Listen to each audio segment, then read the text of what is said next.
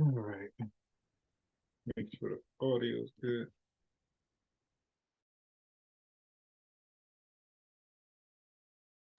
I turned off the audio.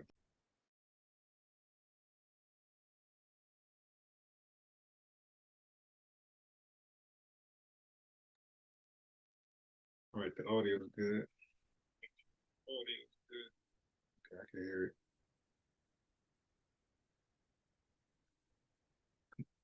Off the audio.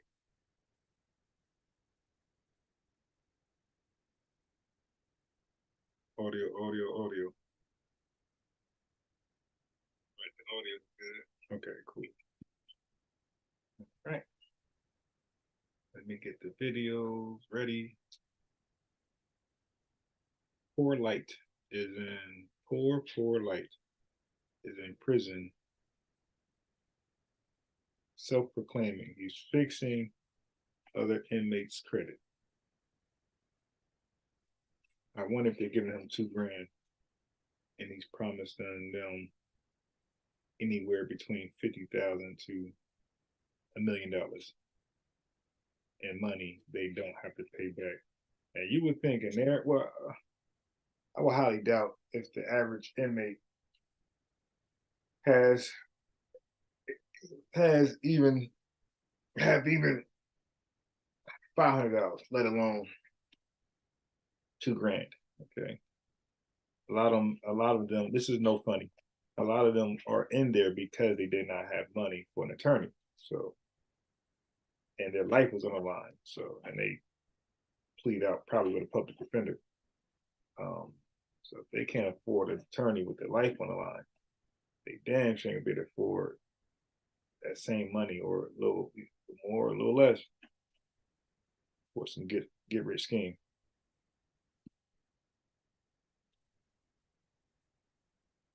All right, so let me get. Oh my god! All right, so let's get the Brother Polite video going, so I could get the other videos I got in the background. I got some wild stuff. This is video day today. I got some wild stuff to show y'all. Crazy. All right, let's get to Brother. Oh yeah, man, this is sad right here, man. I gotta show this first. I don't know what it is with white folks when they adopt black little kids. They end up wearing dresses. This guy is look at this.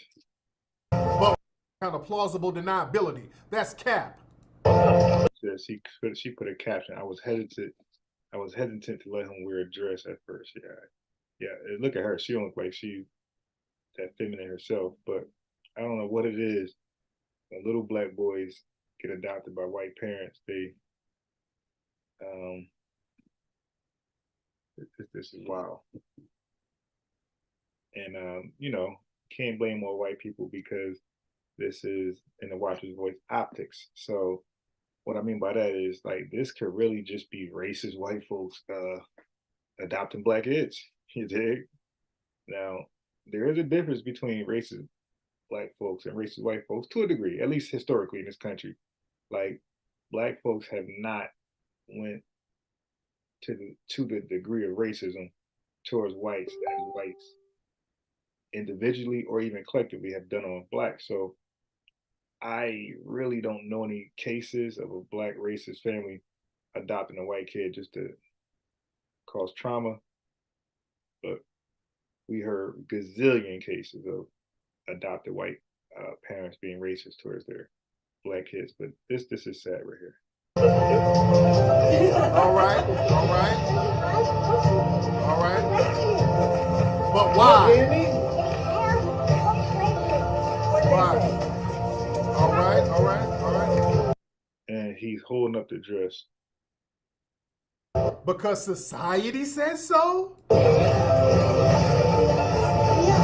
Like a shirt. All right. Got a dress and a photo. So they got the white dad as a white man filming him. Kids should be free to express themselves. How many dump trucks do you have? Stop it. We have two dump trucks outside. I can see that at the bagel. Almost gonna take All right. this shot. We're gonna take this shot. I teach kids so I'm good at guessing the age. Kid look about 5, talking to sound about 5 years old, going on 6.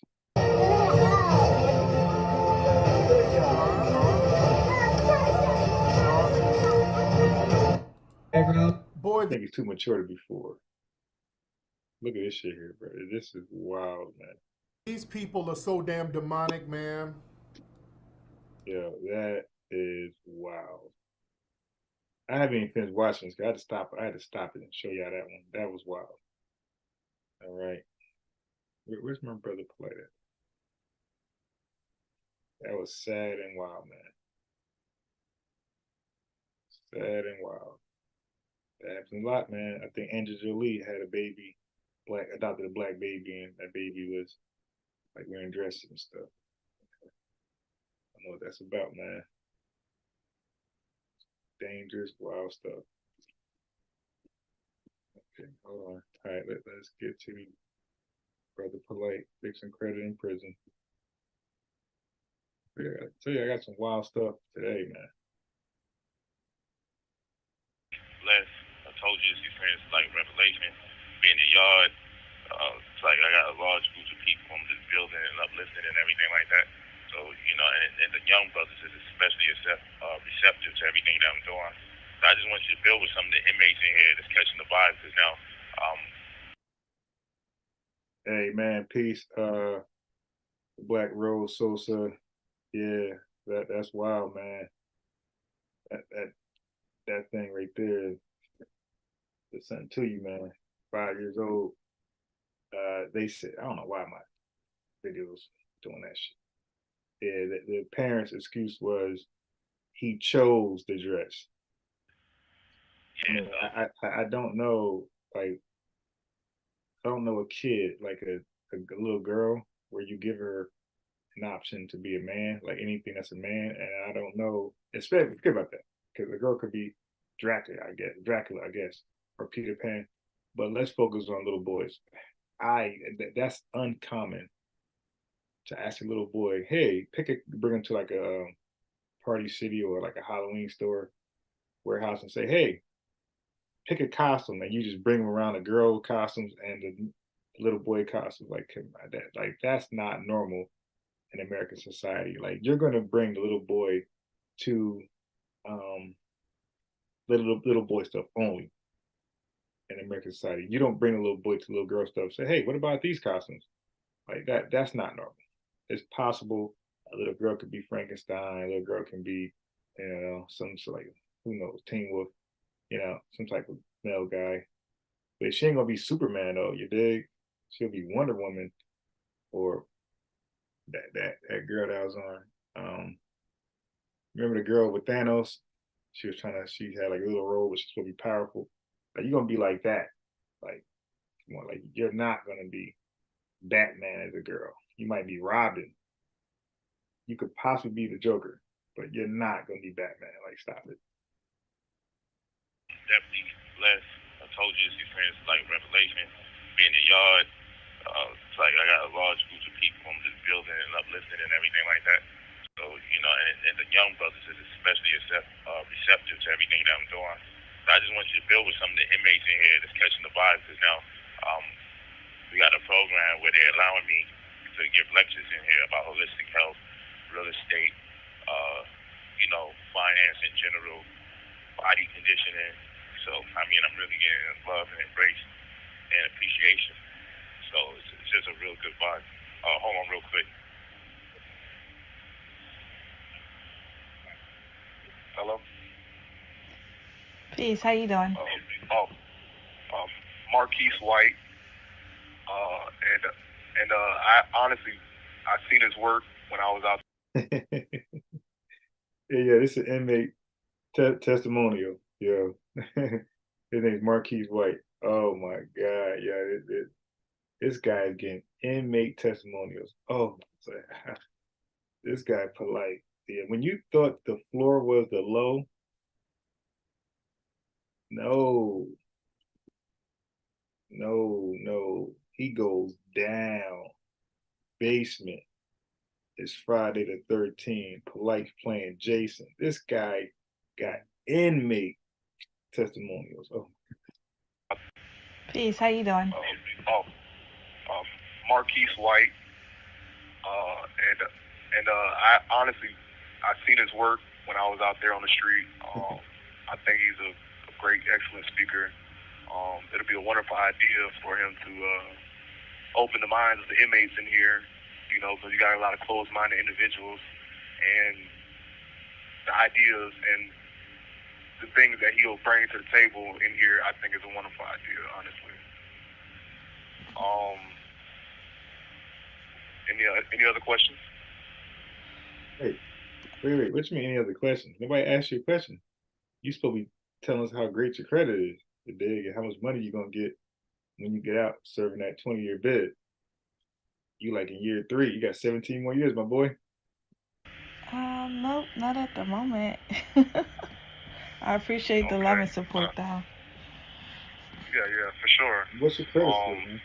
I honestly was kind of blown out of my mind when I realized who it was that I was in here with. You know, because I've seen a lot of. I bet you were. You supposed to be doing Rolls Royce Diaries, you dig? You ain't supposed to be serving 7 years for the most unthinkable act. His videos on YouTube, and I'm like, whoa, this man's famous. What is he doing way down here in this little rural area? You know what I'm saying? So, right. That's what we want to know. But he is what he is. He always belonged there. It's just a matter of time and a matter. Okay, he always belonged there. It was a matter of time and a matter of the crime. Don't steal it. Don't steal it. It was a matter of time and a matter of the crime. So, but yeah, I honestly think it's a wonderful idea what he's trying to put together, and I think it'll go great. So, but thank you for having me. No problem. Thank you for sharing. For sure. Peace.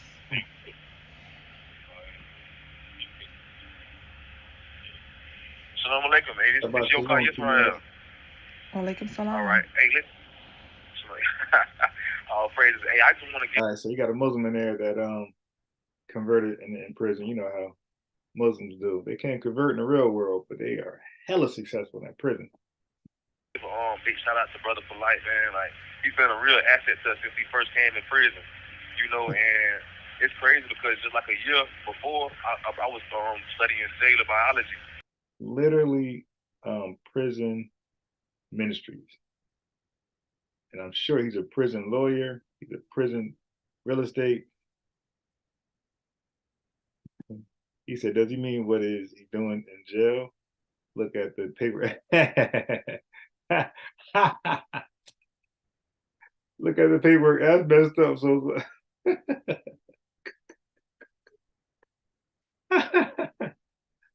yeah, that's messed up, yo. He said, look at his paperwork. You'll see why he's there. Oh my God. Yeah, dude. He like, I thought these guys supposed to have street code, like they don't hang around like certain guys. And you know, they just, you know, like street guys ain't supposed to hang around criminals and I'm sorry, I'm not messed up. Street guys are criminals. They're not supposed to hang around snitches or pedos. Those are no-nos. And yeah, I guess they ain't see the paperwork, man. But like must have like really talked around that. Like, you ain't gotta see mine. I gotta see yours, but you ain't gotta see mine. You gonna believe me. And the individual came to me and was like, hey man, you ever heard of Brother Polite? I'm like, no, I ain't never heard of him. He was being so animated about, you know, Brother Polite and stuff like that. And I never really got a chance to get around to figure out and see who he was. And then it's crazy, a year later, this is like September 30th, 2022, I want to say. Here we are, 2023, and the brother just manifests right in front of me. So I know that, you know, just because he's in my presence right now, we can do some great things. Like, you know, he's going to start teaching real estate classes and investments and things. Oh my God. You see what's going on with Cesar Pena.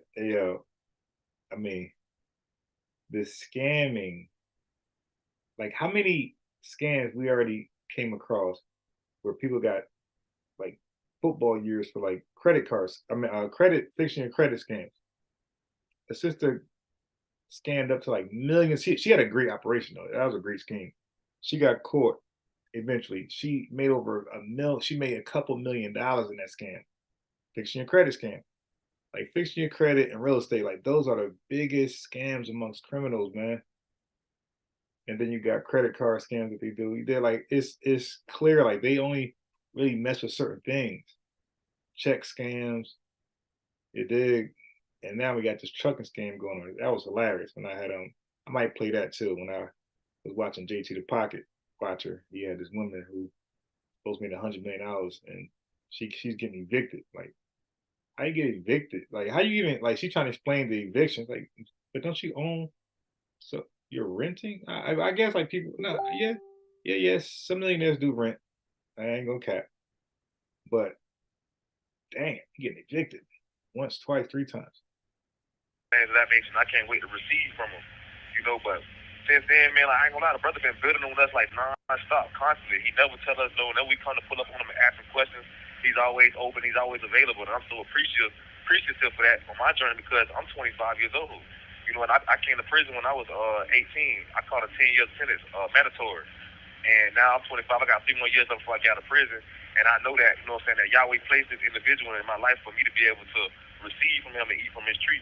Because I know that he's going to bless us all, man. I'm appreciative. I'm so, excited about where my journey's going to go at now and take on this role in prison, man. And I'm just appreciative, man. I already know that, for a fact that he got a good, genuine spirit because, he is always keying in on the empowerment of our black people, us melanated beings. He always lifting us up, and I'm thankful, man. And I know that we're going to do some great things in the near future.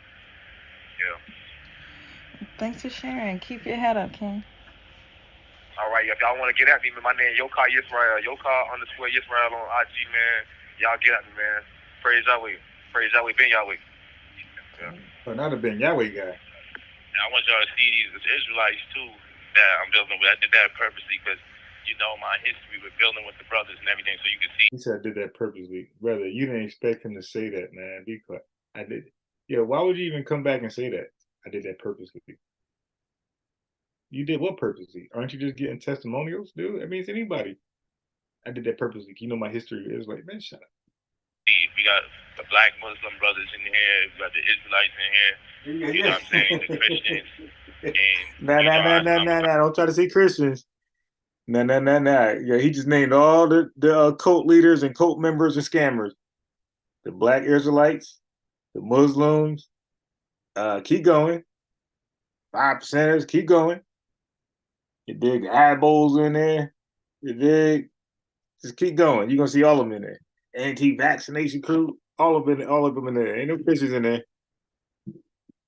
I'm still brother flying the energy that I'm going with. This transcends religion, and this is the next generation. So these brothers is young, vibrant, so they ain't really gonna allow no dissension to come amongst us. And this is a powerful thing. I got another brother here that's gonna build you about the vibes too. He also happens to be another Israelite brother. So this is dope. Hello. Greetings. Okay, my name's Matthias, and I've been in prison since I was 16, and now I'm 23, and I've been on this journey 7 years of basically like self-realization, coming to myself, finding the God in me, and I've been through a lot of teachings and studies back here. I'm currently now in the Nation of Yahweh. I didn't even know who this brother was, and he's gonna move right in front of me, and he already had a glow to him, and I was listening to him talk. I'm like, this brother just came from the streets and all. Turn out, I find out who this brother is, and he happens to be one who is amongst all the teachers I admire. I pull right up on him, and I was what like, teachers man, were that? What teachers were that? You're the one who has the power to redeem your name. And turned out this brother was teaching me and mentoring me, and it's like, sometimes we be having conversations 2, 3, 4 hours just straight, just giving it to me. And I mean, he's already like, he's a natural influence, but he's keeping the energy vibrant in here. We're about finding heaven and making heaven anywhere you're at. And I'm on some type of time like, man, this shit don't stop. This shit don't stop. They've been doing this. They've been just trying to destroy the honor, character, and authority of the so-called black man in America. Wait a minute. So Polite's the victim now? Oh, he didn't bring he didn't brainwash the Muslims, the 5%ers, the Hebrew Israelites, the Abos. he yeah, he went he went in prison and became the king of the scammers. You know how baby Jesus is the king of the Jews? Yeah. Your brother Polite went to prison and became king of the scammers. Beginning, and even this is no surprise to me. And when I seen this brother and I talked to him, I automatically felt it. And I know they did it to them all. They did it to Dr. Sebi. They did it to Yahweh Ben Yahweh. They did it to Oh, look. He's naming all the guilty guys. Sebi was caught scamming. Yahweh Ben Yahweh, he had all these charges and convictions, rape and all kidnapping, all type of crazy stuff. And he gonna say York. Go ahead and name all the criminals, man. Go ahead. Noble Drew Ali. They did it to everybody from the beginning. And I know that he's gonna get out of here and do great things. No, Stu. I'm gonna drop the link afterwards because I got a couple of videos to get through. And if you come on here, I ain't gonna finish no video. Yeah, let me get some of these videos through because y'all gonna love these videos. Let me just get a couple of videos through, Stu. They're none of them long. This is probably the longest. All right, let me get some videos through first. I got some videos for y'all that y'all gonna love. Things he already is. Wait till y'all see the woman. Oh, this next woman. Custody battle.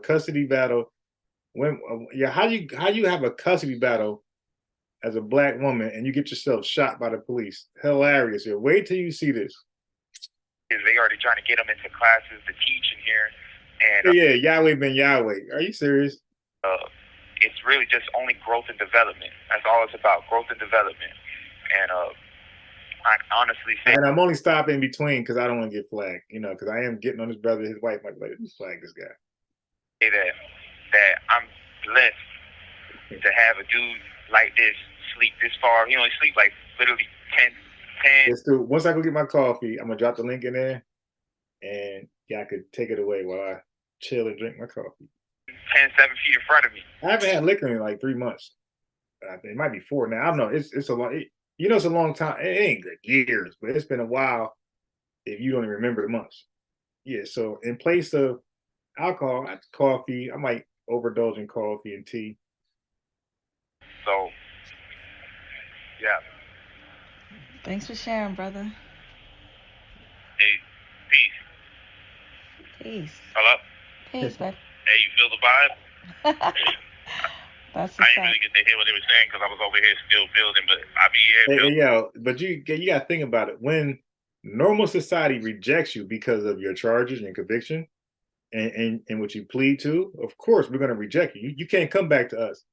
So family, he has to go to the cult members, the cult leaders, and the scammers. He got to go to them. There's no honor amongst thieves. He got to go to the thieves. He can't go to the honest people like us.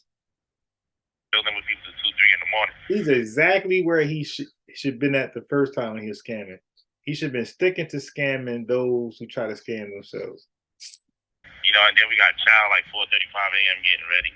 So I ain't get no rest last night either. Like I said, everywhere I go, I saw a building and then a crowd comes. Mm-hmm. You know what I'm saying? You think I'd be embellishing if I tell you, I be in the yard, it's damn near over 100 people. I'm just speaking. And I said I ain't want to come in here and make a scene. It's mind my business. The previous penitentiary that I was in, they said they was investigating me because I might be inciting a coup or a riot because I had the gang members organized, level 5. And then all of a sudden they said after investigation I'm more or less going to be DR. I'll be in the box for like 90 days if they feel like I was really trying to do that. And I was only organizing the brothers so we could show. Send this video to the captain. Yeah, this guy in there is trying to be. I tell you, what I say he's the king of the scammers, and he just said that the guards and the warden had charged him with like preparing for a riot or a coup, like a takeover in prison. I told you, bro, this guy, he's loving it there. Yeah, he don't get that. Remember, on the outside, every live he was complaining about people not supporting him, people not buying his scam packages. In prison, they are coming. Like I'm telling you, he's baby Jesus. He is the king of scammers. No solidarity because I was talking about us not going to child no more because the food was garbage, the food was trash, and they talked to us in an inhumane manner. And the brother started stabbing the COs and shit. So I'm like, let's show solidarity. I'll eat less. You So see what happens? He started revving them up with his pseudoology, and they started to attack the prison guards. I told you, this guy is wicked. I can eat more. Let's get some other people. So we had people donating $500 to $1,000 ready, so we don't have to swipe our card to confirm that we eating at the dining hall, which is where they get their funding. That's all I was doing. And I had the Mexican gang members with it, the Bloods, the Crips. Everybody was lit. Then they shipped me out of that prison. I wound up over here. You know what I'm saying? Yes, sir. They're gonna ship you as to Iowa somewhere. You keep it up. Just all white folks and straight illegals. And my custody status went lower. So it's like they don't even want me to talk to. I had the worst custody status. I was level 5. You know what I'm saying? And then now they brought me back down to 3 or 3.3 or however they would call it now, a medium. So they like the drug-free the zone. amount of pressure. Because ex-architect, if you out there listening, alcohol is a drug, bruh. You never really conceded that debate with Unc. I'm good everywhere I go. You heard? Like, and you know, people be like, man. He said the same fools falling for this in the streets and the same fools falling in prison. Yep. Better be careful. You don't accept no one in there. Right. Well, the people that's going to attack him is going to be those guards. They're going to be macing his ass, spitting his food, put him in a hole for like a month. You know, my neighbors are people that were set up, people that were over sentenced, and then the rest of them, admittedly, are killers, admittedly gang members, drug traffickers, possession of illegal firearms. These my neighbors. But people say, and they laugh and they joke. But I basically feel like I'm back in Brooklyn. Because I've been grew up around all of this. You know what I'm saying? So this is not nothing to do. But, you know, people say, oh, he's disillusioned when I said I feel like this is divine, you know. And I already got over a year and a half of my time credited to me, taken off. You know what I'm saying? So technically it's like I've been in prison for over a year and a half because I already got that credit taken off. But I would tell you, like, if I had a mandatory sentence of actual 7 years, I wouldn't even mind because I see the work that I got to do. This is what people don't really understand. If he had an actual sentence for straight 7 years, he wouldn't even mind. I'm telling you, I just said that. I just said he's loving it in there. I told you. Now you see why guys don't mind going back. They get out. Their friends, they ain't got no friends like that. Family don't support them because of their reckless behavior. And they just remember all the love they got in prison. And man, I'm gonna go back, man. Let me get this play on this ATM. Let me try to rob this ATM. If it don't work, man, I'll sit for 3 more years with my brothers in there. And I guess you say sisters in there. They got sisters in there. You know, they got sister men in there that they don't mind linking up with. Big. Understand? Like this I'm gonna be doing lectures in here on real estate, on holistic health, on physical fitness. The brothers made it so that I can do this. You see what I'm saying? That's powerful. Lectures to educate the inmates. Now he said, if I gotta do 7 straight years, I want mine. Like, dude, don't you got a kid and wife and stuff? What do you mean you don't mind? And aren't those people in prison for something that they deserve to be there for? Dude. Yeah, why black folks gloat about trying to work with the criminals? Elijah Muhammad, everybody gloats attracting membership from the low-class criminals, the high school dropouts, the drug addicts, the lowest of the lowest in society. Meanwhile, every other community, they go draft their best in society and try to build something with them. Black society, we say, nah, we're gonna go after the worst. And then we wonder why they end up killing people like Malcolm, like they implode and they end up assassinating their own leaders because there's no honor amongst thieves. Like, dude, you joined a thieving criminal enterprise. That's no different. Like these organizations, these movements are no different than joining the Peace Stones, the Bloods. Same shit. They got like a little fake jewels in their stuff. Hey man, we fight for brothers that fight for us. All that little goofy chant. But meanwhile, they selling drugs and killing everybody. You feel me? Right. Because people keep getting the crowds. No matter what prison they put me in, I've been to 2 different county jails, 2 different penitentiaries so far. And everywhere I go, I keep getting shit. You know what I'm saying? Wow. So, I'm good. And I just feel like I was losing hope in black people. And the people that restored my faith, the people that gave me love and embrace, are the murderers, the pimps, Wow. the drug dealers. You dig what I'm saying? Wow. And I know I got a lot of love and support, and I want everybody to know I get your DMs, I get your emails, I get your inboxes, I get the texts. I know it's far more support than it is hate. But just to see the certain type of mentality of certain brothers and sisters that clearly see I've been lied on. You Right. clearly see I've been lied on. A motherfucker gonna sit there and say, I decided I didn't want to pursue the sexual charges because I didn't want to go back and forth with you about being an offender. If you gonna accuse me of doing something to a minor, doing the worst thing on planet Earth to a child, how the fuck do you drop all 6 charges? He's still talking about this stuff, man. Like he's still violating his plea sentence. His plea, his plea, not sentence, but his plea terms. He's still talking about the woman. He's saying, wow, this guy is nuts. Okay, but dude, you wanted to serve the whole 7? How about serve the whole 30 if you keep running your mouth, man? Forth with you about being a. I decided I didn't want to pursue the sexual charges because I didn't want to go back and forth with you about being an offender. If you gonna accuse me of doing something to a minor, doing the worst thing on planet Earth to a child, how the fuck do you drop all 6 charges? How does the government have a forensics expert or DNA? Oh my God, he's still talking about his plea, man. He's still trying to justify why he ain't fight it. Like, dude, you got Young Thug fighting his charges, and he knows he's going to prison forever.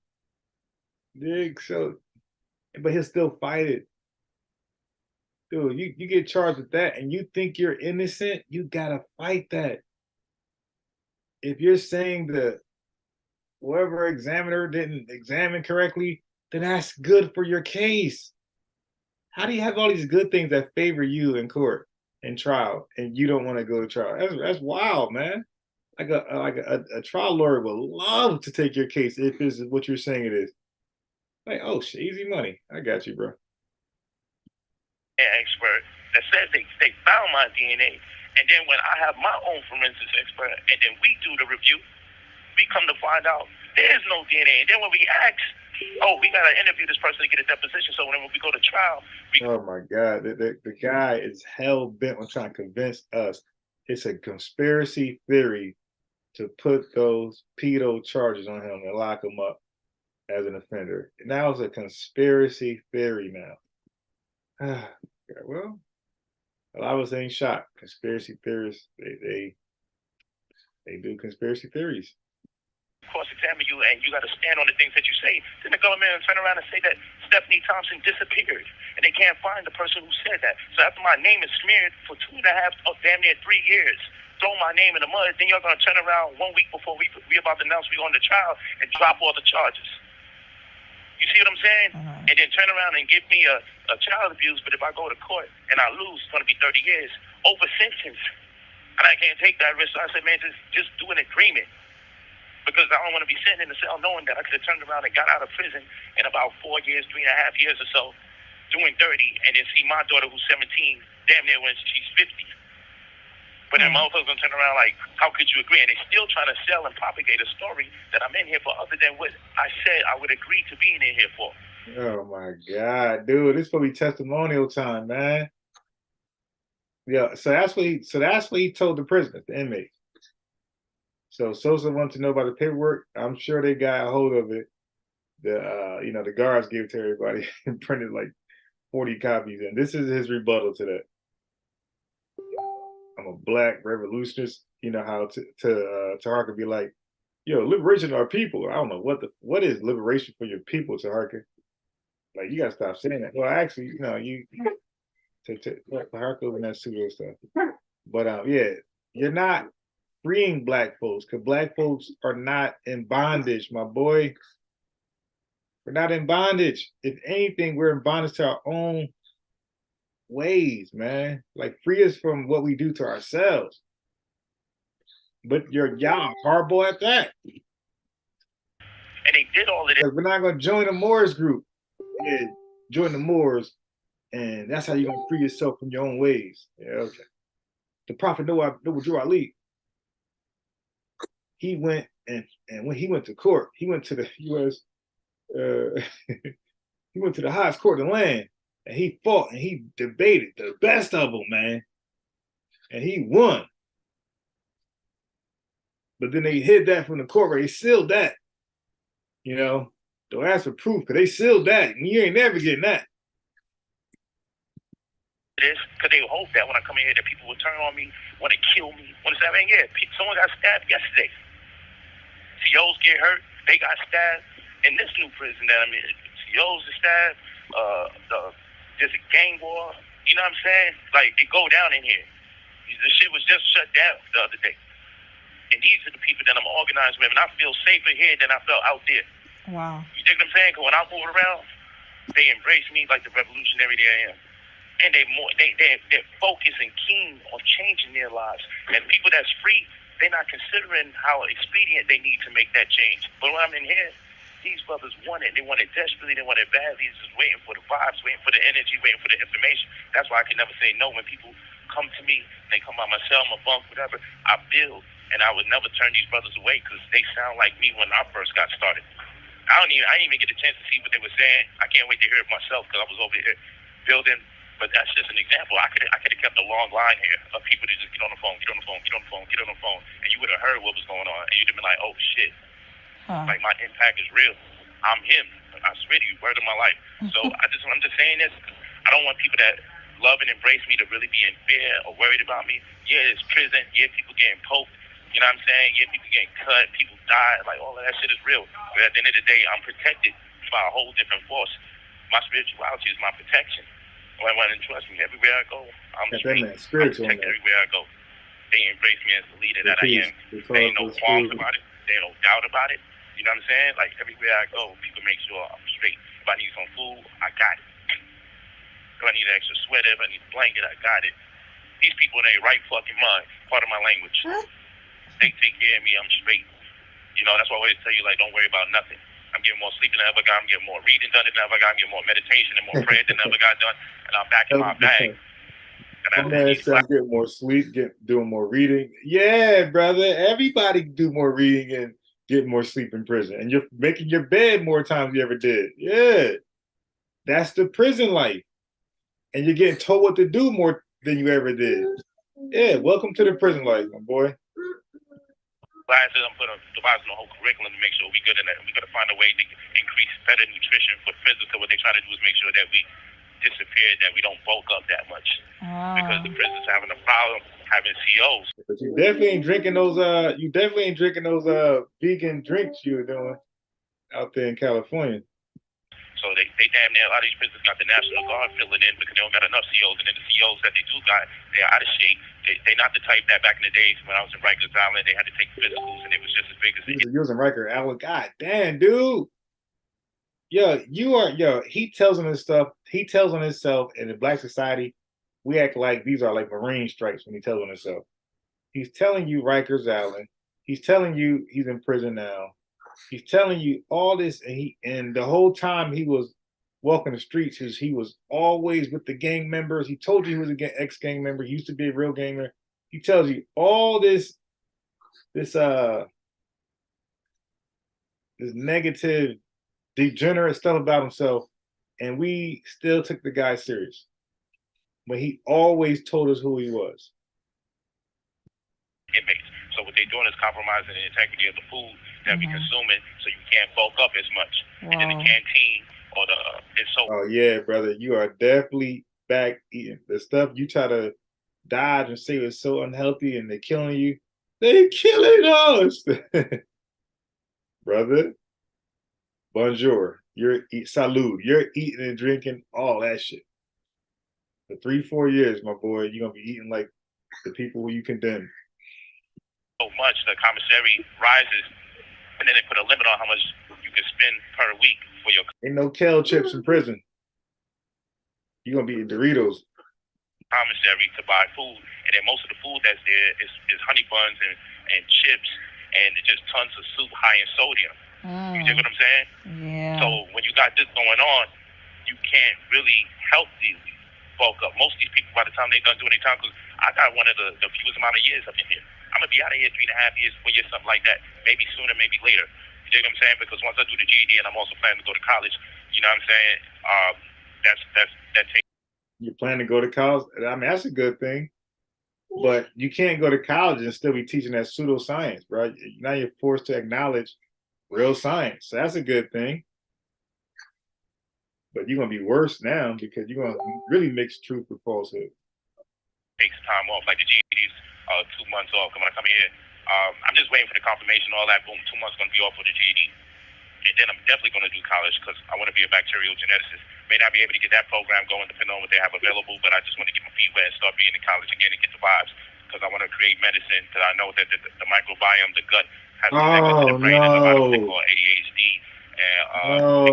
No. So you're going to be a biochemist. Now he's talking about creating medicine. Oh, God. Dude. Well, it won't be FDA approved. We know that for sure. My God. So you got these, I don't know how that's possible. How can you have no degree in medicine, but have all these hypotheses about how you can heal people? Then you claim you're gonna go in there and be a biochemist and then learn medicine the right way, and they're gonna tell you that your thoughts are piss poor, and you're gonna still try to leave with a degree and still push your agenda when your schooling tells you that's trash. That doesn't work. That's wild. Extreme anxiety and depression and suicidal tendencies and dissociative identity disorder. I know that a lot of that has to do with the compromising of the gut bacteria, the microbiome, as it relates to the endocrine system and the healthy gut bacteria like the Acidophilus lactobacillus and the bad gut bacteria. So I want to pave the way and contribute to society and create the medicine in the form of the opportunity to change those things so they can stop manipulating us in the medical world. So this is the time that I have to get that done to start the momentum for it. You know, when I get started with something, I start writing a book, I write 96. Facts. You know what I'm saying? Yeah. Like when I start learning a language, I learned 7. So and I know the forces that be that endeavor to work against me is like I'm gonna put him around a bunch of people that he was in contention with, the Muslims, the Israelites, the Christians. You know what I mean? Right. And then on top of it, I'm gonna put him with murderers on purpose and gangbangers, people doing double life and everything like that. And then when that shit ain't work out the way they wanted, this shit be on a low McCuskey level, so I could get around people that's so-called lesser aggressive individuals. But even the people over here is also doing life. But I just was around extremely, like, you know, the cell lock, we in that bitch. We got to wait until they open it so we can go eat, and we go back in there until they do the recall and shit. Like, it was like little to no freedom, but I'm talking to people from inside the cell, yelling from my cell into the other cell, teaching. You know what I'm saying? So by the time that we go to rec, when I started organizing everybody in the yard, then what they started doing in the yard, we went from 1 hour to 30 minutes to 15 minutes. And then all of a sudden I'm being accused for inciting a riot, and I'm under investigation. I'm probably going to do 90 days in a box. And then next thing you know, I'll get woken up 4:30 in the morning and I'm shipped to another prison. I'll come to this prison in just a few weeks. I'm over here and now I'm going to be doing lectures. Wow. You see what I'm saying? Like, it don't matter where they put me on earth, I'm going to fulfill my purpose. So I know there was some goofies out there like, you're not getting nothing done. When I say I feel like it's divine, I feel like, you know what I'm saying, it serves purpose. I understand the purpose, I understand the mission. I'm back in my bag, like I get it and I'm excited about it. It's a blessing to be around these brothers and to know that I can add value. You know how they can easily make him lose his mind. This is why you know he's no real threat to society. If he was, they know he likes to be the center of attention, like somebody said in the chat. All they got to do is put him in confinement, like just by himself. That's it. Like that will make him lose he will lose his mind in a month because he'll be just talking to himself. He needs to talk to people. Okay, they put that boy in that that cell by himself, and there's nobody to talk to. He just get out every so often, stretch and whatever, and go back in by himself for years. Shit, that boy gonna come out like young Pharaoh, man. You on to these brothers is a blessing, especially to see the younger brothers so receptive. How can I turn my back on them, man? By the time they come home, man, they're gonna be straight, man. These brothers that already did 8 years, 10 years. These brothers doing 15, doing 20. Young brothers, man, from just making errors because they didn't have the discipline in their life. They didn't have the father figure in their life. They didn't have the necessary resources available onto them. Not to make excuses to them, but man, how you give a young man so much time that you don't give him the proper resources to rehabilitate? You just give him. Because that's what his parents is for in society. But I tell you one thing, you know, that young man shot 2 people. You did. That young man, you see what they doing at the Halloween parties? They're just shooting in the crowd, man. And that's why he's been there for 40 years. It's not just like the crime he committed or the person he injured. It's the recklessness. It's the recklessness of those young boys. They put society in danger. Okay, they're not even going at their target, like making sure they're attacking everybody in hopes that their target is hit along with the innocent bystanders. That's why they ended up 40 years, man. Give them time. And these motherfuckers put corrections on the back of their shirt, but they ain't correcting nothing. You dig what I'm saying? Yes, they did. Wow. So I'm gonna add value. Yes, they did. They made the correct decision to take them off the street, so I never see them, and put them where you see them. Nice. They got corrections on their back, but I mean, what is these white folks correcting? Yelling at us to tell us to go online, tell us when to eat, sleep, and shit. Like that's not correction. So they can fool themselves if they want. If they want to put corrections on their back, but the corrections are going to take place in the form of right knowledge. And that's what I'm doing, man. I'm just administering the information that is suffice to give, so we can take this to the next move. But this is a revelation, man. You got to remember, man, whether you hate them or love them or not, you know, Elijah Muhammad, he was, you know, they say he was doing some fraud shit. You know, Malcolm X, he was a pimp. The father of Allah, who they call Clarence 13X, no disrespect to him, Dr. Yard, they were gangbangers. You know what I'm saying? You can't name nobody that's part of our community that didn't go through the rites of passage of prison, incarceration, trials, and tribulations. That's why they resonate with the people, because when they come out of the muck and the mire and they decide to make a change in their life for the better good, they speak with a certain conviction from a man that's come from the belly of the fucking beast. You dig what I'm saying? Yeah. How can you deny that spirit? The spirit's been tried and it's been proven. You feel what I'm saying? So it's just the rites of passage, man. It's just your stripes. You know, motherfuckers celebrate and what they believe to be my downfall, but it's really my uprising. I'm good. I'm happy.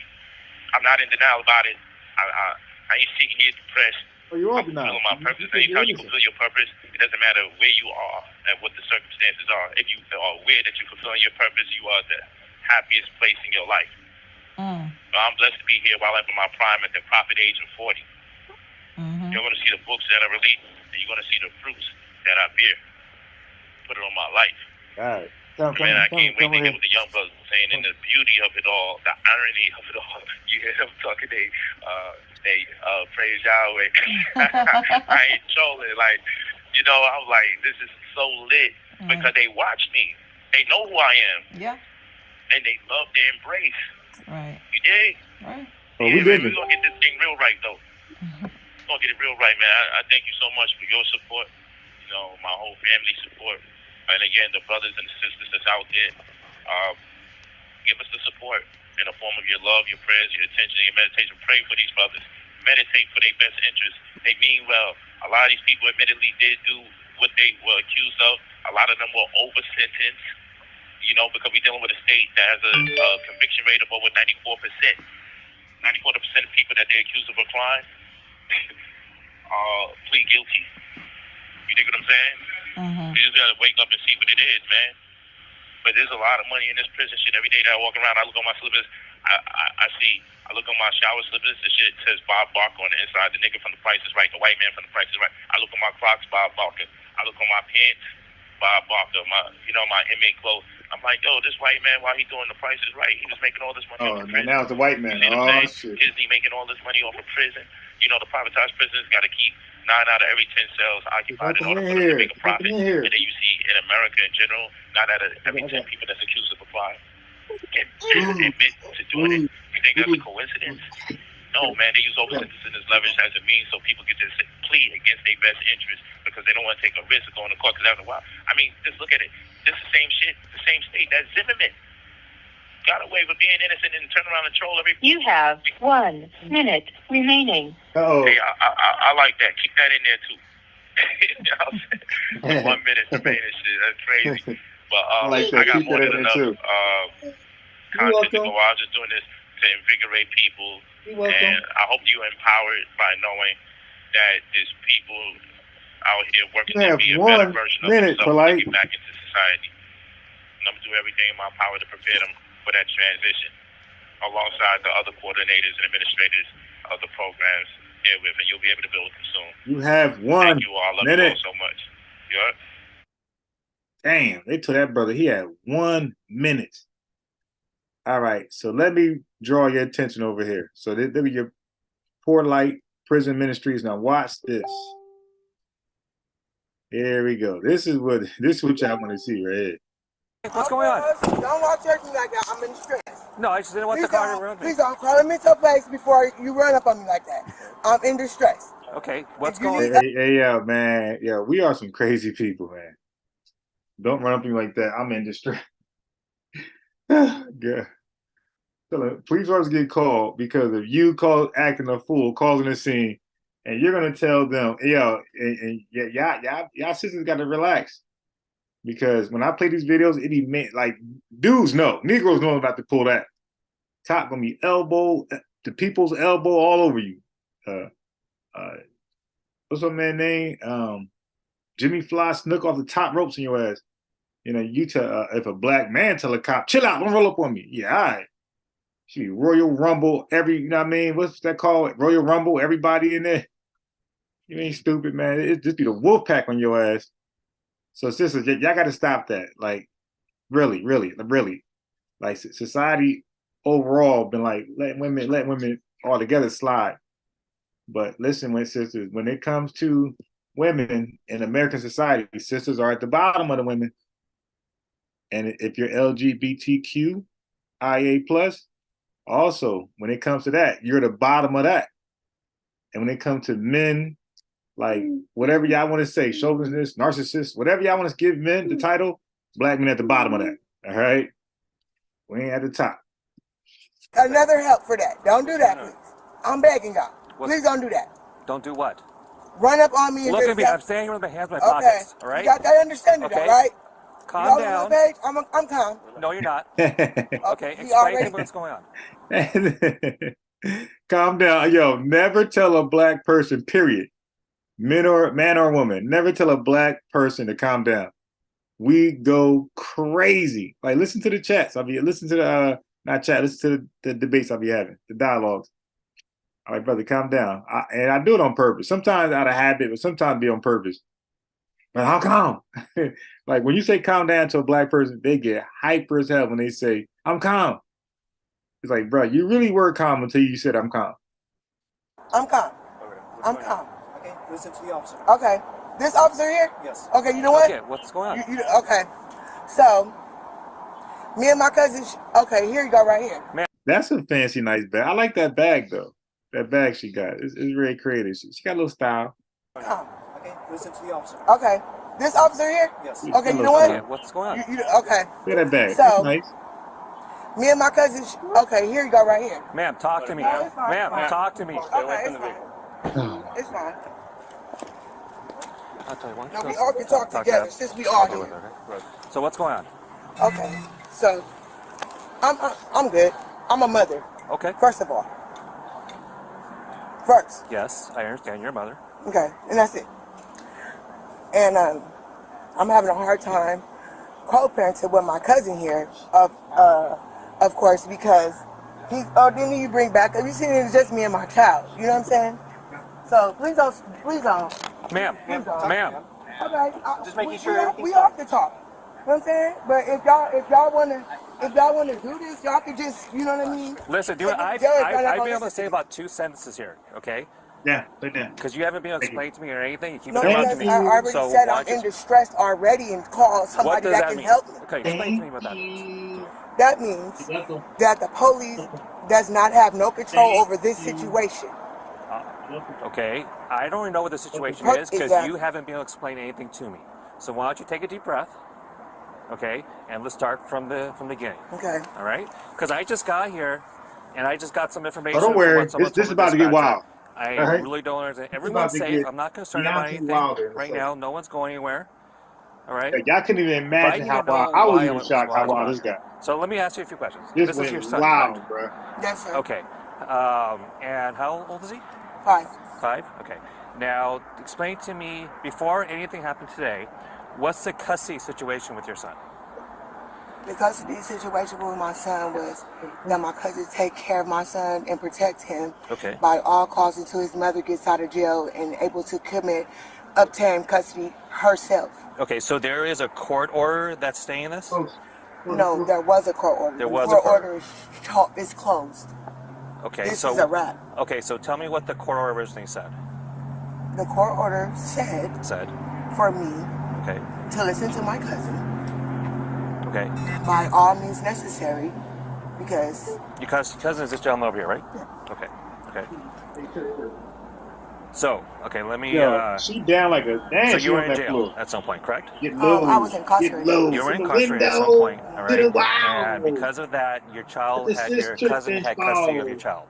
Let the sis ma'am, make okay. a 911 So, call. is To that all who y'all made that decision? Was it me. Department of No, who made the decision? No, I made a decision because I asked the court, Okay. can he go with my cousin? Because I trusted my cousin Okay. with all that the court was asking. The court asked me, did I know anybody? That means Yeah. if I know you, that means a family member, a friend, a neighbor that I might know, Yeah. a nice police officer from back in the day you might know, anybody in the world that could come get your baby today. Okay. So the court gave your cousin custody of your child? No. No. No one has custody of my child. My child's in the system, meaning he's up for grabs. If I get in trouble, they're gonna Yeah, she said nobody got custody of my kid. Hey, yo, nothing she's saying makes sense. Her cousin got custody, like full custody. take him. If he get in trouble, they're gonna take him. So no one's right or wrong here. Okay, We so, don't okay, know okay, because hold on a no, second. we haven't Let's- seen no I'm sorry. judge. Let's stop that because obviously we're talking in two different languages here. Okay. Because you. I understand Okay, because so I'm why don't upset. why don't you tell me what happened today? Oh, what happened today? I got up, I took a shower. Yo, man, if anybody got a baby mother like this, I feel sorry for you. Oh my God. I got a shower and we headed to the park. Okay. And then Let today me ask you a question. So is staying with you? No, the whole time, all summer, every day that he's supposed to be with him. I take him to school. I fix him clothes. I buy his food. I got beat up. Okay, you told me a bunch of stuff that doesn't really apply, but let me. I'm just telling you. No, let me, because I need to figure this out. Because I'm upset. That's why. Oh my God. So I'm you so- keep I- telling me to calm down. You can't keep. That's why I said, can you call somebody that can negotiate all of our situations so we all live fair, so no one just cause no more commotion. I'm trying to do that. This is a hazard. Okay, I'm going to ask you some questions again, okay? So, where do you live? I live at 14 Nadu. Okay, is that your own place or are you staying with someone else? No, it's a shared living. Shared living, what does that mean? Huh? Explain to me what that means. Roommate, that means I don't have enough income Okay, to so live by you myself have- because okay. my cousin gets my income. So you don't live with your cousin? He has no income. Does live with you? Yeah, Okay. back and forth. Back and forth. Joint custody. So you have joint custody with, how does that work out? Is there certain days that you're Yeah. supposed to have him and he's supposed to have him? Yeah, we agreed with him. He made up everything. Like, I'm just saying yes because he did me a favor. Okay. Let's get an understanding. That's I'm trying to get this understood so y'all don't pick sides. Is this documented? Yeah, everything is documented. And that's So- why I wanted to have a positive Do you conversation. have a copy of that document? Listen, I have a copy of certain documents. I don't have all the documents in the world to prove what I'm saying is right. He don't have no documents to saying that he's right. All I did was take the document that the police asked me for. Okay. Okay. So let's load. Let's. Hold on. I got to pause this because I got to switch windows. Hold on. 8:37. You're not gonna miss anything. but this is a must watch.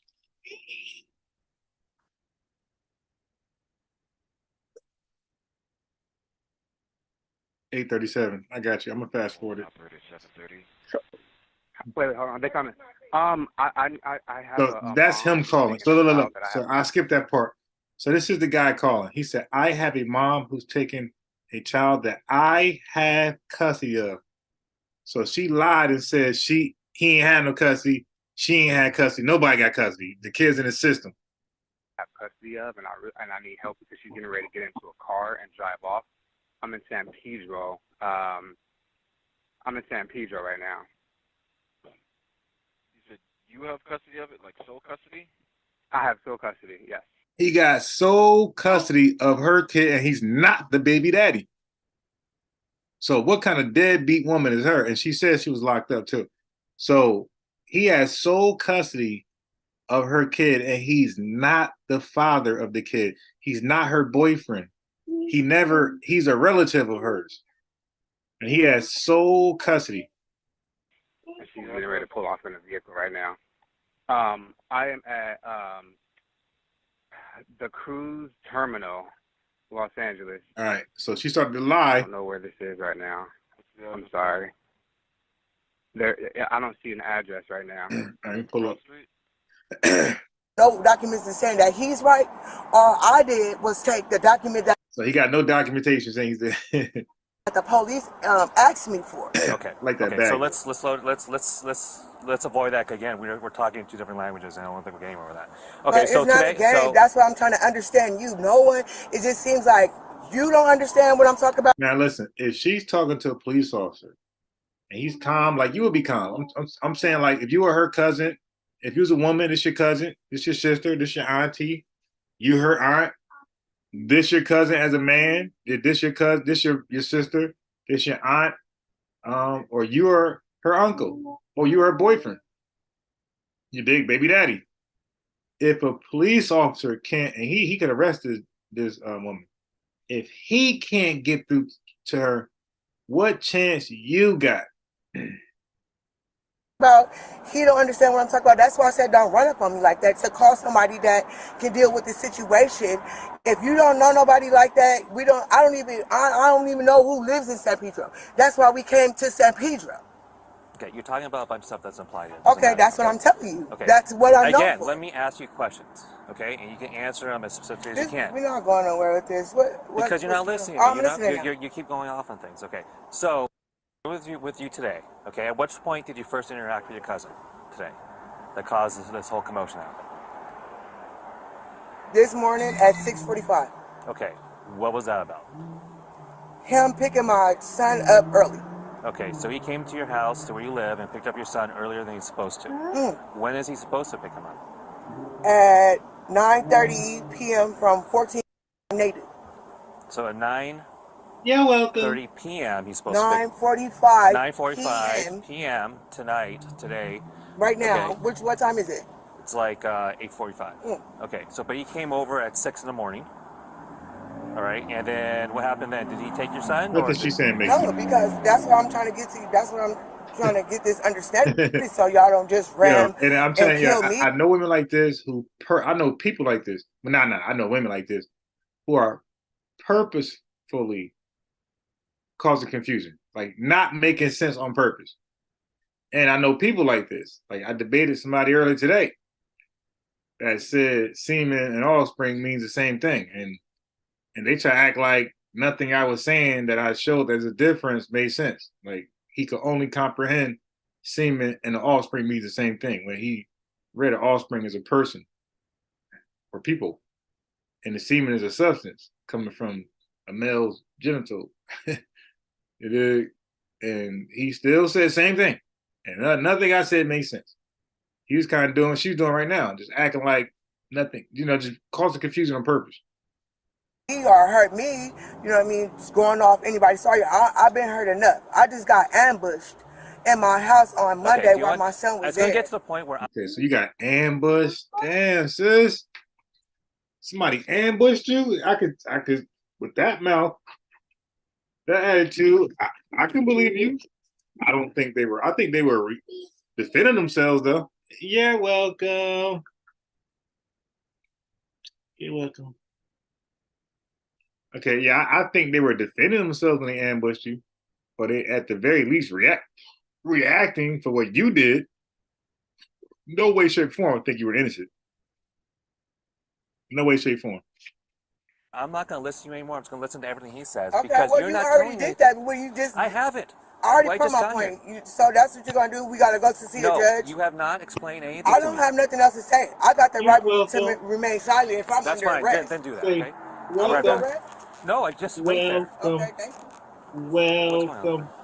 So they don't have any Okay, documentation if on I it, got so the when right we to called remain DCFS, silent, I know my the rights. information they gave me on the account to Obviously, see if there's an open case. everybody knows their They rights said and they they don't are give a welcome. fuck. full Like, custody I give a fuck about and my that rights. she doesn't have custody of him, but they've been letting her see her son because I they don't said want to that talk she's no been more. doing better. So they gave her permission to see him, but today when they called for her to return the child, she has been kind of evading them, so they had to come here and track her down. Thank you. And she's just refusing to get the child. All they want Oh, done so is to he, get I the should child have back. called kidnapping on him. Kidnapping Okay, him. oh, This we is playing about So, to but get loud. so they're saying that my DCSF son's a decided rape who was victim. supposed to. There's no And court he order kidnapped him or. Sergeant's the one that told me because they don't have an actual they don't got have any paperwork or documentation anything? paperwork on them. No, I got it Okay. ready. We So I ready just told me to silent. just contact DCFS to see if there's an open case on it already, just to verify. Okay.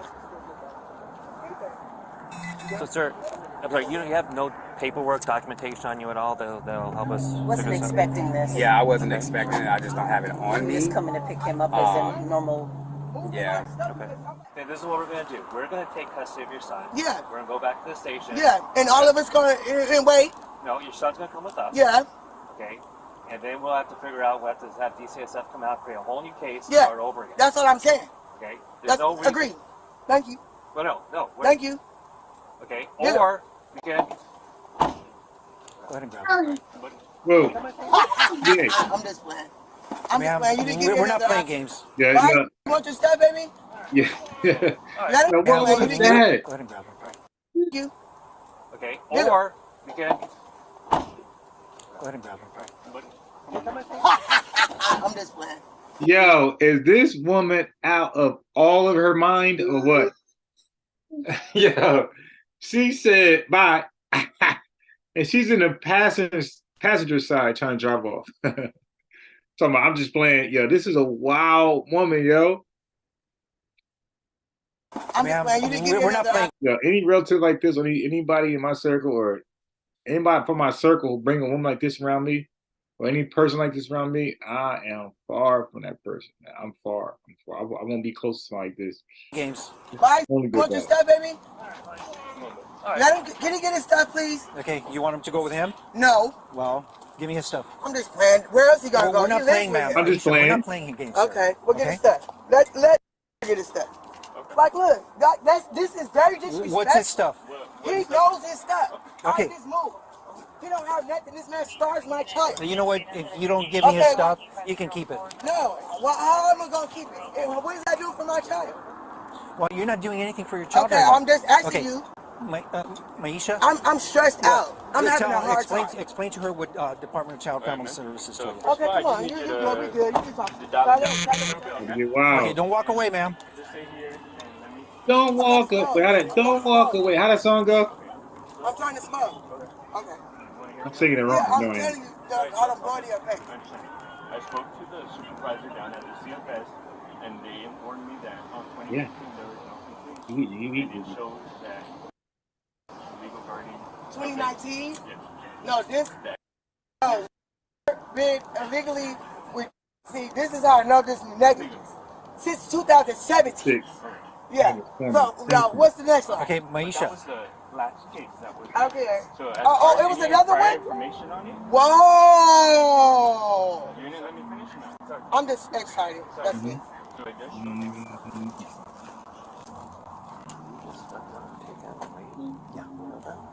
Yeah. It's based on the information that Department got from the Department of Child Family Services. Why don't you go with the okay?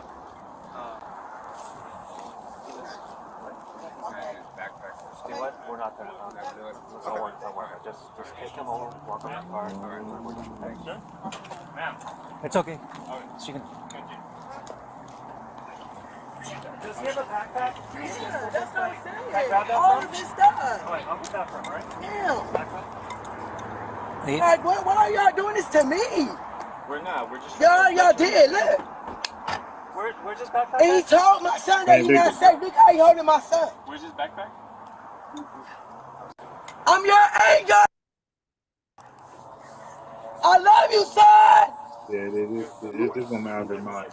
Don't fight. Relax. It's sad. Yeah. Mm-hmm. Mm-hmm. Y'all have a good night. You too, man. You're welcome.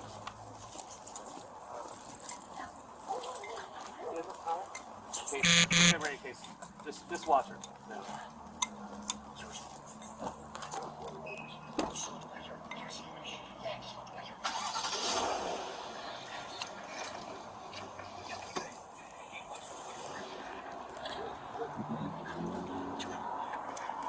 Here you go. She's about to go wild. She got in that car. She took an L.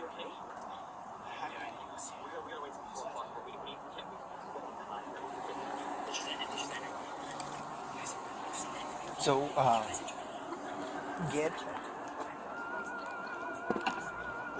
you guys got all her information? About to crash out, literally. Okay.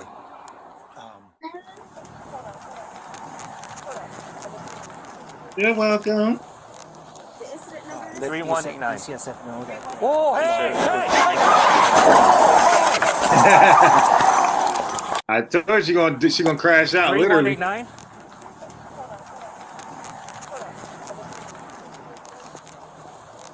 The incident number is 3189.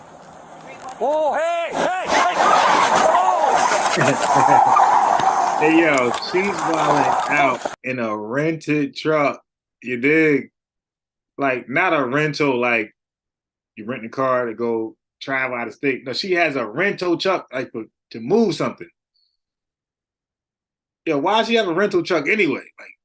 Like, she's crashing out in a rental truck. Yo, she ain't gonna ever be allowed to rent a vehicle ever in her life after this.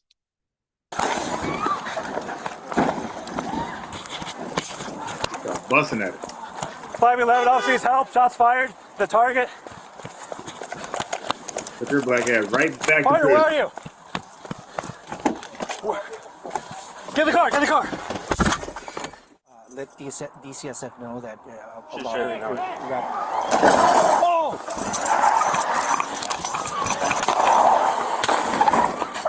Yeah, she hopping over shit. Yo, chick, wild. Into the curb. Hey guys, any U-turn coming back at the officers coming back to Cappy off of. Look at it. Look. That chick, wow. Look at her. Hey guys, any U-turn coming back at the officers coming back to Cappy off of. I believe this is Shepherd here. Chick, wow, yeah. She's gonna go over the thing there. Oh, it's actually Paso Del Mar. TC into the park here, guys. Hold the frequency control. Hold the frequency. Yeah, what y'all think? Pills or alcohol? I'm gonna say pills. I don't think it was alcohol. You're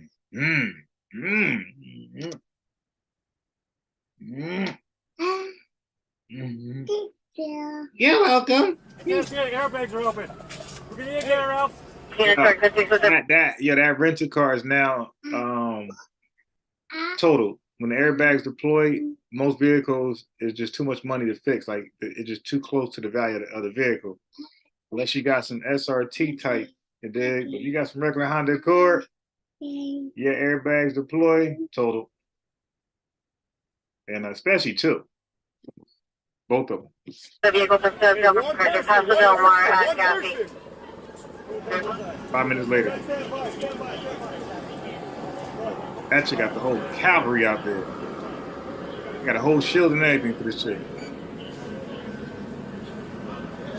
Assault rifles, everything. AR-15s, grenades. Got a stealth fighter out there. That chick is wild, yo. Wow. Guarantee wow, they're wild. All right, so let me do this now. Watch this. Now, I was telling y'all it's a pattern with these mules. Okay. Now, I'm not on your side. If you're a drug mule, I hope you get locked the hell up forever. I'm not on your side because, you know, we can't have it both ways, Black society. We blame white people, the American government, for how crack cocaine got in the neighborhood. And then what do? We go out there and we start bringing crack cocaine ourselves in the neighborhood. Like, was it the white man or was it just you? Okay, so, but mules, listen, the number one sign you are a mule, the number one sign for the hundreds of videos I watched, 98% of y'all drive this. Okay. 98% of y'all drive this. Listen.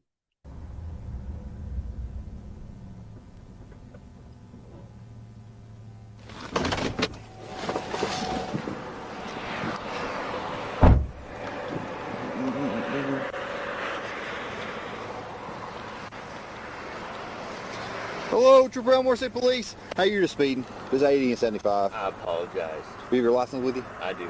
May I get it? Yeah, go ahead. I got nothing on me. I'm just driving to Annapolis, man. To where? Maryland. Oh, okay. Hold on, let me turn my volume up. I gotta unshare, turn my volume up. All right, so remember, 98% of mules, drug traffickers, drive this. You don't know yet. You'll hear it. Officer. Thank you. Let's see. You coming from Texas? Yes, sir. How fast was I going? Just 80. Yeah, nothing wrong. Really is this your car? It's a rental car. Do you have the rental agreement with you by chance? I do. They drive that. A rental car. 98% of drug traffickers and mules, they drive rental cars. When these guys see the rental cars, they're going to just try their luck. Okay? One more time. Thank you. Let's see. You coming from Texas? Yes, sir. How fast was I going? Just 80. Yeah, nothing wrong. Really is this your car? It's a rental car. Do you have the rental agreement with you by chance? I do. Can I see it? Okay, that's one. What's one down?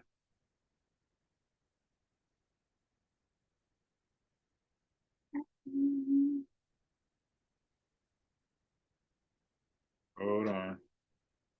On a White Ford Expedition 6.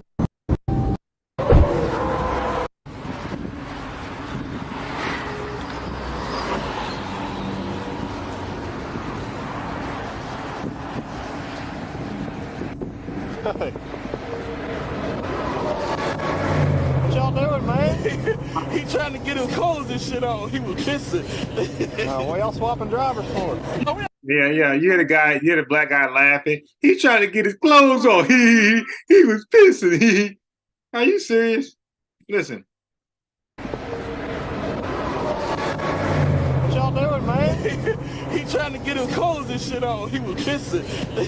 What y'all swapping drivers?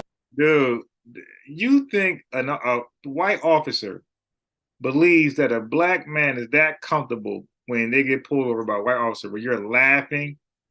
Are you serious? They know that innocent black men, when they get pulled over by white officers, we are serious as hell. And nobody, he trying to get his clothes on. He was pissing. No, we not swap. I got license, man. Okay. Has he got a license? Yeah, we won't swap. He was getting his clothes and shit. All right, might turn that down for a buck. He's still bucking. All right. Got your insurance on your vehicle? Yes, sir. Hey, you can stay in the car, man. Hey, stay in the car. No, right now, okay? no, down. Okay. No. Here.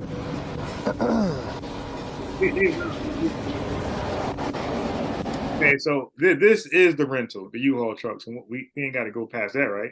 It's advertisement is there. You rent this. Call 1-800-GO U-Haul. So he rented this. This is the rental that they rented to put all the drugs in. 1,600 pounds of weed in. Okay, watch this. Already passed. Let's back up. Let's back up. 90 East Lincoln Union.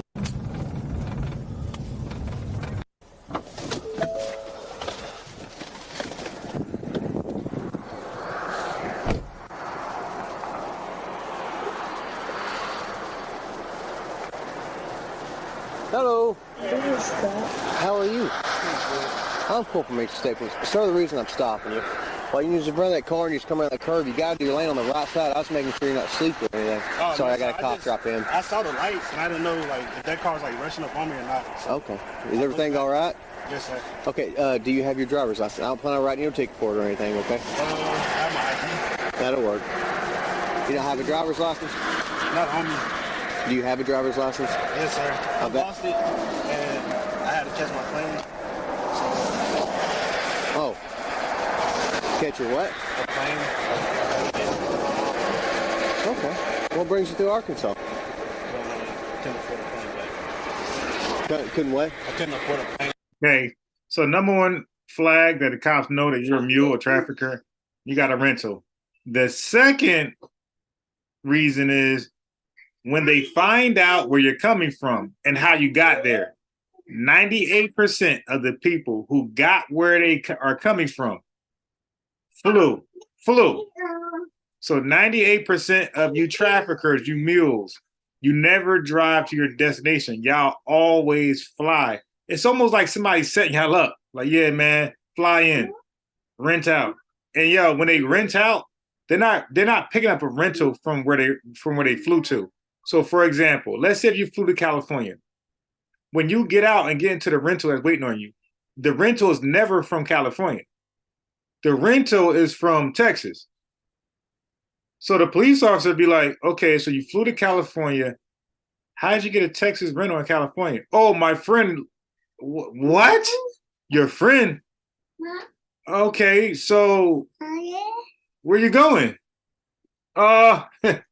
So listen to this garbage. Where are you headed? I'm sorry, where are you coming from? Oh. Dallas? Wow. Okay. Coming from Dallas. Do you have the rental agreement here? Rental agreement. Rental car. Rental agreement. So he's coming from Dallas. He's pulled over in Arkansas. Where are you going? But listen to what happened. He had a rental agreement. This is a rental car. Watch where the rental car is from. Headed. I'm sorry, where are you coming from? Oh. Dallas? Wow. Okay. Do you have the rental agreement here? Rental car. Did you rent the car, sir? You didn't? How'd you get it? Oh, yeah. So you didn't rent the car. How'd you get it? Now, remember, all of these answers you're giving are voluntarily.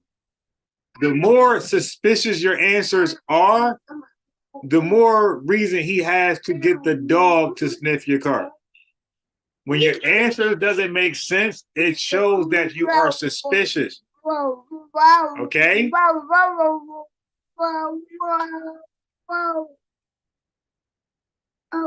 When your answers contradict and do not make sense, that raises suspicion. Now he can get the dog. Okay? He can't search your car, but he can get the dog to sniff around it. Then he can search if the dog finds something. Your cousin got it for you? So his cousin got the rental for him. So I wonder how he gonna. So okay, so I think he's gonna ask next. Well, how do you get to Dallas? Mm-hmm. Did you rent it in? Oh, you rented it in Phoenix. I didn't rent it. That's kind of strange. All right, so now we're talking about Arizona. The Watcher, what you got to do with this? Now the car is rented from Arizona, so they're like, that's strange. That's already suspicion for a dog to search your car. I mean, to sniff around it. That's already suspicious. Okay. Is your cousin Zachary? Is your cousin Zachary? Hell no, your cousin ain't Zachary. But you said cousin, think he won't ask the name, but there's a name on the rental agreement, and it's Zachary. So now you got to say your cousin name is Zachary. You see the box you put yourself in? And then if you ask you, hey, where Zachary live? You don't know. You don't know who Zachary is. He's a guy who set you up to fail. Who's your cousin, Zachary? You didn't answer. Hello? Hey, Arkansas. go ahead and, I gotta run your stuff, so go ahead and step out with me real quick, okay? You have to undo your seatbelt. And I'll need you to get off your phone until we get done, okay? So just tell me you're calling back. It's all right. Okay, so none of these cops are really in fear of their life because they know that when they pull over traffickers and mules, like they're not really harmful. It's the guy who set them up to like carry the drugs. That's the guy who ain't going to jail alive. But the traffickers, the mules, they don't have a history of being harmful. This is why like they don't never be like, hey, put your handcuffs for my safety. Like be all aggressive with you. Now, if they pull up some dusty niggas from Chicago, yeah, you're gonna be in handcuffs on the side of the road. You dig? But traffickers and mules really don't have a long history of being violent. Hey, okay, you gotta calm down. I know y'all like to hear calm down, y'all get more wild, but you gotta calm down. No big deal.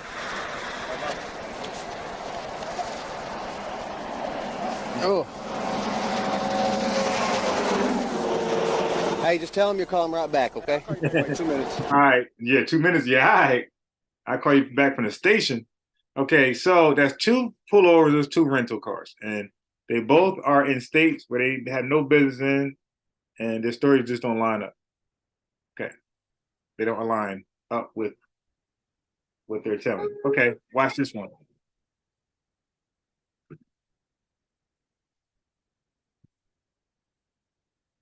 Watch this one.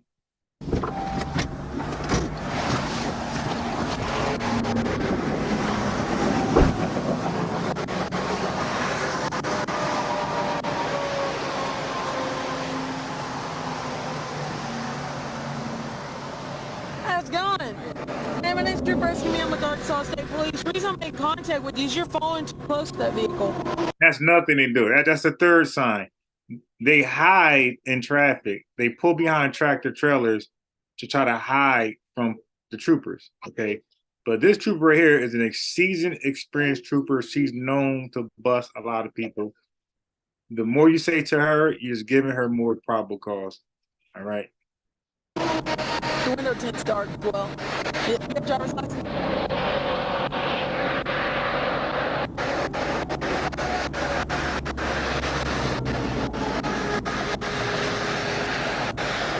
Just you traveling? All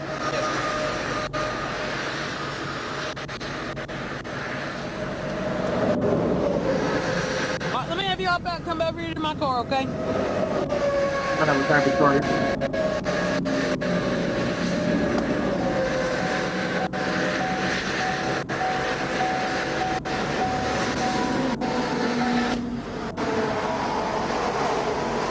Do you have any weapons? No. Where are you from? I'm from Maryland, but I live in Texas. All right, look where he's from, look where he's at, look where he's going.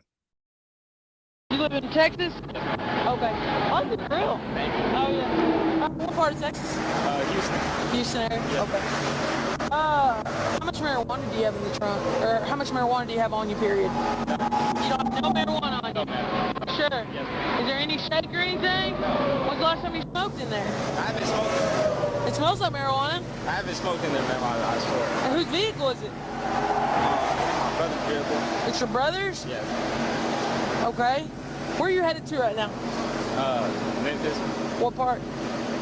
Just up Tennessee, yeah. I got you. I didn't know if you were going, you know, people say Memphis, but they're saying they're going to, what's it called, Collierville or something like that.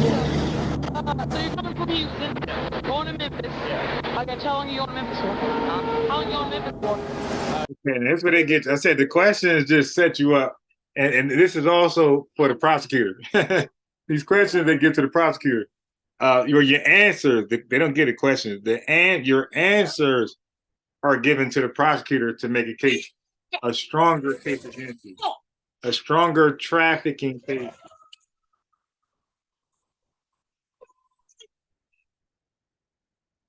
A stronger trafficking case against you, okay?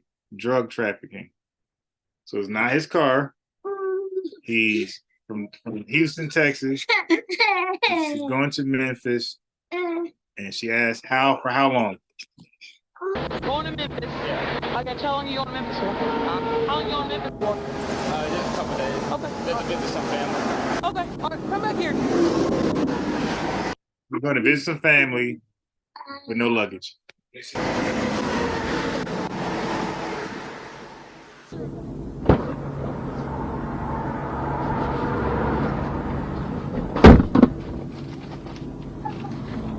Alright, she put me in the car. She's like, all right with that story. Just come over and get it. Yeah. Yeah. Yeah, how she gonna throw him in the back seat of the car like that?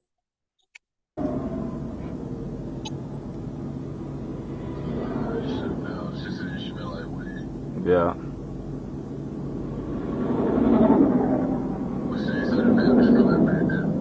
Nah, she said the car smelled like weed. And she's calling for backup.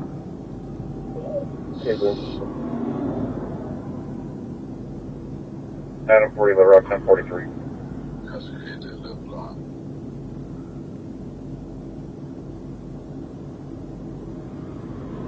Go ahead. Oh. Yeah, there's a lot of drug trafficking. 30 West University, the black Chrysler 100% probable search. And that's why she's searching. Like, how you trafficking drugs and you're gonna give them a probable cause? Like, so she don't even need a dog. She need a dog. So crazy.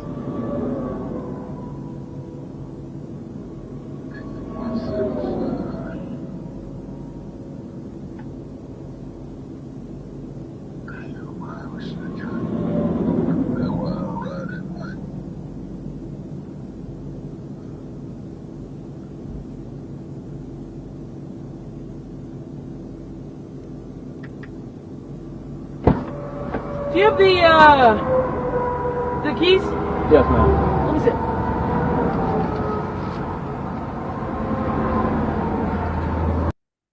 All right. So he's at his brother's car. I guess that's who. I mean, I hope it's not his brother's car. I hope his brother didn't set him up like that. Okay.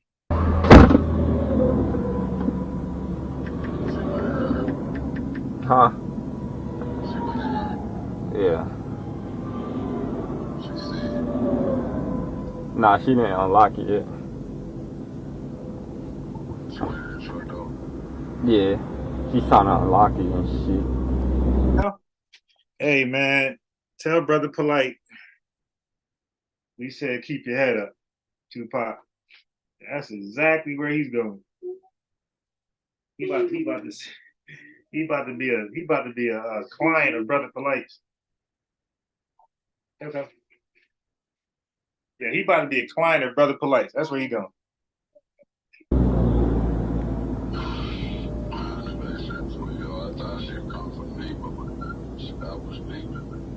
She's struggling opening. She's struggling opening the trunk. She gonna get it open. She just hopped in the back. Yeah, she's just seen all the boxes. But she was saying you speak too close to the 18-wheeler. Yeah, she said I was too close to it.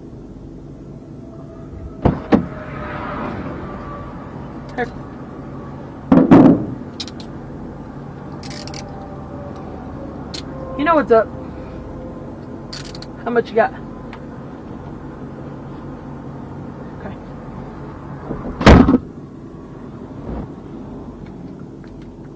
On the road, 1015.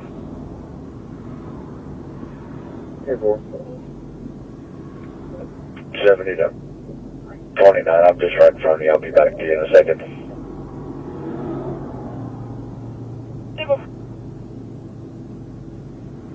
43 Henry. Hi, Alan David Charles.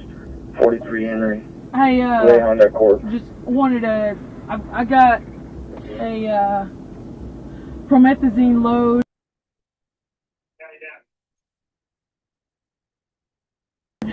$40 east at the 171, 172.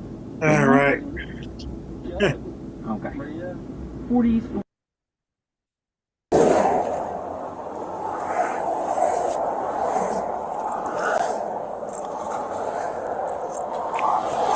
near mile marker 36 in Lake Charles, Louisiana, after receiving a tip that the SUV may be related to thefts from ATMs in Calcasieu Parish. So they got a tip. Some law-abiding citizen reported this car because it's so damn obvious. Like, yeah, we think that this car is out here robbing ATMs. And the cop had a tip. And another thing, y'all thieves, y'all criminals, stop believing that it's a minor traffic violation. Especially when you got drugs on you or a lot of cash on you. Start considering they got a tip. Start considering that you're not getting a ticket. You're going to prison. They got a tip. Y'all be praying to God that, I hope it's just a brake light out. No. Y'all big dogs, they get tips for you. This ain't no goddamn traffic violation. Yes. Step out. The trooper told the driver that he stopped him because he didn't have his headlights on in a dense fog. Told you. He didn't have his headlights on in a dense fog. Ain't nothing fog. What's so foggy about that? Nobody got that. But they got tipped off. Stupid. Hey, what's going on, man? What's going on? Hey, I'm Trooper Moses, Louisiana State Police.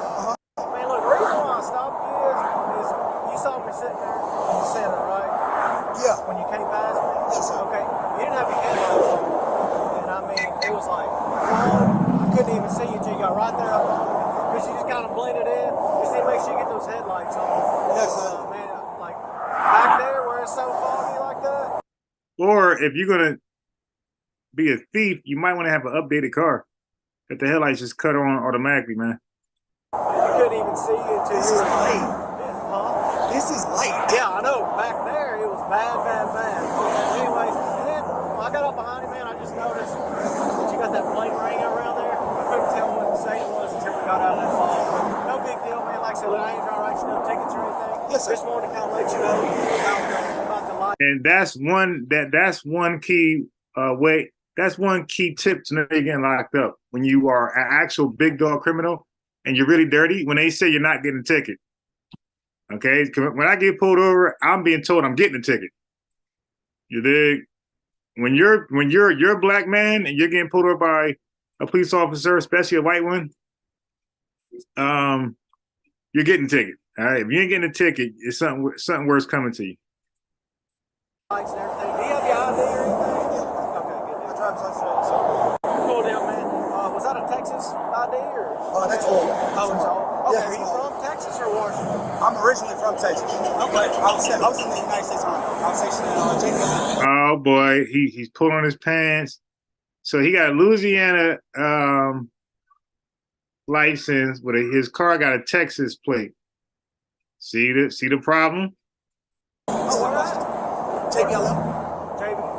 City, Washington. JBLM. Joint Base. Okay. What was your MOS, man? 68 kilo. Okay. Appreciate your service, man. Thank you for your support, sir. The trooper then asked if the driver had any weapons in the vehicle. The driver confirmed that it was one weapon in the vehicle. Like buried under a whole bunch of paperwork. Okay. I'm sorry. Yeah, you mind grabbing it for me? No. Any weapons in the vehicle? Yes. I have my pistol. Okay, where's it at? It's in the driver's. Hey, come here. Come here, buddy. Well, you see what this said. So they're in Louisiana. He got Texas plates. So I told you, like, I don't know if he got a rental or not. I don't know. But listen, if you're in drug traffic the right way, like, I mean, I don't know the right way, but I'm just saying, if I ever wrote a movie on drug traffickers getting away, I would have them, like, each state that's about 3 hours away, they will have a plate in that state. Yes, sir. Yeah, I don't want you to go over there by it. You know what I'm saying? I can. So hang out right back here for me. Yes, sir. Anybody else in the vehicle with you? Yes. Okay. How many people you got in the vehicle? It's 2 people. 2 people, one in the back, one in front. Yes, sir. Okay. Any other weapons besides that one? No, just mine. You just stand by out. Bro, you acting hella nervous over there. No, just mine. Bro, you're acting really nervous just for a traffic violation. Like, yo, when I'm talking about you and I, the people listening, when we get pulled over, we're more annoyed. We're not nervous. We're annoyed we got pulled over for some BS traffic violation. We're like, yo, man, okay, just give me this. I gotta get out the car, all this stupid shit, man. Give me the fucking ticket, let me go, man. I'm telling you, police officers, they know that that's how a drug trafficker is not gonna react. You're not gonna react like me, and I'm not gonna react like you. This is why we don't get pulled outside the car and be told we sit in their front seat or their back seat with no handcuffs. Your behavior is that of a drug trafficker, man. These are seasoned, experienced police officers, especially that last one. Breathe. I appreciate you. And I could be on a trip way back to Texas. Okay. They were in, the driver stated that he and the occupants of the vehicle were from Houston, Texas, but they were in New Orleans for 2 weeks on a guy's trip, and they was on their way back to Texas. Yeah, bro, that guy trip bullshit, that never, like, dude. Like, I remember, yo, we drove like a 15 passenger van. Yo, we drove from Jersey all the way to goddamn Florida, man. Nobody pulled us over, not one time. Yeah, you think I was doing the speed limit? Stop. I was speeding too. Like, dude, straight renting car straight from Jersey. We passing all those states, Georgia, all them shits, man. That shit says Jersey back there. And then one time we rode, that was a rental van. One time we rode to Georgia in my brother's Escalade, Jersey plates. So we had a rental car, rented 15 passenger van. Then we had an actual Escalade, brand new one at that. That year Escalade, you dig? Jersey. We never got pulled over. And y'all know how like a Suburban or like one of those big trucks can ride. Those things can like glide. Like you be doing 100, you don't even know it. Like you got to make a conscious decision to like keep your foot, like keep your eyes looking down. Cause that thing can float, man. Anybody got a big truck, y'all know that thing can. I'm sure anybody drove a big truck, SUV type thing, F-150, y'all know that thing can float and you won't even feel the speed. Like certain cars, you can feel the speed. But those big trucks, you can't feel that speed. You just floating. So, dude, you getting pulled over, man. Y'all wilding, bro. You have to know it's a tip or something you did tip the police officer off. Too many cars. Look at all these cars riding down the road. You think all these are Louisiana plates? No. Some Mississippi, some Ohio. You dig? You got tipped off. I'm sorry. Somebody tipped them off about you. Hey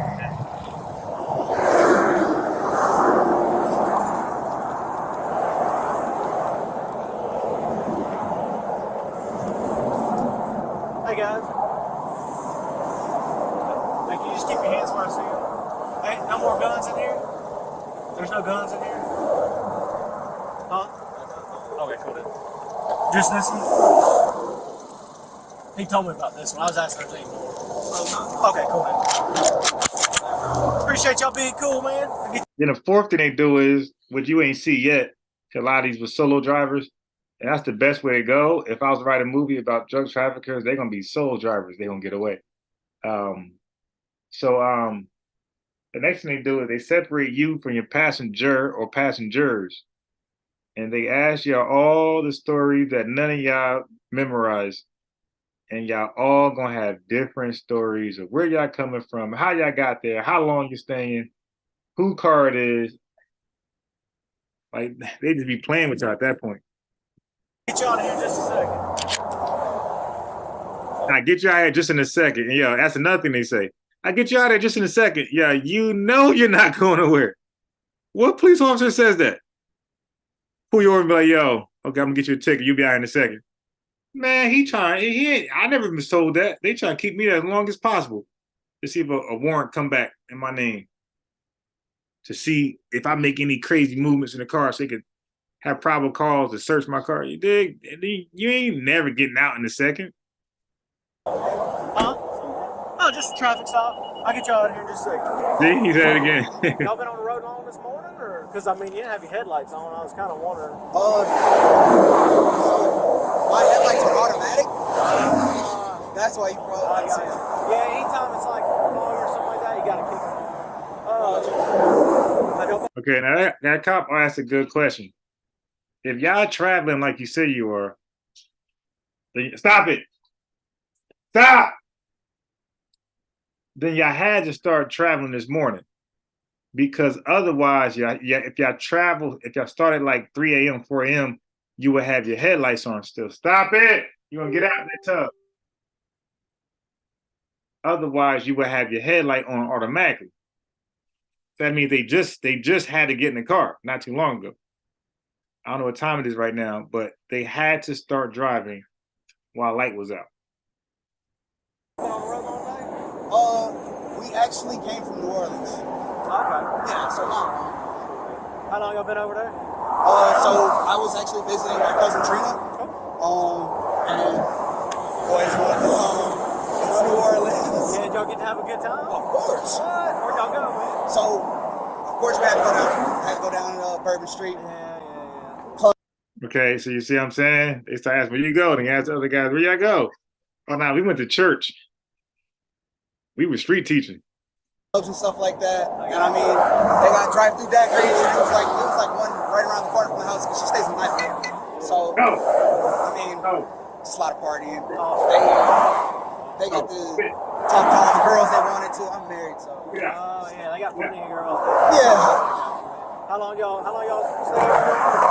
We were over there for about 2 weeks. That's why I got all my stuff. All right, cool. Just hang out right here for me. Yes, sir. The trooper didn't ask the other passengers for their IDs, but one of the passengers did not have his. I appreciate you, man, rolling down the window for me. Hey, you can relax, dude. You good, man? Hey, man, I hadn't talked to you yet. No weapons in the vehicle? Okay, cool deal. Hey, y'all got an ID on y'all?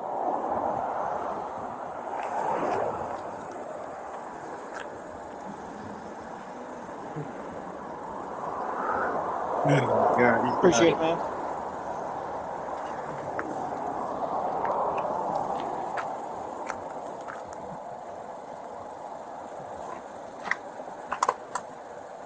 Y'all wore out? Been a long drive. Where y'all coming from? Yeah. See, so now he's asking them where they coming from. You see? Do you have an ID or anything? Do you know it? You what, buddy? Then you do crimes with people with warrants. People who are free to give the names. So like nothing about this. You know what I mean? Like, come on, man. Like, why do criminals do crimes with criminals? Like, goddamn, like it's already one thing you're an ex-felon, but you got a partner ex-felon. Like, yeah, the cop like, oh, you okay? Yeah, y'all some bullshit. Now you're an ex-felon, your man is not. It gives some type of like, all right, we ain't doing nothing. Yeah, that'd be cool.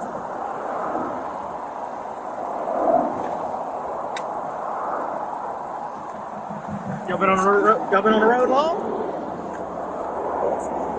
Huh? No, it's real foggy. Just up the road, no headlights. So. Where y'all coming from?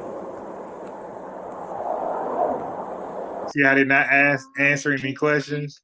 Yeah. That's smart, but it also makes the cops suspicious, even more suspicious. So by not answering obvious questions that a cop will ask you, believe me, you're going to put yourself in a world of trouble. That's not the time to say, I'm going to exercise my Fifth Amendment right. If a cop asks you where you coming from, that's an obvious question to ask a motorist when they pull them over, right? Where you going? Yeah, you need anything to drink? Drugs in the car? Like, those are common questions that an officer is going to ask you. Now, if he asks you how long you've been married, you dig? Hey, is your kid back there? You got custody? Now, these are questions that are not normal, and you could ignore him and say, no, I'm good. and then you probably can get that probable cause for search thrown out in court if you find something, because those are questions that got nothing to do with the pullover. But if he's asking you where you're going, where you're coming from, like, you don't have to answer. But believe me, by not answering, that could be seen as probable cause that you're suspicious. And they can pull you out that damn car. Like they gonna do them.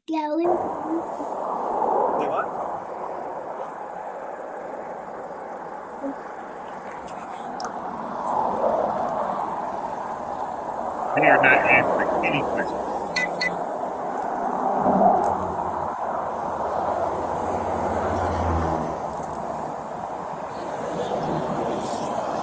Got it?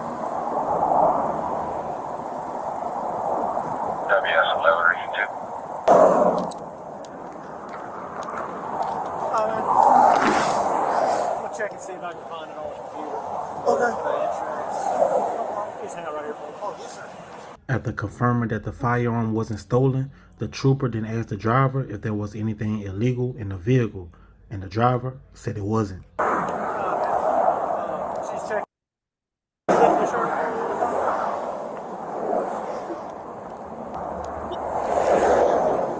Hey, bud, go ahead. Can you hop out for me real quick? My buddy's here with the K9. He's gonna check the vehicle. No guns on you, buddy? You step right back there for me? And you can relax, dude. Y'all cool. That's all. That's all. No guns on you, man? You know, it's sad because someone can say, man, Taco Bell was hiring, they were hiring, and they probably were in their communities, and these guys wouldn't consider working for those companies. And there's more, and even though that's right, but there's more to that. There's more context to why Black Americans refuse to work at like factories, like, you know, assemblies, stuff like that. Like there's more of a story why Black folks don't want to work these like close as possible to minimum wage jobs, even though they don't have an education. Even though they're high school dropouts, all that stuff, and they still don't want to work for minimum wage. Like, there's a long story why Black folks refuse to work for those companies and rather be poor and getting caught for drug trafficking. And like, that's a story that needs to be heard, and it needs to be addressed on both sides. You dig? But you know.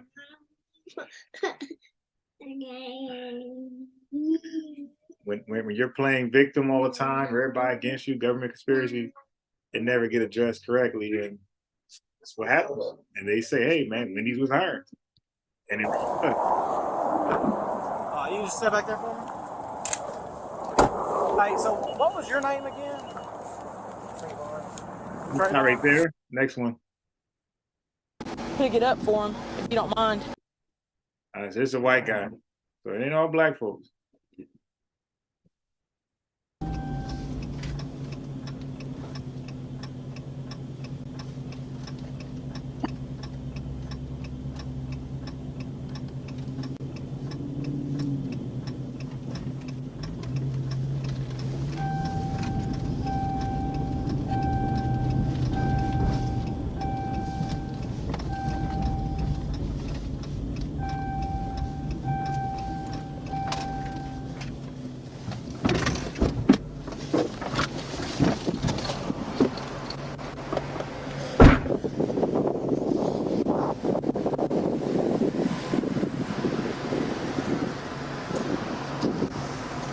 How's it going? I'm sorry, what did I need?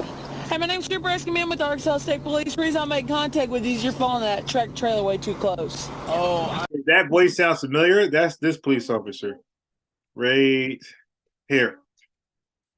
171, 172. S. Camilla. Okay, or S. Camilla. See, same name. Look at the bottom of the screen. Same name, same name. Okay, that's why it says makes another drug bust. She's an expert at this. I'm sorry. Yeah, I knew I was, and I had a feeling that's why you pulled me over. Yeah, you're good. You're good. See, when they say you're good, you know, no, okay, now I don't want to be good. Give me a ticket. When they say you're good, you're not good, and you're gonna have a long night or a long day. You want to hear you're not good. Listen, I gotta give you a ticket. That's what you want to hear. You don't want to hear you're good. Oh no, I'll get you right out of here. You don't want to hear that. Because it's gonna be the opposite. I know better. Do you have a driver's license? Other than the fact that there was just a lot of trucks going and one cut in front of me, and I was. Is that yeah, can I see that? Yes, ma'am. Where are you coming from? I'm coming from Oklahoma City. I was training for triathlon with my buddy out there.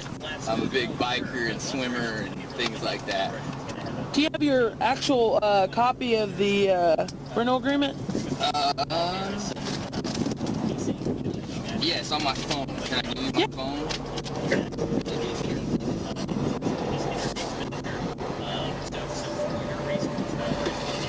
Can I look in this back? Yeah. I think that's all they gave me. But they have it on my phone. Sorry, listen to the triathlon podcast. I missed it. Was this a rental? I missed it. What? Okay, what? Go ahead, get it. You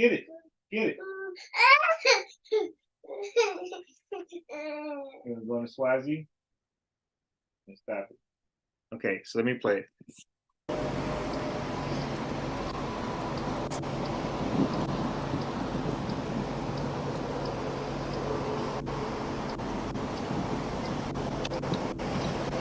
So where are you from? I'm from, my license says Roswell, New Mexico, but I live in Wilmington, North Carolina. Okay. You see, my license says this, but my plates say that. Oh boy. Which we're about to get some weather. Did you see that hurricane? We're about to get some weather. You see that hurricane? I'm gonna distract you, officer. This stupid head. I live in Wilmington, North Carolina. Okay. Which we're about to get some weather. Did you see that hurricane coming through? Oh, no, I hadn't paid attention. Legit. Yeah, I ain't paying attention. I'm paying attention to you 32 pounds of drugs you got in this damn car. Rental confirmation. Rental agreement. Said it. Just said rental agreement. Told you, man. Stop it with these rentals, man. Budget. Rental confirmation. Rental agreement.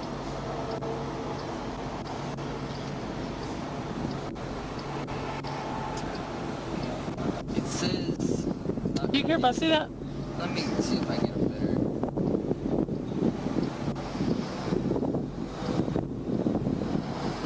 I don't care at all. It's just not really. It's not really giving us much. I just want to see what days you got it. Oh, I got it from. I picked it up.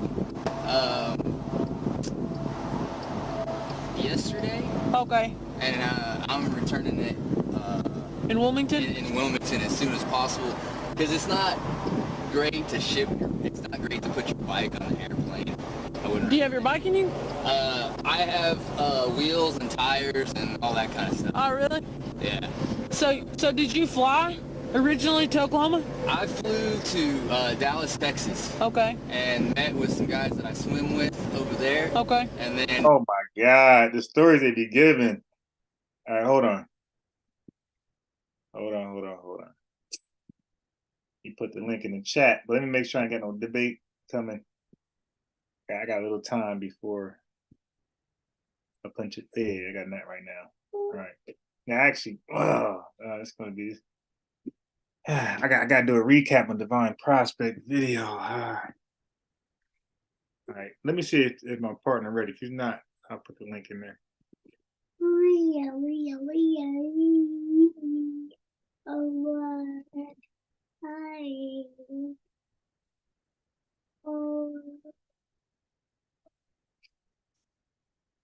All right. I'll put the link in there just in case. All right, let's see. Where we at?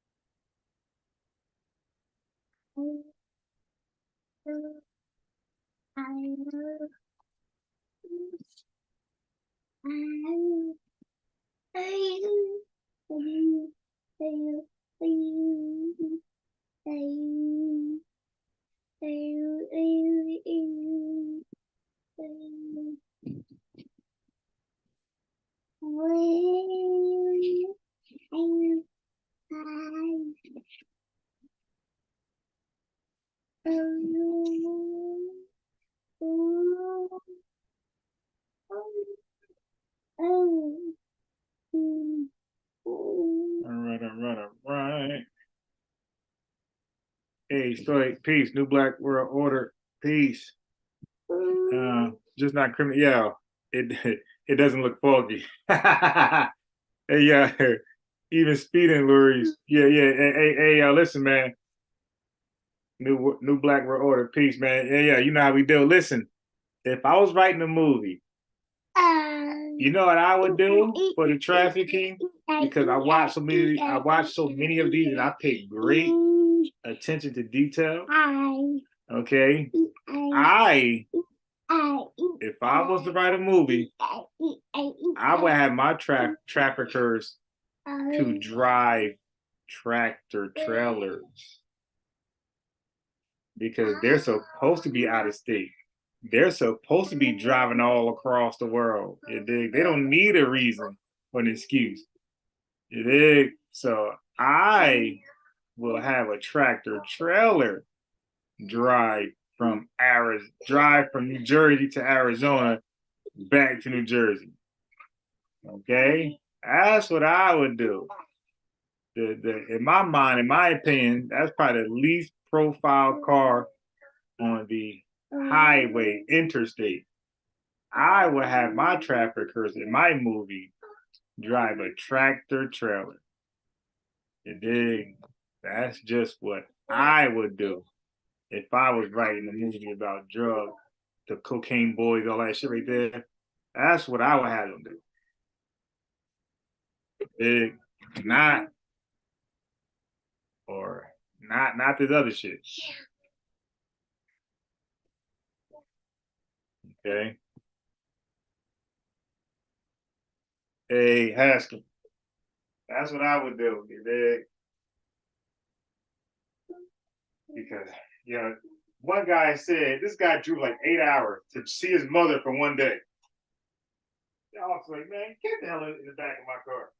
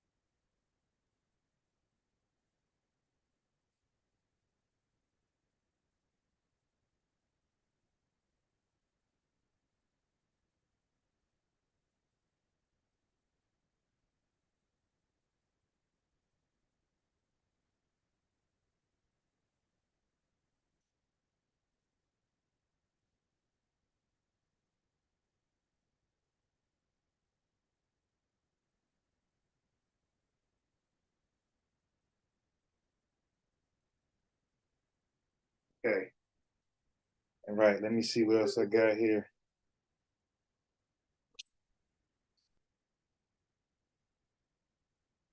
Let me see what else I got here.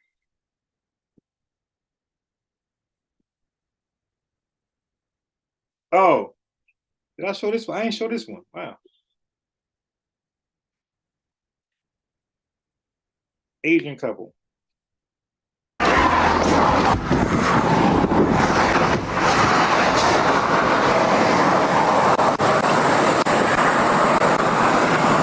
Hey, good morning. How are y'all? Yes, sir. I'm good. I'm Trooper May with the state police. Man, when you went past me back there, you was over across the white line a few times. You doing okay? Yes, sir. Okay. You not falling asleep or anything? No. No drinking and driving? I just drink some coffee. Hey, you and me both, all right? You got your driver's license? Yes, sir. Thanks, brother. Sorry, sir. That's okay. I apologize. All right. Is this your car? This is a rental car, sir. Okay. Did they give you some paperwork for that? The rental agreement? The rental agreement. Yeah, I can do video after video after video after video. The rental agreement. You're welcome. Here. You're welcome.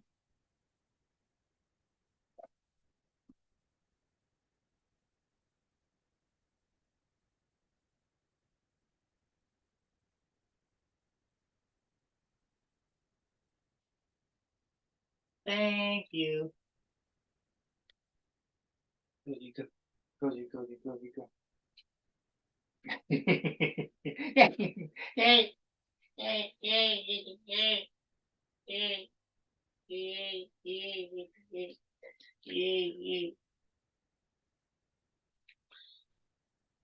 The rental agreement. You see? That big old tractor trailer. If I was writing a movie, we'll be using those, not these rental. Some paperwork for that? The rental agreement? Rental car. Go ahead. Yes, sir. Yes, sir. Yeah. Awesome. Cool. Thank you very much. Hey, Mr. Kim, just come back here to my car with me and I'll run your license. Mr. Kim, yo, how does a non-criminal like myself peep how they're locking up the hold on.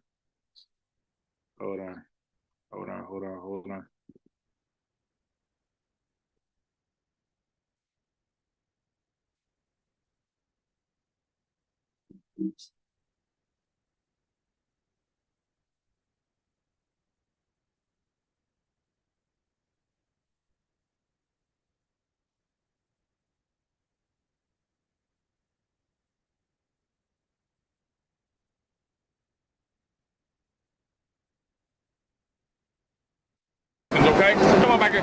Thank you. Slide in that passenger seat, okay? Thanks, brother.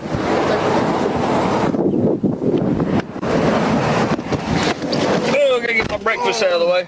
All right. That's okay. Y'all doing okay this morning? Yeah. Good deal. Where you going? Going to Vegas, sir. Vegas? Yeah. Right on, dude. Yes, sir. How long are you gonna be out there? I wish I could stay there for a couple of days.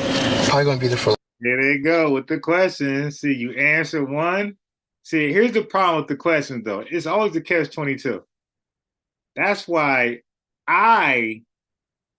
if I got pulled over and I didn't want to be bothered with questions, I would just tell a true story. Officer, I appreciate your questions. Respectfully, when I answer questions, I get more tickets. So, officer, no. Then he can say, no. Like, officer, I'm good. Officer, this never worked out well with me, answering questions. You know, I'll be honest, because this is true story. I got pulled over running the stop sign because I did. But then I told him, I disclosed, what did I say? Oh, I think I said, I didn't, wait, no. Somehow I said, I didn't even see you. So I said something like that. And then he was like, oh, he said reckless. I don't know. He tried to add something else. I said, oh shit, really? Black dude. All right.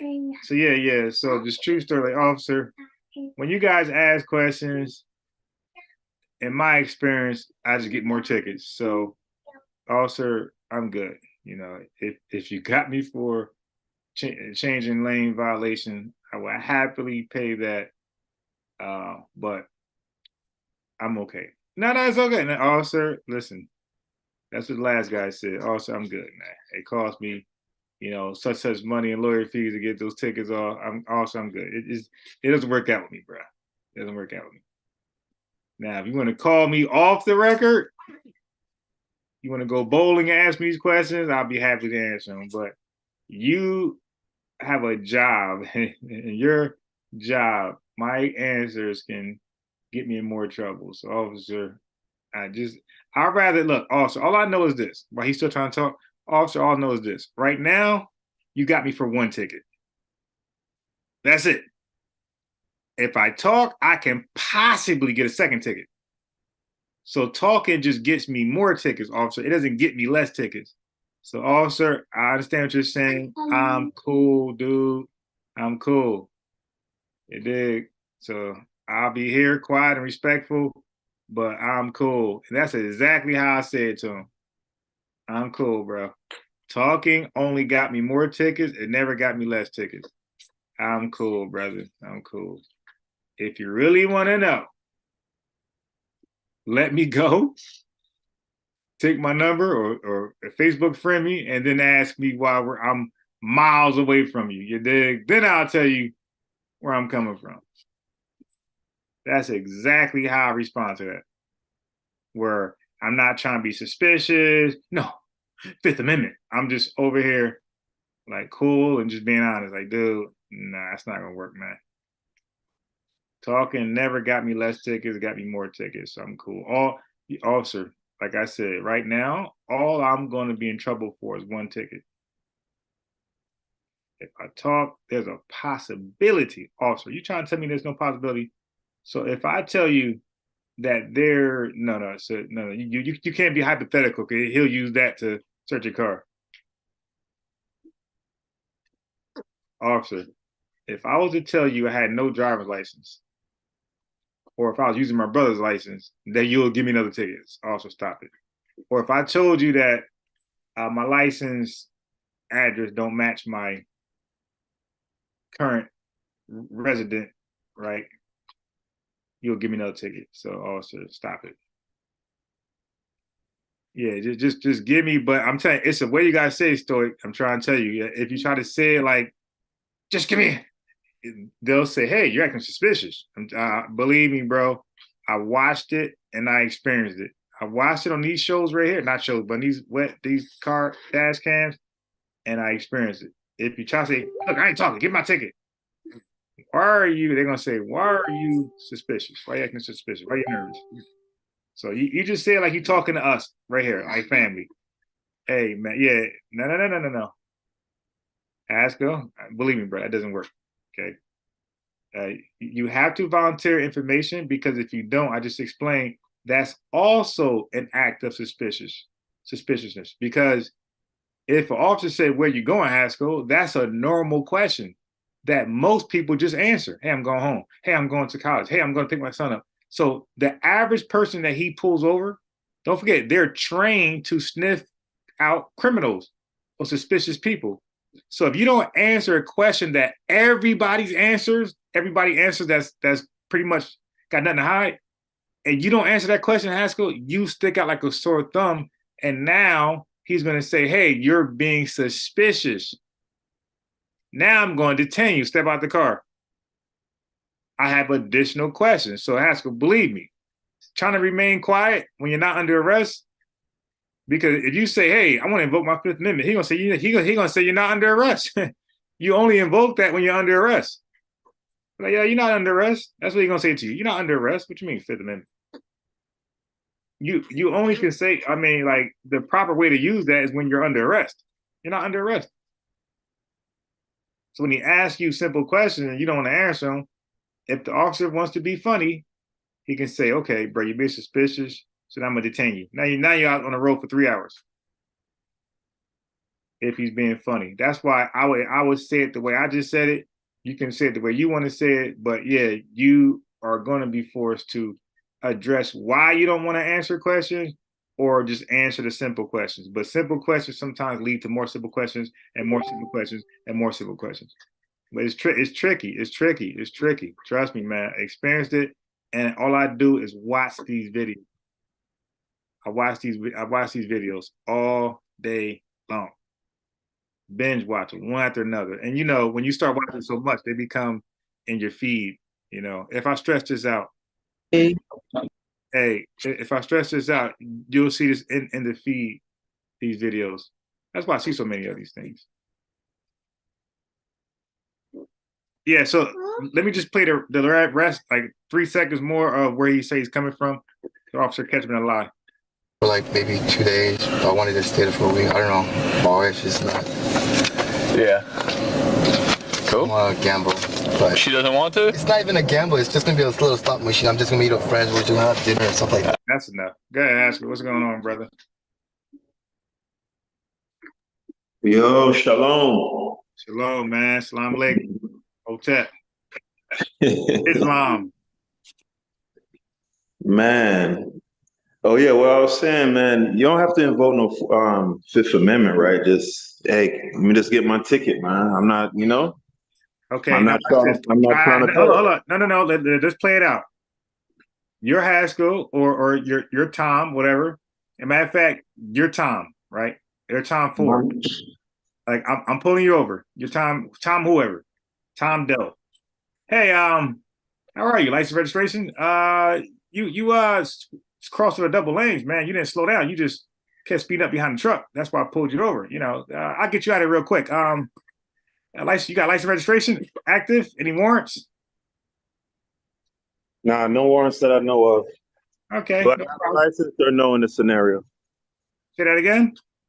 No, I'm asking you in this scenario, do I have a license or no? Yeah, no. You're everything's straight. You ain't got drugs. Everything's straight? Okay. Yeah. All right, yeah, I got my license. What was the other question? Oh, the warrant. Yeah. None that I'm aware of, sir. Any points to your license? None that I'm aware of. Okay, I'll get you out of here real quick. Any drugs and guns in the car? No. All right, great. Where are you coming from? I just want to get my ticket or, you know, do whatever it is that you want to do. I don't feel like having a conversation with you. Why are you acting suspicious? Again, can I have my ticket or you could do whatever it is that you're planning on doing? I don't want to talk to you.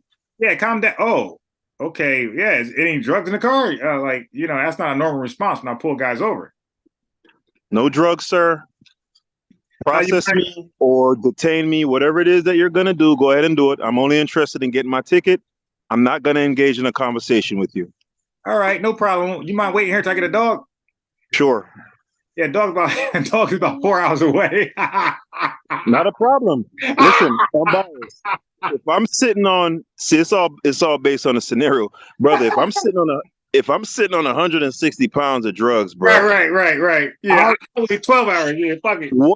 Exactly, bro. What's 4 hours compared to fucking 20 years? No. But what if you're clean? No, if I'm clean, then yeah, no, we vibing. Yeah, come on now. Okay, all right, brother. I'm gonna get a dog. He's about 4 hours away. You're cool with that? Perfectly fine. All right, sit tight, buddy. And then, no problem. Matter of fact, step out the car and come my front seat for me, please. No problem. I got this. I got this. I got that Candy Crush. Or I'm gonna be on YouTube. I'm gonna be on YouTube watching Sonnet of them. Target Bay, roast somebody. All right. No pressure. Right. Yeah. Because the Terry stop, they only can hold you for so long. But he could be funny and then let you go, or he could like really try to make you wait in that dog. But I seen cases where a dog took 2-3 hours. Like it was none available. It took. I'm biased, bro. Listen, man. If I'm sitting on 160 fucking pounds, no, you're clean. No. I said this scenario, you're clean. Oh, nah. Come on. Yeah, I'm cooperating. You gonna wait 4 hours? No, I just said I'm cooperating. Yeah, like so when he say, where you going? Are you gonna answer it now? Yeah. You okay? Yeah. Yeah. So look, So now the guys that got the drugs on Haskell, they see how you responded with confidence. Like, yeah, whatever. I don't want to talk to you, bro. The drug traffickers, they don't talk. Yo, they become passive and like, what's the term that you betas? Like they start getting like real like, hey, okay, no problem. Yeah, I'm coming. They tell the whole. Yeah, they don't show no manhood, no testosterone, nothing, bro. All of them become so forthcoming, bro. All of them.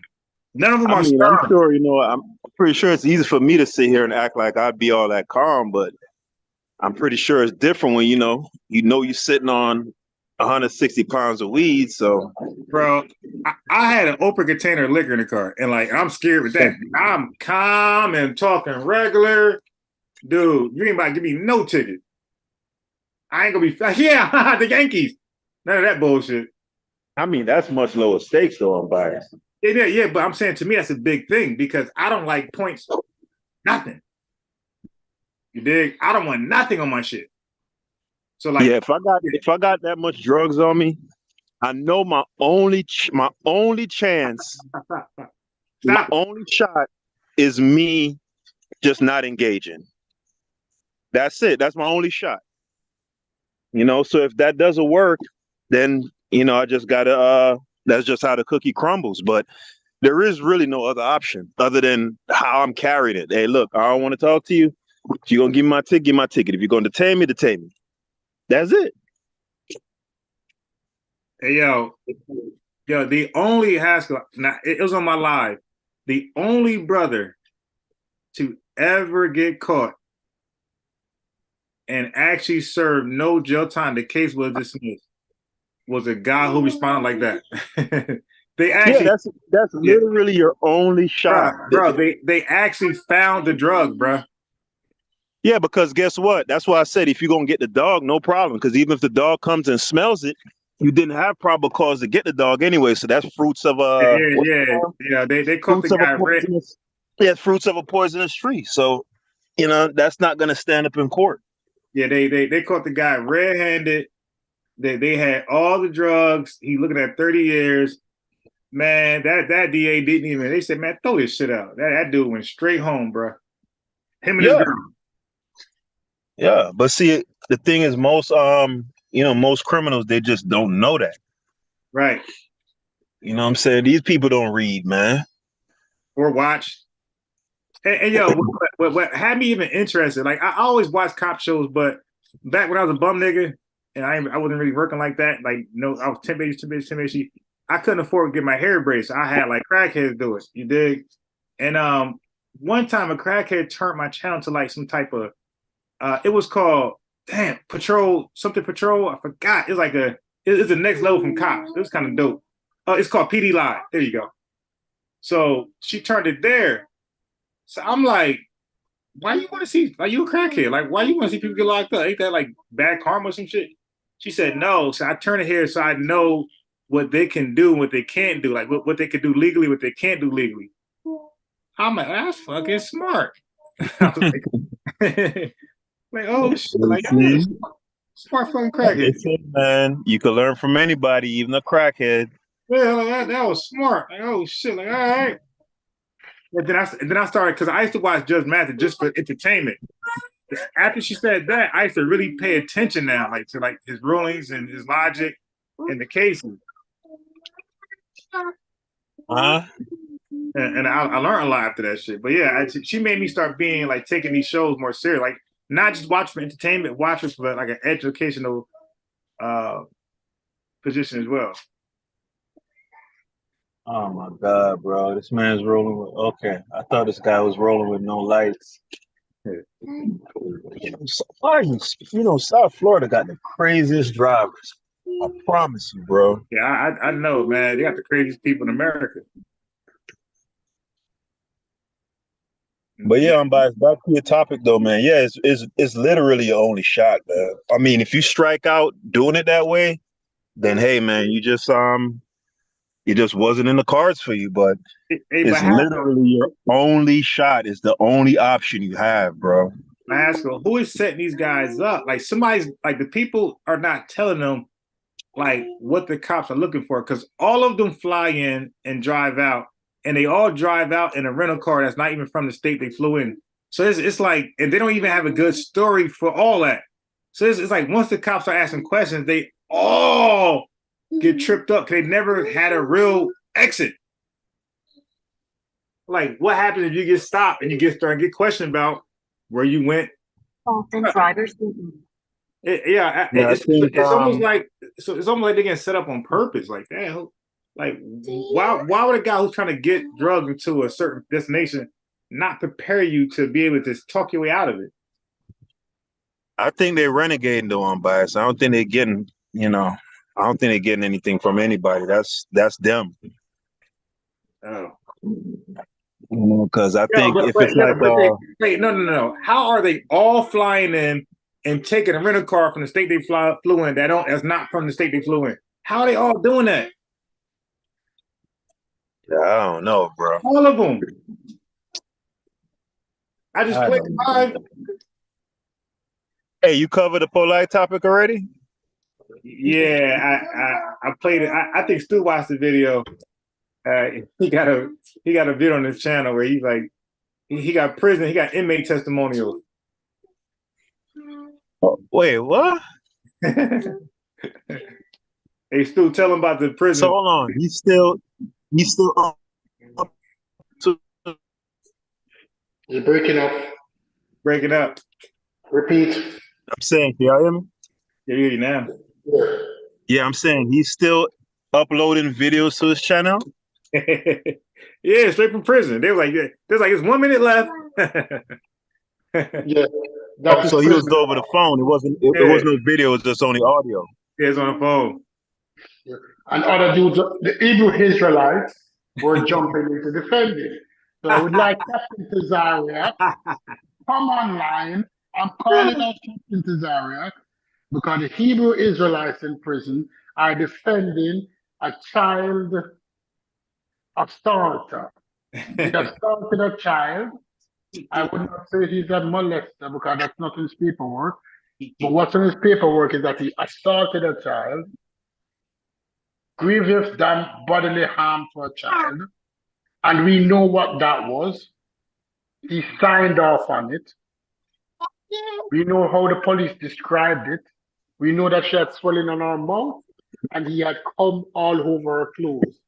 Yeah. So I'm calling out Captain Tazaria. Can anybody there cut this and send it to Captain Tazaria? That QPs, that normal everyday people, is calling out Hebrew Israelites for defending and coming online to say that Polite is a great educator and is teaching them in prison, and they stand by him. Yeah. Hold on, but wait. So the people who are saying they're being educated by him, they're Hebrew Israelites? They're Muslims, they're 5%ers, they're abos. Yes, they came on the phone. I don't think you could call out. I don't think you could call out Tazariak unless those people are ISUPK. No, but we can call them out because he is. When it comes down to it, it don't matter what if it's an ISUPK or FUCLMAK or Wait, Stu, he ain't listening. Hold on, Stu. Wait, you gotta wait.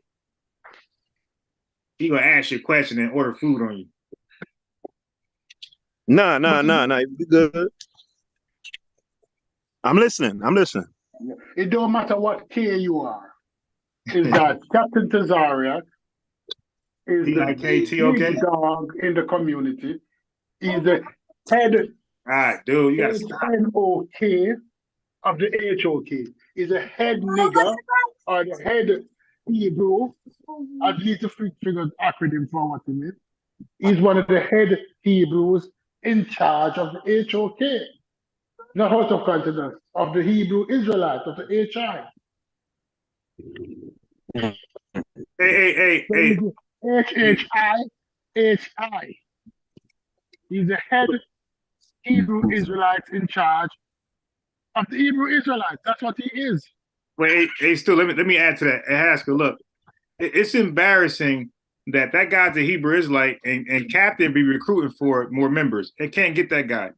Polite is not a Hebrew Israelite, and Polite was able to get that guy. Right.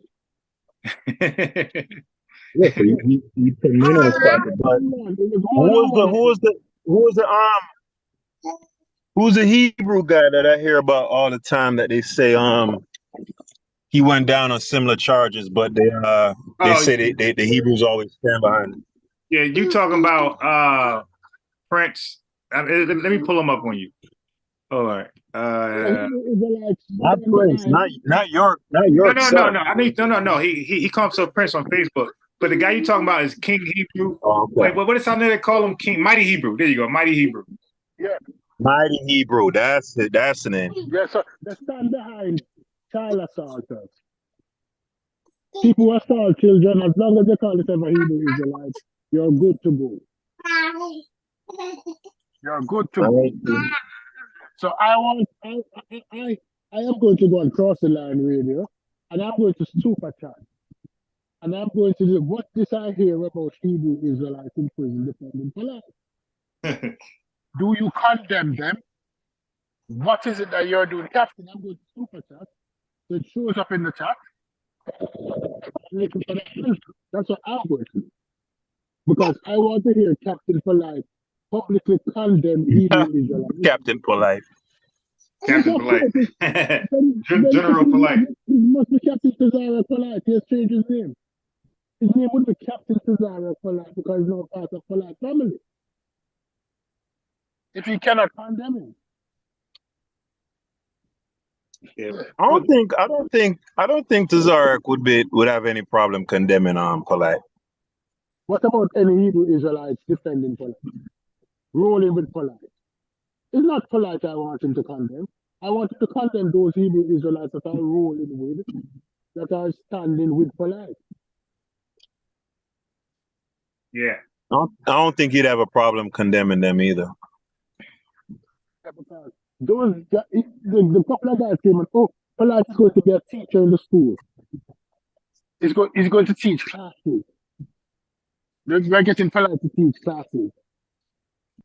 I'm telling you, Polite is going to come out of this fresh like a field full of lily. He's going to come out.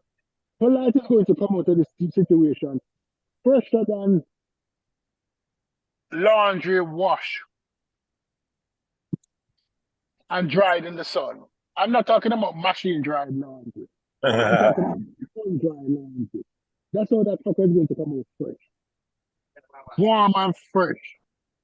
And everybody's going to have them back on the show. Because people is going to forget, no, I did not do that. I only because I was facing 30 years, and you know how the system treats black people. Yep. So that's exactly what's going to, and guess what? And what gender you think is going to be his number one supporter? Men. No. No. Listen. Well, you know what? Yeah, I'd say men, but he's gonna have a harem. He's gonna have a harem of women. No, he's going to have about the 4 wives who are going to expose their children to him. And this time, and I'm speaking allegedly, we don't know what he do to a child the next time. Because then his child abusing spirit will be percolating and concentrating in prison. So, but I mean, it's gonna be a was a condition of the deal that he was not gonna be registered as a sex offender, or is he gonna be registered as a sex offender? That stop sex offender? Yeah, I think I recall hearing something like part of his deal is that he was not going to be registered. But does that stop sex offender? Huh? Does registry stop sex offenders? No. It doesn't. But I'm asking though. Do any of you guys know that? He has to go to sex offenders classes. I don't know if that was a part of the deal. If something like that was a part of the deal. I think so. Yes. If I'm going to go back and listen. But he has to go to sex offenders classes. Yeah, but I recall hearing the mother saying that. And something like, even though he didn't get registered as a sex offender, the whole world knows that he is, and for her, that is enough. So, I mean, I could look it up, but I don't think he's gonna be registered though. He probably have to go to the classes, like you said. But Yeah, I don't think he's going to be registered. Right? I don't think he's going to be registered. But don't bring up about the mother, because you know how stupid feel about her. Oh, boy. Fucking victim. She's no fucking victim. I am standing with that white judge in Florida who called out that black lady and who said, Jesus, thank you, Jesus. And said, shut the fuck up. You're no victim. You're the cause of this shit. The white judge said that to the black woman. Stupid is siding with the white judge. Fuck hey, but Stupid, Stoopies, you can't be so harsh, man. The sisters are what? The sisters are listening, man. Fuck the sisters who expose their children to a sexual deviance. The sisters are listening. The sisters are listening. Elevate the good sisters. Elevate the good sisters who fight tooth and nail. I would not expose their children to the crack dealer carrying the drugs in the house because they're getting a change. Right? The pedophile, the murderer, right? Those sisters should be placed on a pedestal. But any sister who is there running with a drug dealer, have her 16-year-old daughter, and have him in the house, turn the house in a trap house. Fuck her. Any sister who exposes herself to any man who has 4 wives in the house. Hey, but Stoopies, we all get tricked, man. They got tricked. Tricked? Wait, what? What you mean tricked? They got tricked. They got finessed. They got finessed in that situation. Yeah, wait. The women got tricked. How? How you trick a grown ass woman? No, you have to remember one of the most prominent members of the conscious community. That's what he said. Listen. The brother from Baltimore. Listen. If the sisters are retarded, I would understand. You know, if we have a retarded sister, a mentally retarded sister, and she is corralled in such a situation, I would show some consideration to her because she don't have her mental faculties in place. But if you're talking to me about a sister who is said to be conscious and wise, who put herself in that position, fuck her. Fuck her. The government should take her EBT card. Fuck she. Yeah, man. These women, some women ain't fit to be mothers, man. Right. Some women ain't fit to be mothers. If you find yourself, if you have a child who you bring a man in the household, and that man molests that child, if you're in childbearing age, your sentence should be legal sterilization. They should sterilize the fuck out of you. You should not have the opportunity to have any more children. Hey, Stu, did you see the live where I played with the bitch with the 9 kids? Yeah, the one who get killed? Yeah, the one that killed her 4 month in high school. Did you see that one? That's the one with the U-Haul truck? Nah. No, not her. Nah. This retarded thought had 9 kids by like 5 different baby daddies, bro. Oh nah, I ain't see that one. Yeah, this sloppy bitch. And then she gonna leave at 8 a.m. in the morning. Don't come back till like 10. And when she came back, her 4-month smothered. Got smothered. Yeah, got smothered and killed. I heard about it. She went away and she left the child to be babysitted. So we can't hear you still. Can you hear me now? Barely. Can you hear me now? Nah, you sound clear. You sound clear now. Not early. Yeah, you got it. Yeah, she went away and left the child who was being babysat by the elder sibling, the older sibling. Now, this is my thing. If you have 5 children by 3 different men and is on government assistance, the only way government assistance should be continued is unless you fucking get a tie-off. You cannot have a sixth child and be still on government assistance. I'll give you up to 5 children on government assistance. But if you have 6, Yeah, no man, you just be purposeful now. You just be purposeful. Explain to me how you have 5 children and on government assistance, and then pregnant again with another baby. Yeah, it has to be. Yeah, it has to be simping. It has to. How can society allow her to have 13 kids? Because she'll just keep going. Because she got a 4-month-old. That means that she really ain't done. She's like 35 years old, bro. She could have 15 kids. Right, and on government assistance. Explain that to me. How the fuck you on government assistance? I mean, the only thing they could do is take the children from her, but then, you got to place those children somewhere.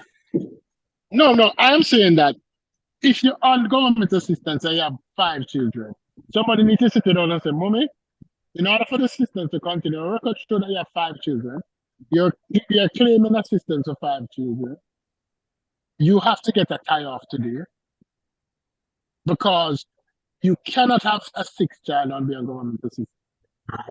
You can't have 100 children if you don't need government assistance. If your husband if the family is financially secure enough, you can have 20.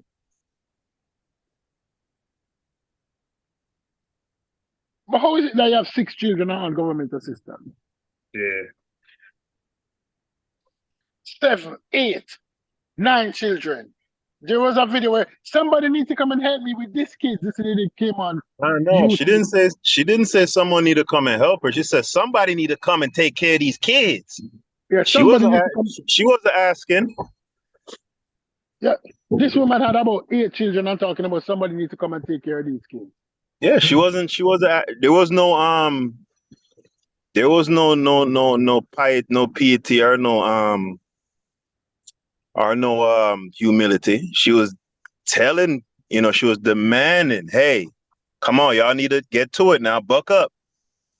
Buck up now. Buck up. Line up. Yeah. Come and take care of these kids. Come and take care of these kids. Yeah, it's crazy, man. And somebody don't see a fundamental problem with that. Nobody in the community see a problem with that. Victims. All of a sudden, when did consensual sex make somebody a victim?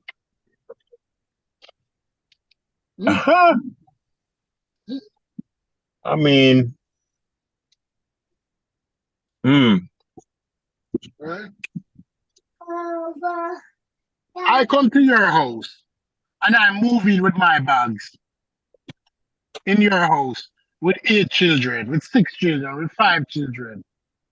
And I don't get up any day and go to work. You have never seen me fucking getting up and going to work. I'm there eating the snacks at the EBT. I'm there drinking the red soda, the red Kool-Aid, and I'm there drinking the red Kool-Aid. I eating the Kellogg's cornflakes, no milk. Right? Have my underpants on. My dick probably exposed to your children because all I have on is a fucking underpants. And they get pregnant for me.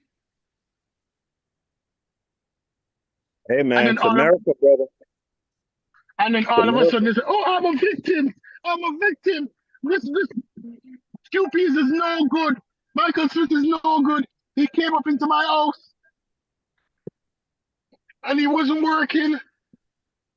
And all he was doing is eating the baby snacks and drinking the baby juice. And he got me pregnant." If you have 4 children, tearing them animal crackers up. Yeah. No, Q-Peas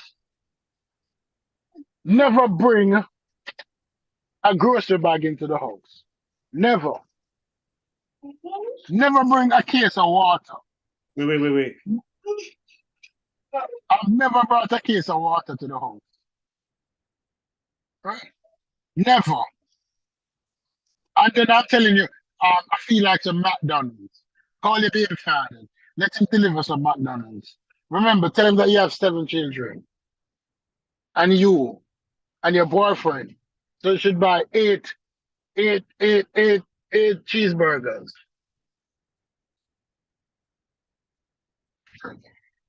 So that everybody can get a cheeseburger, including me.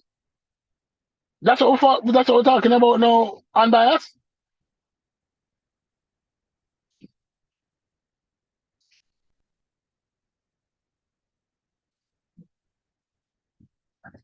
I heard a sister on the panel. Who was the sister? Hello, sis. Are you still on? I got cut off. Nah, Stu, you still on? Yeah. Ain't no sister on, ain't no woman on the panel. Oh, I thought there was a sister on the panel. No, unbiased. Explain that to me. I've never bought anything into the fucking house. I get pregnant from. You said, yeah. You said who didn't buy nothing? Stupid's come to this woman's house. He's never even brought a case of water into the house. And you got it pregnant? And I can get you pregnant. Yeah. Yeah. You had 9 kids. That chick is literally me. Everybody. Can you imagine all the dudes that's in and out the house in front of all those damn kids and little girls, man? Just new dude. And yo, you know, I thought about the polygamy thing. Like that's kind of wild for some daughters, right? They're like 10 years old, like Polite's daughter, and they see mommy kissing daddy. That's normal. But then they see the other woman kissing daddy. They just feel like, yo, what the hell? Wait, that ain't mommy. Why is she kissing daddy? Like they gotta be thinking that when they're young. Let me explain. What kind of polygamy Polite have? Does Polite has the kind of polygamy where there is 4 houses each for his 4 wives? Hell no, they all in one room. Polite have the nasty kind of polygamy. The nasty kind of polygamy where 4 people, 5 people in the same bed, everybody swimming in the same, everybody body fluid.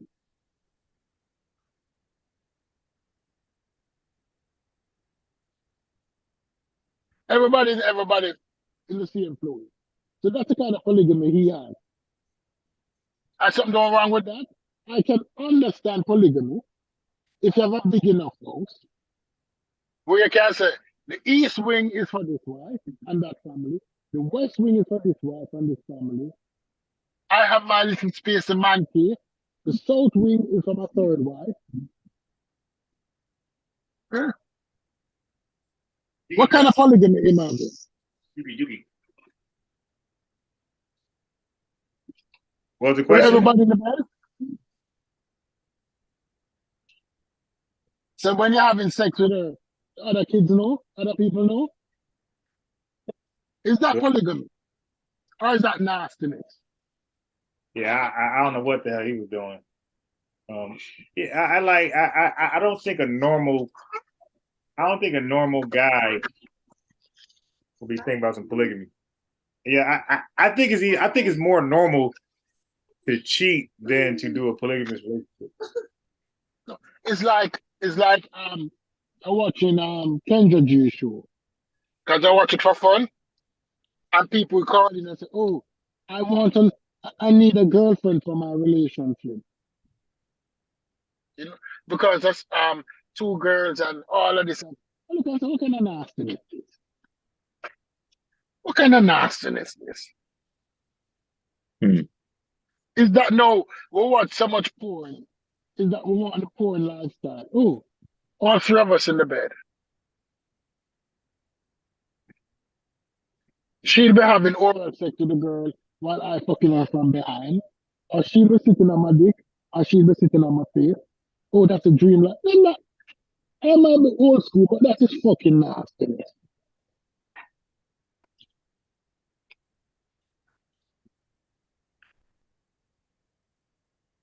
Take over. If I go to the gas station. Yeah, I don't know if this society not set up for that. You know, this society not set up for that. Like, the social infrastructure doesn't Fasten driver's seatbelt. support it. You know, the women aren't socialized like, you know, to buy into that. So what the hell?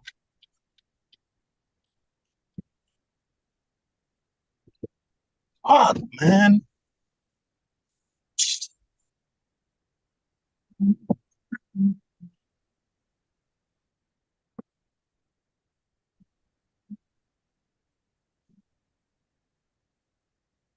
Yeah, so if a guy is gonna engage in polygamy, you know, 9 out of 10 is gonna be raggedy.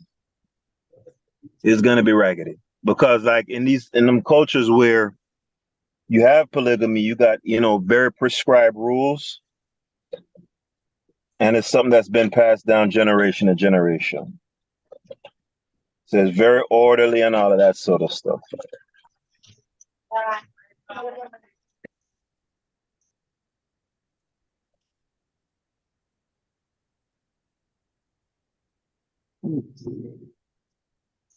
No, but is that the kind of nastiness to promote it? No. That's the kind of nastiness that will be promoted. Everybody thinks Was it's that? okay. Was that?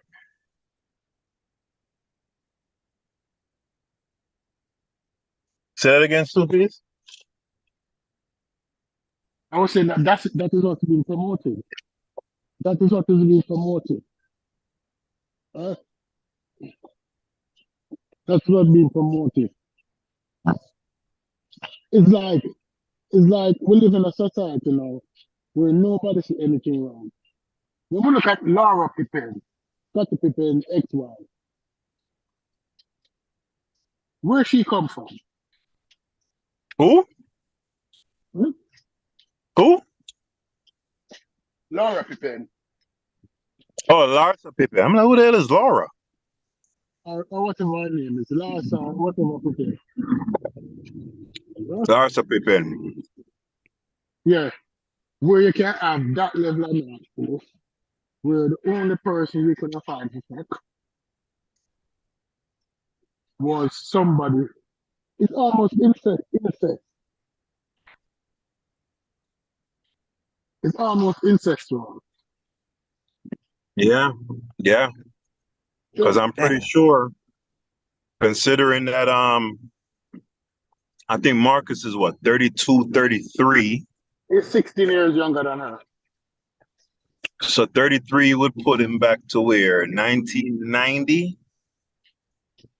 So the Bulls were in that was the very first year they won a championship. So back then, Jordan and Pippen's relationship would still have been good before they fell out.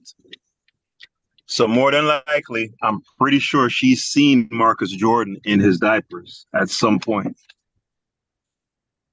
She has been around the house. Mm-hmm. She has been around the house. But you know, it hits different when it's a woman, because you know, if you were to invert the genders for all the parties involved, right? Well, not even all the parties, but inverted for Larsa and for Marcus, there'd be absolute outrage. I'm talking about from mainstream. You know, not little YouTube bloggers calling her a 304 and all this stuff.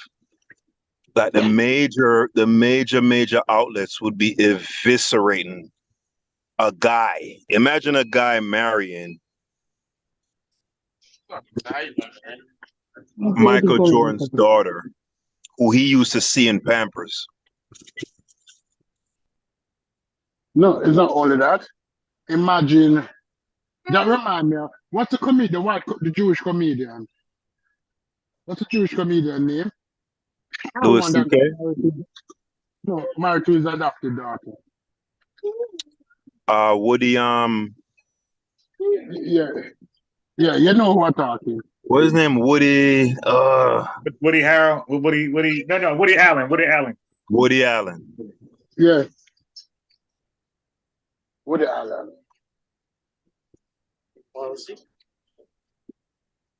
Woody You put on Allen. five? Yeah. Okay, yeah. You see what I say? F-R-I-S. Yeah. Thank you. Yeah, man. Woody Allen. That dude is a nasty dude. You realize that he was cancelled as a result of that. Hmm? But is it any different? Is it any different than Will Smith was? Right? Now, what Will Smith wife name again? Jada Pinkett. Yeah. You know that she, by extension, said it that if societal norm would be the same, I wouldn't put it past her to crawl in the bed with JD. With who? With JD Smith. Oh, okay. I mean, I wouldn't be shocked either, but it's like I was having this conversation. I want to say like a year and a half ago. Watcher was on the panel, and I was telling him You have a knife? that no, it's about a year and a half ago. I want to cut the Can I cut the into Watcher was on the panel, and I was telling him that the visceral reaction that you're gonna have to your 14-year-old daughter having sex with somebody 18, older than 18, is not gonna be the same as if your son was doing it. How you doing, sir? Yeah. Appreciate it. It's better to hold that way, you know? When you're eating it, it's better to hold when you hold it.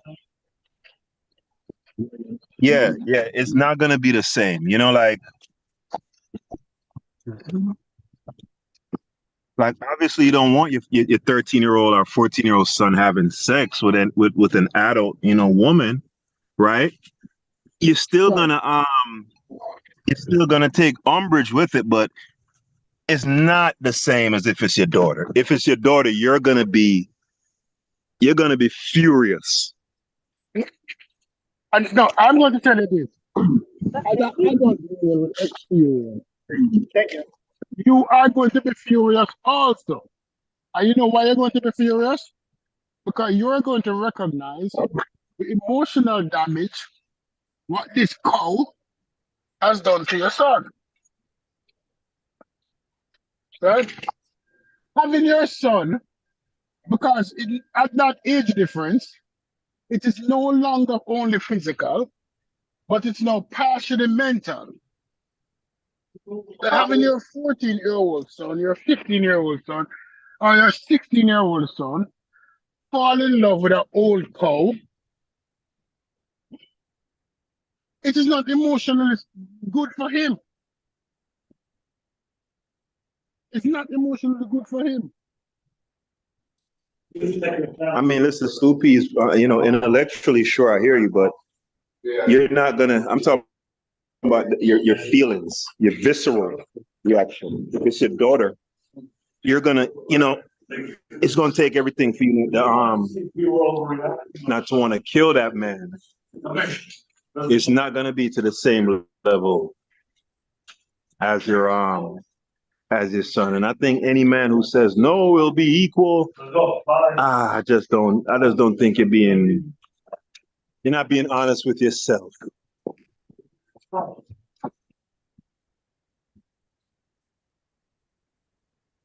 The only reason why we don't consider it equal is because I traumatized to see a girl losing her purity as more substantial as a boy losing his innocence. Say again, Soupies? Is that we traumatized as a society to think that a girl losing her purity or a girl being, is worse than a boy losing his innocence. But when you have an old cow, Thank you. when you have an old cow who have literally corrupted your child,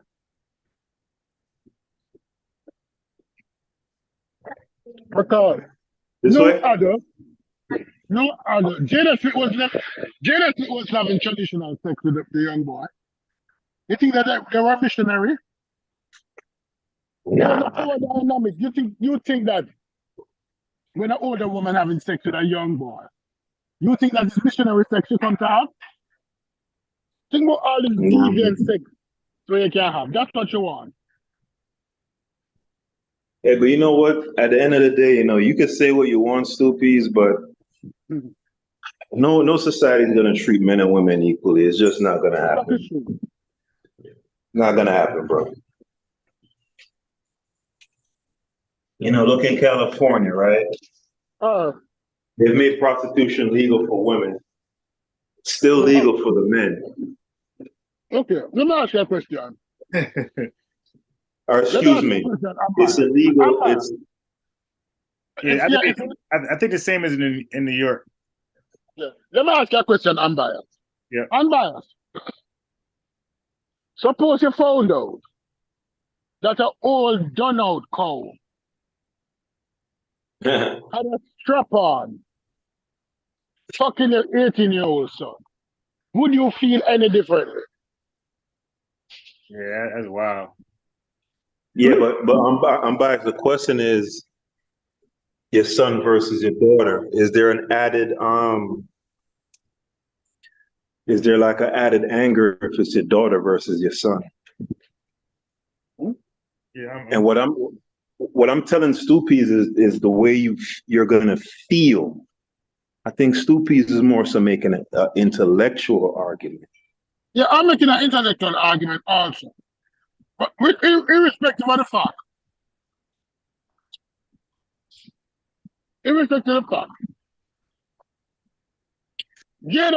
Jada Pinkett Smith was probably pegging that young man. She was probably pegging him. Yeah.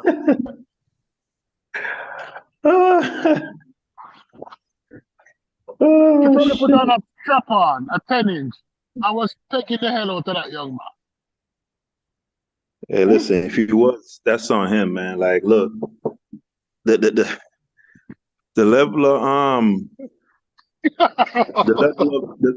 level of agency that we're gonna give to men and the level of responsibility that we're gonna expect from a man is always gonna be more than what we expect from women. I'm sorry, Stoopies. You want it to be one way, but it's the other way. I understand anyway. I understand what you're saying now. And you're right. And I wholeheartedly believe in you. What I'm saying that this sexual deviant is like if your daughter says she's gay. If your daughter comes to you at 17 and say, Daddy, I'm gay. And you say, okay, I can deal with it. And you say, okay, let's meet your partner. And she bring a 40-year-old lesbian, butch-looking lesbian, black or white. I said, Daddy, this is my partner. How would you feel? That's a good example you brought up, because that's another instance of where your feelings aren't gonna be equal, because your son bringing home a man versus your daughter bringing home a woman, one just hits different, man, way different. And I know with a lot of people, sometimes we look at ourselves as humans and we kind of feel like we're scumbags because of our intuitive feeling sometimes doesn't match our. All right, thank you, sir. It doesn't match the ideals, or the morals that we aspire to. Yeah. You know what I'm saying? And I think we kind of hate ourselves. We're like, I should feel equally as enraged about this, but you don't, though. You don't. So you want to feel enraged? You wouldn't feel about enraged. I wouldn't feel as I wouldn't feel as enraged. I wouldn't feel as enraged about my daughter bringing home another woman as I would my son bringing home another man. I'm just one of the few people who's okay with saying it out in the open and is honest enough with himself. That doesn't mean that I condone my daughter doing it, mind you. So is Right? it okay when your daughter bringing home your 18-year-old daughter bringing home a 30-year-old stud, sagging down, grabbing the crotch? I wouldn't be okay with it, period. I don't want my daughter with dating a woman. Period. I wouldn't be okay with it, period. But again, what I'm saying is the argument we're having, Soupies, is whether or not on a visceral level, you're going to feel the same. And you're not. It's just like, all right, how many women in Jamaica, for example, got executed for engaging in homosexual activity? Can you even think of one? No. Right. Now, how many men did back in the 90s and the 80s? Please fasten driver's seatbelt. You see what I'm saying? No, some did, but it's not a lot. Most of them got beaten. Okay, well, let's take it to beaten. How many women got beaten and or killed versus men? That is true. Right. That just is what it is. Just is what it is, man.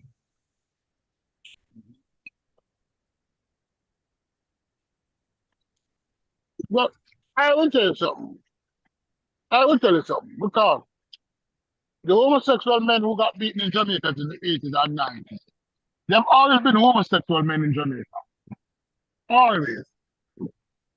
If you're a Jamaican and you're old enough,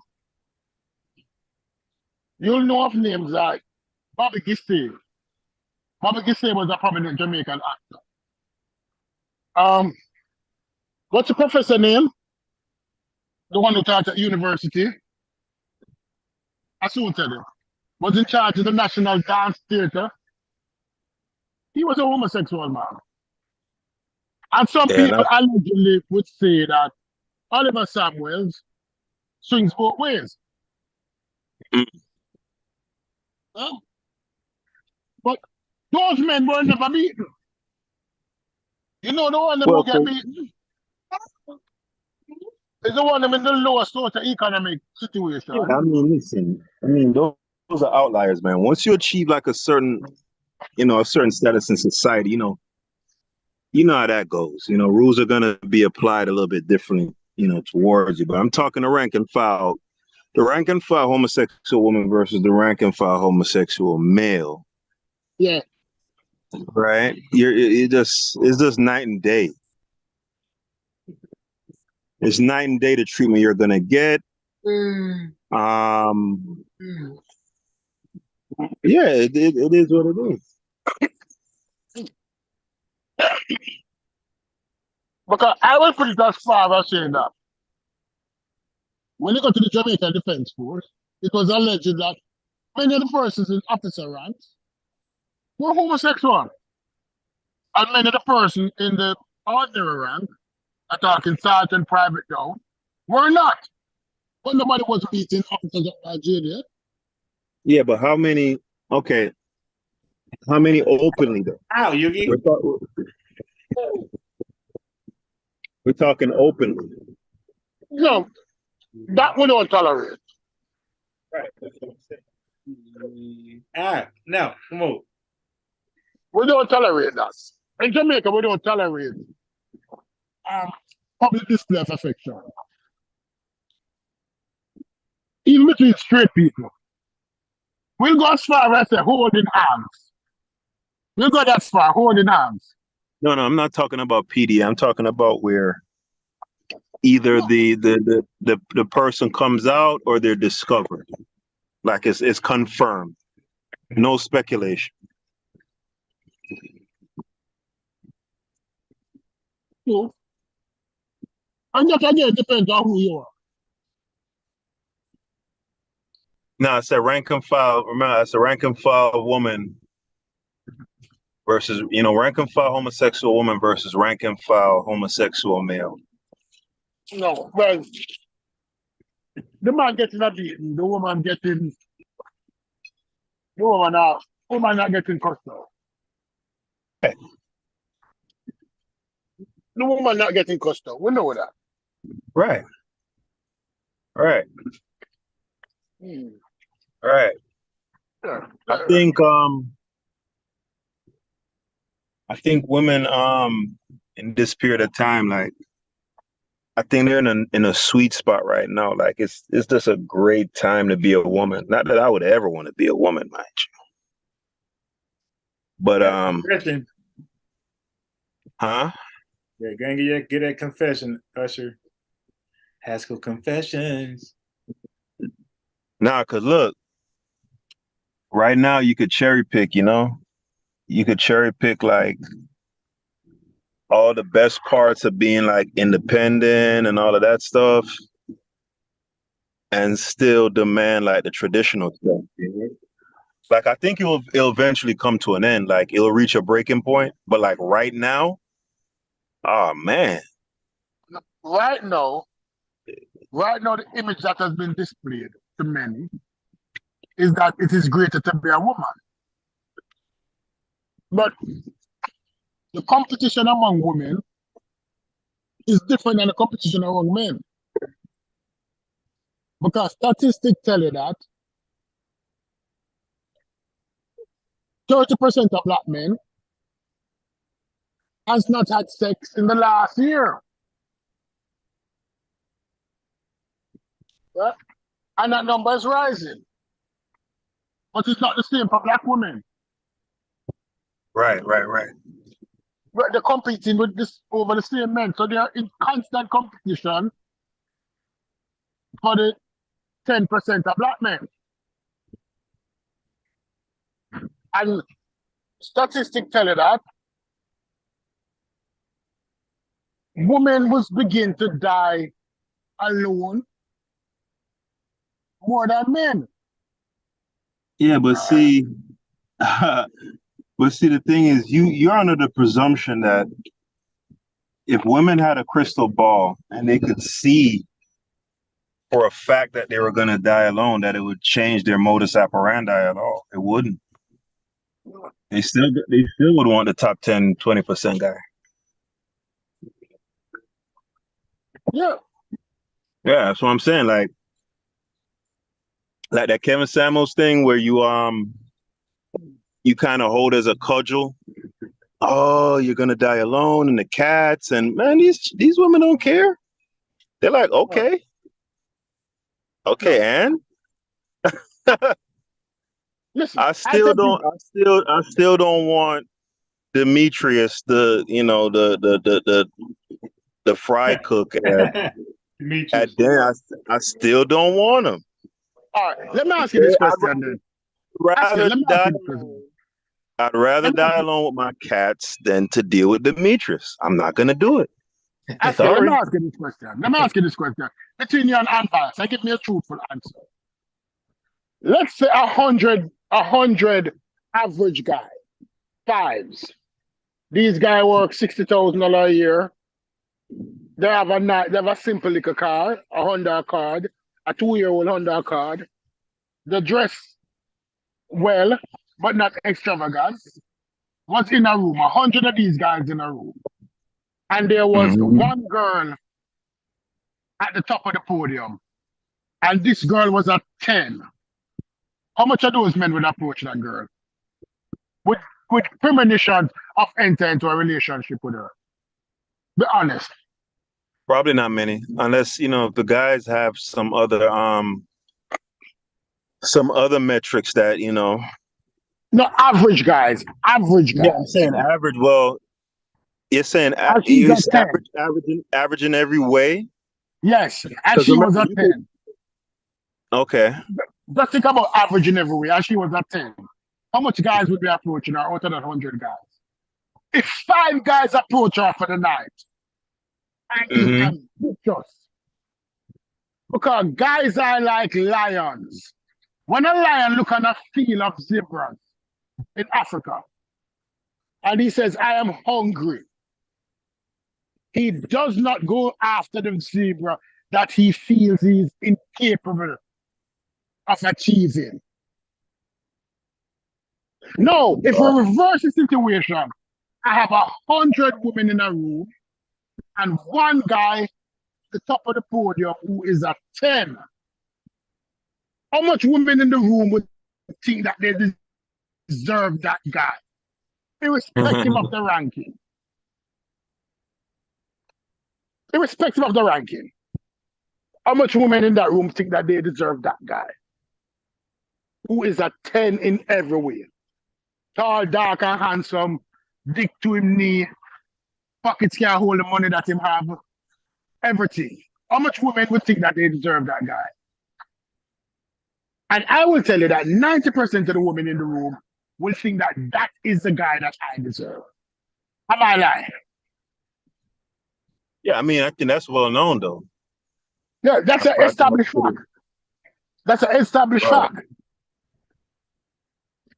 And every guy after that, they get, if that guy sleeps with any of those girls, she is spoiled for every man that approach her after that. You know that, right? Because every guy who approach her after that would be judged based on this guy. Because she would say, I have had a 10. Why am I settling? I should be able to get another 10. Right. Yeah, I mean, that's what I'm saying. That's just how women are. Like they can't help it. That's just who they are. That's what they are. Just like how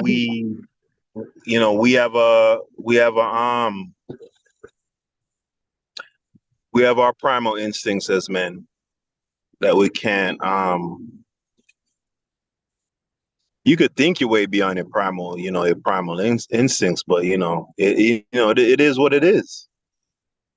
No, it is what it is. When we look back at the same Cheesecake Factory girl, she said, look at me. And we're looking at her. And as average guys, we're seeing an average girl. But when she look in the mirror, she's seen a superstar. Well, it came out that was a No, it wasn't. It wasn't. It wasn't. Well, you do know she's an actress. I think she has a SAG card and everything. Yes, she may be, but it wasn't. And the guy also. Huh?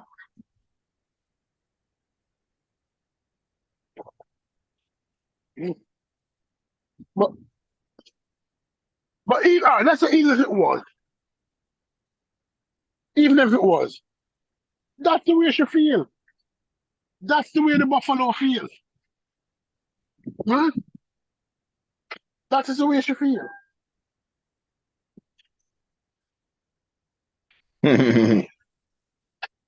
No, a buffalo can tell you that.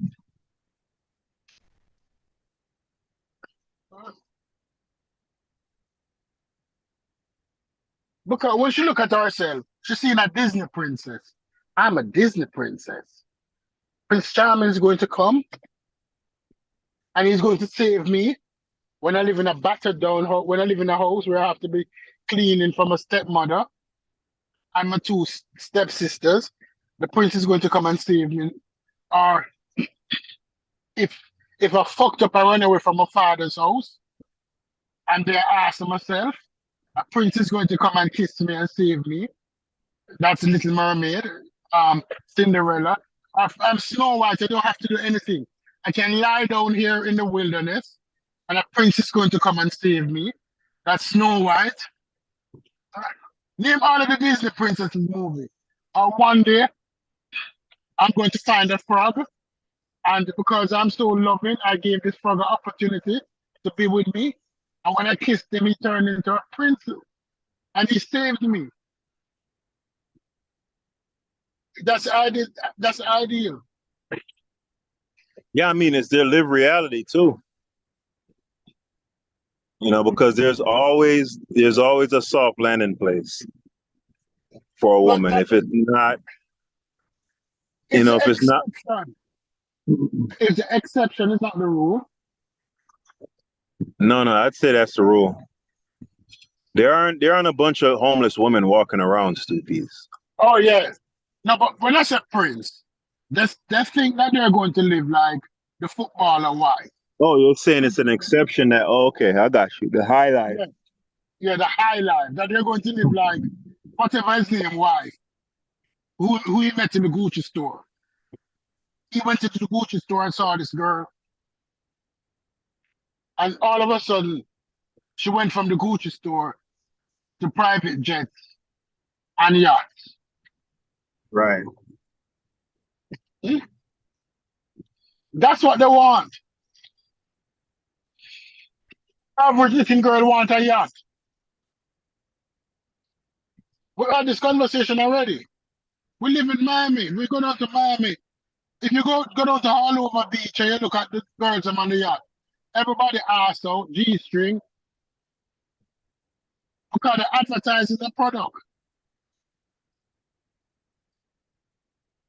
They're advertising the product.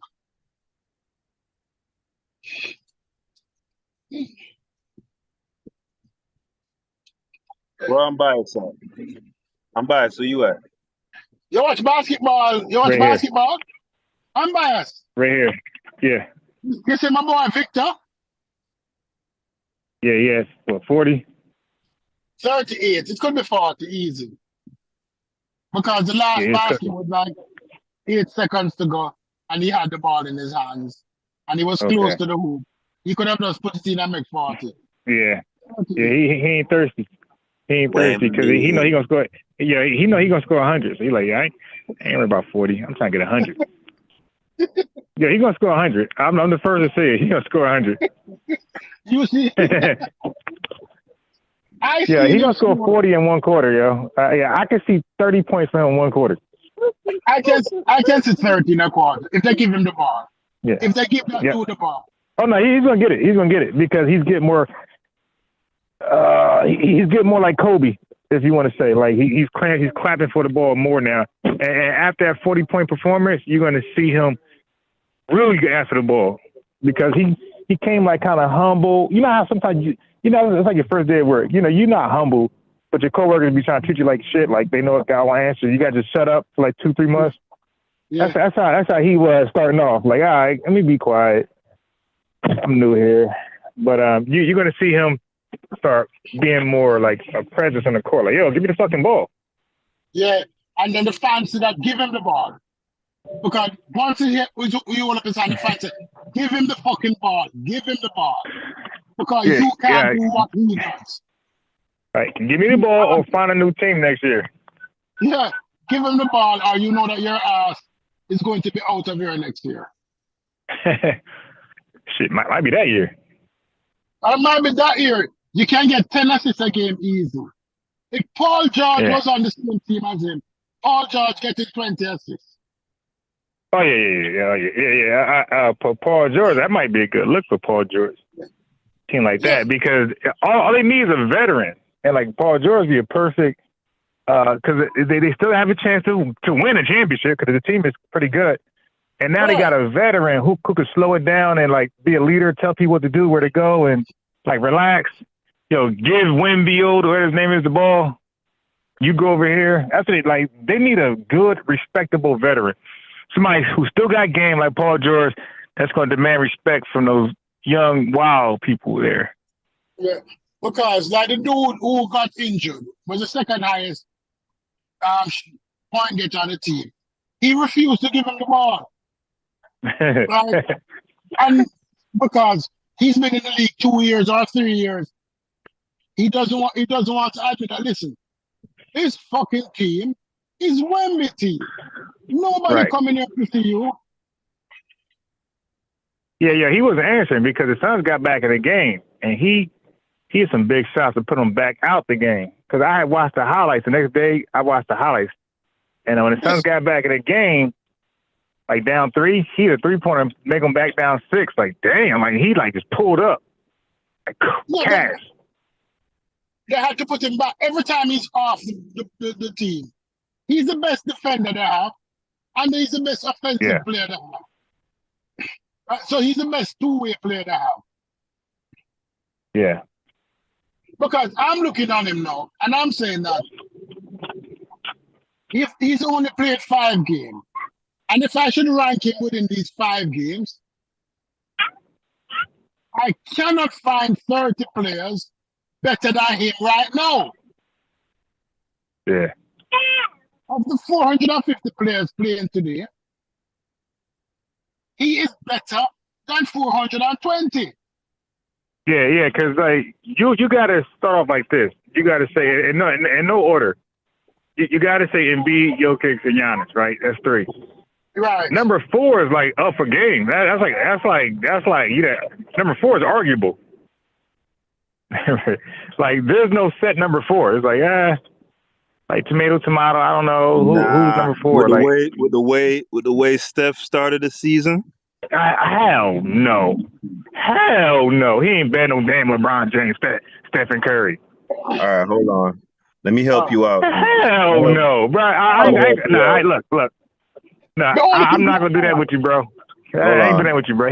There's nobody in right mind would take Stephen Curry over LeBron James right now or ever. Let me help you out. Yeah, LeBron is not even that impactful a player. Hasn't been for the last 5 years. Are you crazy? This dude get 27 and 10 like with his eyes closed. Yeah, I said impactful. You're reading off stats. But let me give you. Yeah, that's impactful. Wait, Curry's not impactful. His whole team, Curry's whole team, Poole, Wiggins, all those guys with Looney, Kuminga, all those guys were equally scoring, getting buckets. Curry wasn't equally. No. Yeah, equally. Yes. I don't know if you know what the word. I don't know if you know what the word equal means, but equally, it was equally contributing. Like if Poole had games like Curry, and Curry would disappear in a heartbeat. But I'm listening. Hold on, I'm gonna give you Curry's stats for Oh, now we're doing stats again. You see the 2 P's? He says impact, and then I give stats. He throw it out the window. That's that Hebrew shit. Okay. And then he come back with stats. well, hold on, Soupies. Don't say anything. The reason why I can say, hold on, Soupies. The reason why I can say, I'm giving you stats because you value stats. And I'm certainly not saying. Let's go back to the stats I introduced then. Let's go back to 2017 with his eyes closed. Yeah, but I could give you, I could one up that. Go ahead, try. All right, LeBron led the league in assists. When, last year? No, he did it 1 year. Curry's never close. Hold on. Curry was never close. He probably had 8 the most. He was never close. He was never good at assists. Hold on. Never. I'm biased. Let's do one thing at a time, bro. Yeah, please. Let's do one thing at a time. I got 27 and 10. So I said 27 and 10 in the sleep. Jesus Christ, brother. Calm down. No, this ain't for you, my boy. I'm trying to convince you. This is the 2 P's in the chat. I got you. Now I'm saying why, dude, I could talk while you're looking up your shit. I'm saying to the chat, 27 and 10, what in his sleep. All right, go ahead. Okay, hold on, Stoopies. Hold on. Come here. Because when we're measuring impact, right? Yeah. What is the ultimate reflection of impact? It would be winning, right? Yeah. Okay. And what did Curry do in the last playoff run? He won the championship. You want me to? Matter of fact, he was hands down their best player, right? You would agree with that? Not by a large margin, so bro. All right, yeah. And who's number Continue, two? man. No, let's be truthful. Let's be truthful. Yeah, everything good. Stupid. Hold on. Let me cook. Cause I got him. All right. So in Golden State's last championship season, unbiased, who was their second best player in your estimation? Probably Wiggins. Wiggins. What are you doing? All right. So according to you, there's barely any separation in terms of impact in that last championship run between Andrew Wiggins and Steph Curry. Hey. I'm gonna save you time right now. No, hold on. No. Don't try to wriggle out. I'm trying to get you. I'm gonna wiggle out because you're trying to throw in like this is the Hebrew shit. You're trying to throw in impact. We're talking about best players. No. You slipped in impact. We're talking about best. I said the top 3 players. You switched the whole argument. I said the top 3 players. See, they try to handcuff me. That's what shit Divine Prospect try to do. I'll take Steph over Embiid. Embiid ain't make a you bugging. Embiid ain't make a what's the name? Embiid ain't made a what's the name yet? You bugging. All right. Hold on. All right, Can I get all right, yeah. Let's talk NFL football, bro. I'm not gonna have this conversation. I'm not into the NFL like that. Can I make this point though? Yeah, right. All right. Embiid has yet. Golly, brother. Goddamn. Go, you ADD. Go, bro. You can talk while I'm ad-libbing. I can't talk while you talking, bro. Can only talk one at a time, bro. But come on, man. But Embiid hasn't made a conference finals. What's up, my man? You have nothing to leave? Yeah, card. So what? Yeah, boy. All right, let me go back to my original conversation. Yeah, that's a weak argument. Hold on. Let me go back to my original Dame Lillard ain't never make it far. He's still top player in the NBA. Let me go back to my original conversation on bias. Would you agree that Wembley he's wild with that. Top 25 player in the league right now? Yeah. Yeah. Wait. It's still. You think? I mean, I don't know what like the funny term he's trying impact. I don't do the little impact. And I'm talking about best player. There's nobody saying that nigga better than Luka. Like, stop it. He's not better than Luka. Like Curry. Y'all bugging. He's a system player. He's great on the Golden State. He goes somewhere else. He'll probably be a decent guy. He says all he could do. Luka racks up stats by dominating the ball. And he's not okay. There you go.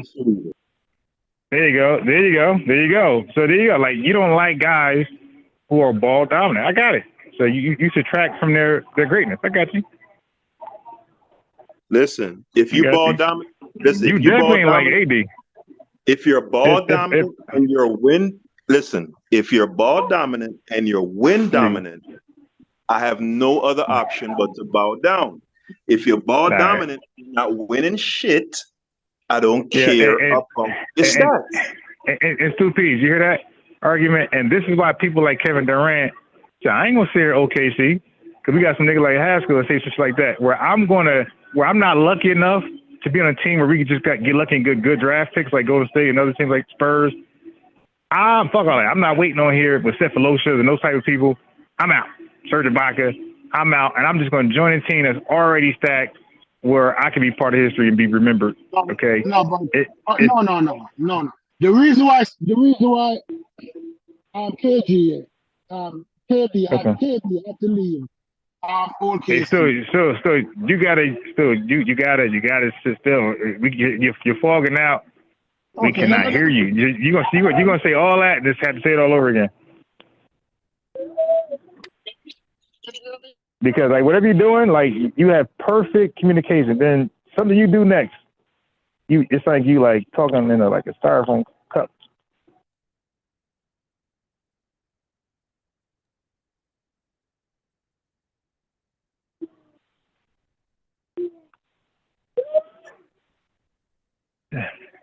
Hey, so stupid. I mean, not stupid. Let me finish up with that. The reason why KG had to leave, all case, is that there was too many ball dominant people on the team. Let's admit it. Russell and the bearded one needed the ball. Nah, the bearded one didn't start those two P. The bearded one's come off the bench. No, he did. And that year when he left, that season before he left, he was starting, wasn't he? Yes, no, he came off the bench. No, he was not. Cephalosha was the two guard. What year did KD leave? No, but KD. Oh no! Look, James Harden been left. When KD left, it was just Westbrook and oh boy, but and KD, what's called Ben left. But when Harden was there, Cephalosha was the starter. Cause you had Jeff Green, Ibaka. I know the whole five. Let me finish. But even when he came off the bench, he was either substituting. He didn't substitute for KD. He substituted for the start. And he's ball dominant. He needs the ball to play. That's why he cannot play anywhere. Because everywhere he goes, people say that you need to pass the fucking ball. That's it. Look, well, you make that same argument for LeBron then. The LeBron got to be ball dominant wherever he goes. He does. Yeah, I call Luka the white LeBron. Yeah, but LeBron overrated too. I wouldn't say that. I don't think overrated. There's a thing I don't like about him, but I want to say overrated though. Michael Jordan was a ball hog. Kobe Bryant was a ball hog. Nah, that's a difference. When we say ball hog, no, we ain't talking about that. Like, they demanded the ball. That's different than you get the rebound, walk it up court, and nobody touch it until you feel like passing it. Michael Jordan didn't do that, and neither did the other guy you named. You talking about ball dominant players? Yeah. They were ball dominant. They were not ball hogs. Luka and LeBron are ball dominant. What's Kobe a ball hog? Who? No, he's ball dominant. Okay, then that's thin line. Yeah, he did. Yo, Kobe ain't walk that ball. Yo, Fisher, all those guys walked that ball up, man. I would use the term for Kobe. I would use the term that Phil Jackson used in his book. He was a callous gunner. Yeah. He demanded the ball every time, and they had to give it to him. You think Derek Fisher could shoot and go to water the ball? Derek Fisher would be on the ball. No. Kobe was I agree. Like Kobe was terrible like that. Like Kobe, listen, you talking overrated? LeBron not overrated. Kobe Bryant is overrated. That guy, and he was in a ball hog where he had the ball all the time. But when he did have it, you were not getting the ball. He'll shoot over three people before you get the ball. For a wide open layup, he'll shoot over three people. Yeah. All right, listen. Now he's overrated. The reason Michael Jordan got the ball so much in the second three field is that Dennis Rodman was not shooting. Dude, you cloudy again. You cloudy again, Stu. You cloudy. Dennis Rodman was not shooting. And Dennis Rodman would give you 10 offensive rebounds. And he gave them back to Michael. Every rebound Dennis got. The only time Dennis threw the ball, he said, no, Michael not there. But all of the rebound Dennis Rodman got, who he gave them to? Michael. Yeah. So Michael got shots off of Dennis Rodman alone every game. Because Dennis Rodman got about 20 rebounds every game. So it didn't feel that way because he got a lot of shots off with rebounds. But Kobe when Kobe held up his hand, you had to give him the ball. Yeah. He was terrible. And but there's stories where he told you don't shoot. Like, yo, give me that damn ball. Like, I think he told that Bynum or somebody. No, Randall. It was Randall. He told Julius Randall that. Don't shoot. He was like, yeah. But Kobe, still, if you look at Kobe's stats, this dude used to be 10 for 30, bro. Like normal. That's like his normal game stats. 10 for 30, 9 for 80. Like this guy used to be 10. He used to take some horrible fucking shots, man. Horrible shot. Yeah. Yeah. You know who? Horrible shot. Carmelo Anthony was one of those dudes also. He's not a passer. Yeah, but he scored though. See, the difference is he put the ball in the hole. Kobe would take 29 shots and only make 10. Carmelo would take 29 shots and make like 16, 17. He's talking about efficiency. Like, do you know that Kobe, in none of his 20 years or 21 years, ever shot 47% from the field for his entire career? Never, not once. That's terrible. That's terrible. Yeah. Then why did he get the ball so much? Because he's Kobe. All right, now, hey, Haskell, I want to hear your argument though, with the impact with for Curry, and then I want to hear why you choose Curry over Embiid. I want to hear both. Curry GOAT. Yeah. You know what I call him Curry GOAT, right? And cooking. It tastes good. Nah, because better than Embiid. He's the GOAT. He's the GOAT, and his last name is Curry. Yeah. So hold on. Hold on, I'm trying to bring. I'm on Basketball Reference. I'm trying to find the championship season and see what his playoff stats were. Yeah, he's normally bad in the playoffs though. Like this, so this got to be recent. Because normally he like, his ring run. Listen, I'll give you his playoff stats right now. You don't know what you're talking about. Okay. Let me give you his career playoff stats. He was never a Finals MVP. Curry was never a Finals MVP.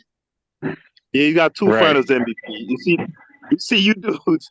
He got two Finals MVP. Yes. When the last? Nah, he got one. He got one. Finals MVP. Yeah, he got one, and that was the last ring, bro. He got one. Oh, you're right. 21-22. Yeah, you got one. Yeah. Okay. Yeah. So look, before that, that's bad. That's bad. You got robbed in for that first one. Well, he got robbed with the KD one too, though. He got robbed with the KD one too, though. KD shouldn't have got it. All right, look. So these are his career playoff stats: 27 points per game, 6 assists, 5 rebounds. And give you his field goal percentage. Hold on. 45% from the field and 40% from three. Yeah, 40% great. Yeah, but I want you to look at his stats, not a recent with KD, because Haskell he's factoring when he played with KD, he took better shots. Show me his stats without KD in the playoffs. Right, hold on, let me look at the KD years. So that would be 2017 and 2018. So for that playoff run in 16-17, he averaged 28, 7 and 6, and he shot 42% from three and 48% from the field. Where you going? Then why I thought that his percentage would be higher. What, then 40%? I thought that his shooting percent would be higher. Nah, but Stoopies, you got to remember, he takes an average of 11 threes per game. So your shooting percentage is not going to be.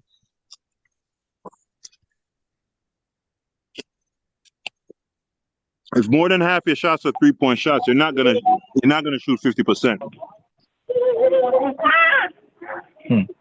Hey. So in other words, Stoopies, shooting 40% from three is the same as shooting 50% from two. 40% has always been good. 40% from three. If I take 10 shots, thank you. 10 and I score 4, that's how much points? That's 12 points. 12 points, right? And if I take, no, it's 60% from two, not 40. It's 60% from two. Because if I take 10 shots in order for me to get, So you go. Thank you. In order for me to get 12 points from two, I have to score 6 shots. So it's 60%. So 40% from three is equivalent to 60% from 2. And that's massive. That's massive. 6 of 10, that's massive. Yeah, no, I understand why the 3 is more important than the 2. Yeah. So 40% from 2, 60% from 3. Right. That's why. That's why. Everybody going to the 3 ball. Yeah, but additional shots. But here's the thing. There's nobody else in the league who could shoot 11 threes a game and shoot 40%. It's just not going to happen. That's what makes Curry. Let's be truthful. If Dan Marley was only to be a 3-point specialist, I think that Dan Marley could have been a 40% shooter. Dan Marley was good. Or a 35%. Yeah, Dan Marley's good. Yeah, he couldn't do it on that volume though. Not on 11 shots. He could have shot 10 shots per game, yeah. I Okay, thank you. Bye-bye. Scored like 9 threes. Easy. Nah, look, for you to get off 11 3-point shots in an NBA game within the context of the team concept, right? You're not gonna be able to get off 11 shots per game on average now. In a team concept, being a spot-up shooter. It's not gonna happen. Wembyani can get off 10 shots per game. Who? Victor Wembyani can get off 10 shots per game. From 3? From 3.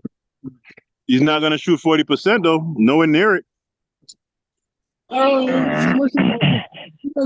seeing that dude being a 36% 3-point shooter in the next couple of years. When Curry came out, he wasn't 40. Over time, he made it up to the 40. Hey, hold on. Let me check that. Yes. See if it's factually. Hold on. Nope. Yeah, First year, I don't know about that one still. Hold on. First year from 3, 44% on 5 attempts. 44. All right. That's the first year. Yeah. Okay. Still, he was a pretty good shooter. Yeah. Listen, bro. Curry a different animal, man. See, that's people don't really understand. Curry a different animal. That's his second year. And his third year. He was his third and his 4th year. All right, let's see. Third year, he shot 45.5. So let's call it 46. Yeah. And that was on how many attempts? 5 attempts per game. Fourth year, he shot 45% on 8 attempts per game, which is just monstrous.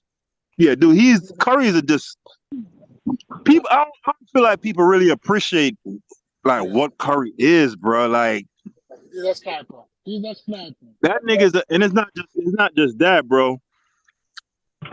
The fear that he puts into your team as a defense and the way how he distorts your defense. Listen, no, you know why? He completely fucks up your defensive concept. Completely. No. The reason why I don't give Curry the rating that you give Curry, the Spurs were my team. And I remember the Spurs running over Curry like he's not. The Spurs used to run over the Splash Brothers. No, that was his rookie year. No, it was his rookie year. I'm sorry. No. Listen. That was his first year in the playoffs you're talking about. Yeah, the first time it was. No, the Spurs has run through them several times in the playoffs. The Spurs has run through them. I'm gonna need you to source up on that. How many times did the Spurs play the Golden Warriors in the playoffs? Off top, I can remember. Hold on. 3 times? Off top, I can remember 2 for sure. The one time and the third when Kawhi got injured. If Kawhi didn't get injured, the time when Kawhi got injured, that would be 3 times. Hold on. The time when Kawhi got injured and then Curry's first playoff appearance. Those are the 2 times that are bright in my mind. And they were 1-on-1 on those 2. So it's up to you. Tap in on the phone. How many times did the Spurs go in the playoff? I'm in my car. That's what I can't do.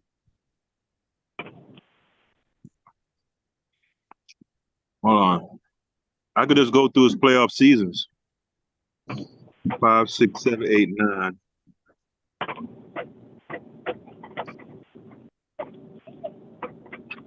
He has 9 playoff seasons. Mhm. I already know that first playoff year that he played the Spurs. So let me look at the second year. All right, so second year they got ousted in 7 games by the Clippers, so he didn't play the Spurs that year. Mhm. All right, let's go to his third playoff year, which is their championship season. So obviously the Spurs didn't beat him that year, so I could Yeah. move on from Okay. that year. It's 2 time. It's 2 time. Then. All right. It's 2 time. One time they beat a Kawhi Spurs. Tim Duncan already retired. And one time they got beaten by the Spurs. In his first, it wasn't his rookie year, but it was his first. No, it was his first playoff appearance. Let me tell you what season it was. It was the 12-13 season. Yeah, it was a 12-13. Which was his, which would have been his, I believe, 3rd year or 4th year. Yeah. Because he came in 08-09. 4th year. That'd been his 4th season. And what was the first year LeBron went to the playoffs? So he came in 03-04. They didn't make it that year. 05-06. 05-06. So the second year LeBron went to the playoff, right? 3rd. I forgot about Tatum. 3rd year. The third year, LeBron carried a weak-ass Cavalier team to the playoff. Oh hell yeah! That was like one of the worst. When his team, Yeah. we went over that the other day. His team We're talking about was probably one of the worst teams ever Yeah. being in the finals. They got beaten by the Spurs, right? Yep. Yeah. Got Yeah. swept. Yeah, but so Yeah, he had Bobby LeBron, Gibson. yeah, LeBron went. Yeah, Anthony. Just Yeah, like- he had Daniel Marshall, who's like 90 years old. No, let me say. He's saying that Curry is more impactful from LeBron. I would give LeBron this. Apart from the Miami Heat years, where he won those 2 championships, where he was part of a well-oiled organization. LeBron has never had a well-oiled organization. I don't know why he left Miami. Even when he went back to Cleveland and gave them a ring, that was a debacle in the organization. Because the only reason why he could get a ring is because that dude was on the team, that space alien dude, who everybody knows is a great basketball player. But he wanted to be the man. So he wasn't happy with LeBron coming back. But LeBron should have never left Miami. If LeBron stayed in Miami, he would have had 6 rings because the pieces would have been there. The only reason why the Spurs beat Miami the following year after the loss is that the Spurs came back with blood in the eye, with vengeance. I mean, actually, the biggest factor was just Wade body breaking down. And Wade body breaking down. But they was lucky to win the first year with the Spurs. If it was for Jesus, if it was for the 3-point, he'd have lost. Right? So we know that. But if the Spurs didn't win that year, James would have won the following year. Because the Spurs would not have come back with the same level of intensity that they showed. Because Spurs never ever go back-to-back finals. Never. But they only went back-to-back because they wanted revenge. So he would have won the following year. He should have never left Miami. Never. Yeah. Yeah, I was always when I was having this conversation the other day, I always wondered like why the hell did he even leave? Why did he even leave Miami? No, and then he left Miami because he wanted to run things there, and Pat wasn't having it. Oh yeah. I forgot. He's Coach LeBron. Yeah, you know, he want to be coach, GM. You know, and Pat, you know, Pat, like, you know, Pat, like, yo, Pat is the big dog down here, not no LeBron. Right. Yeah, Pat is a big dog. That's a problem. But let's be honest. You see, if Wemby makes it out of if Wemby is healthy 4 years time, the Spurs cannot pay him. He is gone. He is either going to LA or Miami. Hear it here first. That dude won't be Tim Duncan. He's going to LA or Miami. Because those two teams are going to call him and say, what do you want? Not what am I giving you? Because 4 years time, this dude is going to be polished like glass if he continues. This is not Bobo. Every game the dude accepts his mistakes and he come back stronger. You're not playing in the post? He's in the post. You're not defending? He's defending. You're not doing this the first game? But they're not giving him the ball? All right, I'll give you the ball. I'll show what you can do. That dude is gone to LA. The Lakers is known for taking the superstars in the league. Whether it want to be Shaq, whether it want to be from Milwaukee Bucks. What was his name? From the Kareem. Kareem. Whether it want to be Wilt, name the superstar. LA is going to offer him the whole. LA is not afraid to give it even part of the business. Because they gave Magic part of the Lakers. They gave Magic 5%. So if a team come to you and say, listen, I'll give you 5%. Hold it in trust now. Plus $30 million a year. Hey, but hey, I'm still, hey, Stoopies, hold on, because I still haven't killed Curry is not more impactful than LeBron, man. Stop it. In the last 5 years, yeah. It's not even an argument. But hold on. But Curry has stronger teams in the last 5 years. Hold on. No. LeBron, listen, I don't want to hear all the excuses. LeBron had a generational talent. LeBron had a LeBron had a generational talent in Anthony Davis. I'm tired of the excuses. That's not Draymond, true. Anthony Davis better than Tim Duncan. Listen. Is Anthony Davis better than Tim Duncan? Draymond Green. Listen, if Draymond Green gets drafted to any other team but the Warriors, none of us would know his name right now. He'll be on the bench. But he works hard. So this idea that he works super hard. Does right, Anthony Davis? Hold on. So let me make you help me make my point. This idea that Steph play with all these loaded teams is bullshit. All right, question. Let me ask a question. If Anthony Davis is on any other team, does he win a championship? He could, depending on who's around him. Anthony Davis can't win shit. Anthony Davis is one of the laziest fucking centers. Well, he can't. He has listen. He has top 5 talent. He can't stay. Can't stay healthy. All right. Where would you rank Anthony Davis in the league? Oh, if you could trade any player for Anthony Davis, would you trade Djokovic? Yes. Would you trade Kawhi? Yes. Would you trade? No. Kawhi, yeah. Yeah, I mean, because they're both they're the same. They can't stay on the court. No. If you had the opportunity, if you would say who is better, and I'm comparing these two players, so I'm going to put this player on my team. Would you put Anthony Davis over Jokic? Would you put him in front of the Greek Freak? No, Would you put him in front of Jokic, I wouldn't put him over Embiid either, but I'll put him over Curry as though.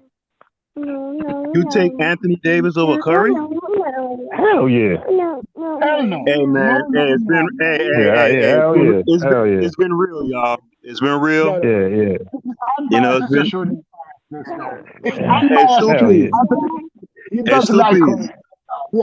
Hey, Soupies, it's been wonderful. Still, I'm actually a Curry fan. I got a Curry jersey. in the gym when I ball, when I ball, I always reference Curry when I make my 3-pointer. Can I sign out, man? You're not going anywhere. Listen, We're it's been wonderful having Y'all don't know this basketball, discourse. and y'all can't be good. Damn, bro, can I sign out? I'm biased. Go ahead. Yeah, I'm saying it's been wonderful having this discourse with you gentlemen tonight. I bid you adieu, and Godspeed. Stop it, man. We're having a conversation. I don't know where you're going. You wanted to go long. That's bullshit. Yeah, I'm done, bro. I'm not. I can tell that. Anthony Davis over Stephen Curry. I'm done, bro. Yeah. I know. Well, in my mind, you don't know basketball at all. This guy says taking Curry over Embiid. You don't know basketball, right? To even establish a team, I don't know where you play at in real life, like street ball. If you see a talent like Anthony, if I'm balling, I see a great shooter, decent dribbler, but I see a guy who's tall and could dominate, nobody can guard him. I'm always picking the tall guy first, the tall guy with talent first. The short guys that can shoot is a whole bunch of them. The tall guy with talent, they're very limited. Anywhere in the world, any playground, they're limited. You always pick them first. So Steph Curry is just a short guy who can shoot. Yeah. The tall guys in NBA history, all the guys that got skills who's tall, they got the most championships over little guys. Oh my God, yo. Yeah, but Curry is an anomaly. Little guys hardly ever win in basketball. Except for Curry. Okay.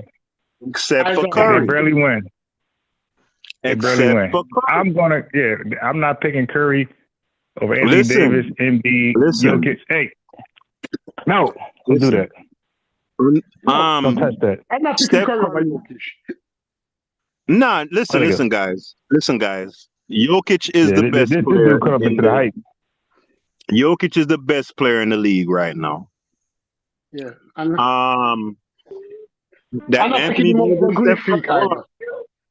Steph Curry, Anthony Davis, that is the worst take I've heard in a long time.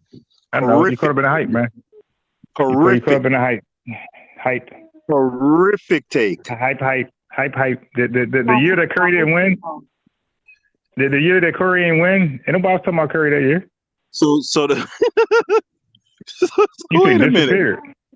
What do you mean? He's been the number one jersey seller every year. What do you mean nobody saw? No. I'm saying that. Okay, this guy going with, bro. There's a lot of guys sell jerseys that nobody. No, a lot of guys don't sell jerseys. I'm biased. These are horrible. No, hey yo, no. Yo, white chocolate. Look, man. Now the guy who came. Let me talk. My man cut. The guy that likes to talk a lot, that can't talk. Other people talk, likes to talk when you talking. White chocolate sold a lot of jerseys. Jeremy Lin showed a lot of jerseys. That don't mean shit, bro.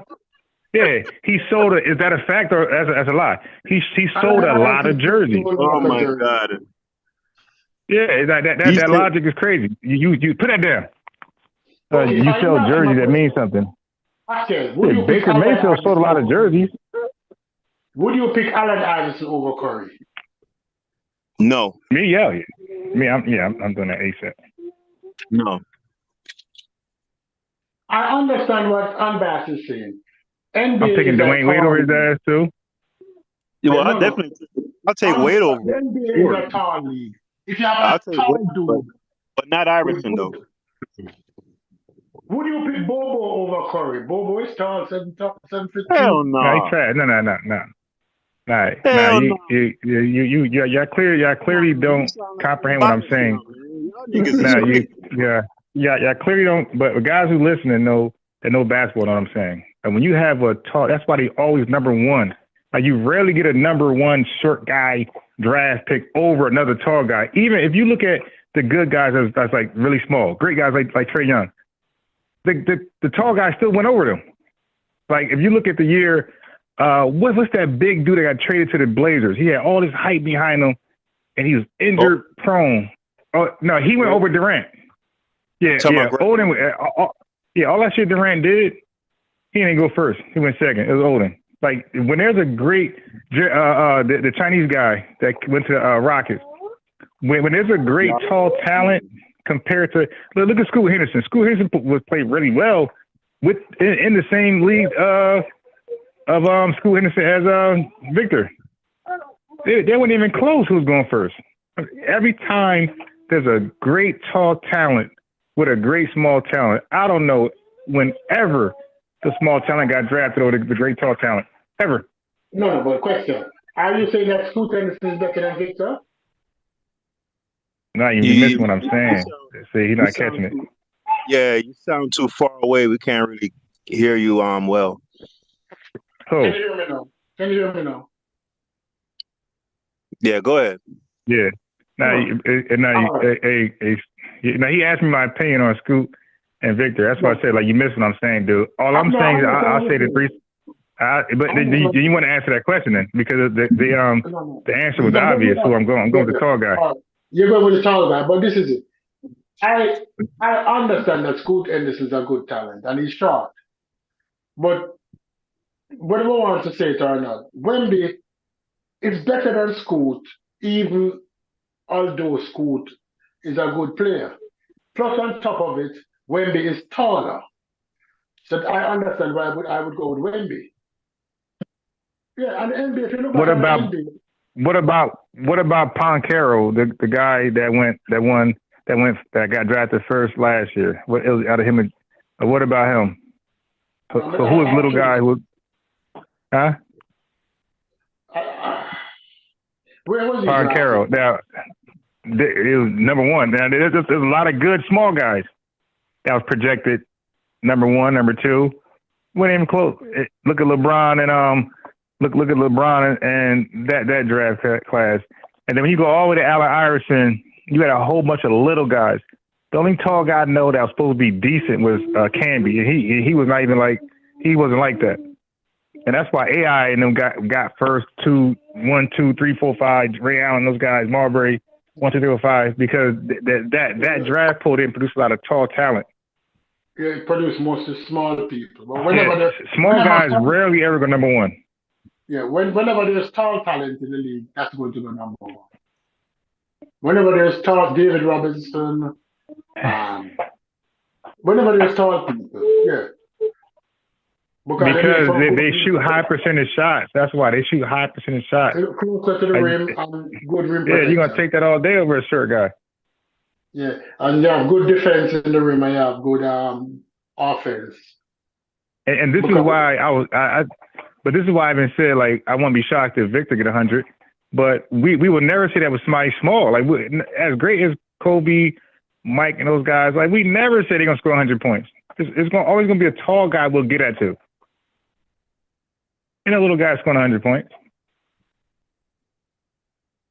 I mean, the top 5 scoring games, I think 3 of them are guards, right? Well, they got the ball in their hand, and we're in a whole different league now, where it's not about passing to the big man, and a lot of big men don't post up anymore anyway. Well, hold on, let's do this, guys. We got, of course, Wilt with the 100, right? Mm-hmm. Back when niggas was milkmen. No. We're not gonna do that. We're not gonna do the whole back when. We judge people and what they did. Why are we not doing that? Because we could do that now. Because we could do that now. Like how many niggas have part-time jobs, bro? It's a fact. Hey, still look. Hey, still. Right now we can say, like, who is Curry comparable to? It's not too many great shooters in the NBA. So like he's not in a class where there's a bunch of great shooters. We got there's plenty great shooters in the league. Name them. Damian Lillard. Apart from Damian Lillard and Steph Curry, who else? Yeah. No, you got hold on, guys. Goddamn, you ask a question and then shit. Right. Yeah. No, Go ahead. We're waiting for you. Go ahead. Oh my God, you have to. Go ahead, man. Let me know when I can talk. Name. Yeah, he can't. Name one for each team. Name every team should have at least one great shooter. All right, so I'm gonna go Duncan Robinson for the Heat. A great shooter? No, that's a lie. That's a lie. He's not a great shooter. He's a great absolutely he is. No, What do you mean? I said great shooters like Curry. He is great. Like Curry. There's no one like Curry. Come on, man. He's great. There's no one like Curry, Dame bro. Lillard's like Curry. No, We've named you a second one. no, Yes, he there's is. nowhere. Yes, he is. Listen. All right, so You let me you ask you bugging. this then. You In bugging. terms of appraising shooting, right? How are we appraising this? How are you appraising it? No, what he's trying to say. This is what he's trying to say. No. Stupid. No, let me say. No. Let me say. Okay, It's not appraising. What he's trying to say. After the no. league gets Stupid. strong, Yo. Hey, Stupid. Hold on, Haskell. man. Hold on. You going back to some pseudo shit. Yeah, all the experts say, no, wait. No. I'm gonna talk over you now. Hey, yo, you bullshit. Hey, yo, all the experts say if there wasn't a Stephen Curry, Damian Lillard would be the best shooter ever.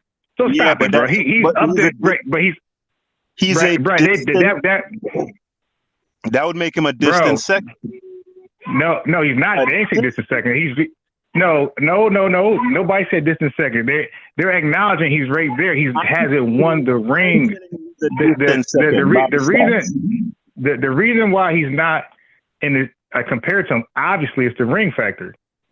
He don't have the rings, so he's not in the championship game with all eyes on him.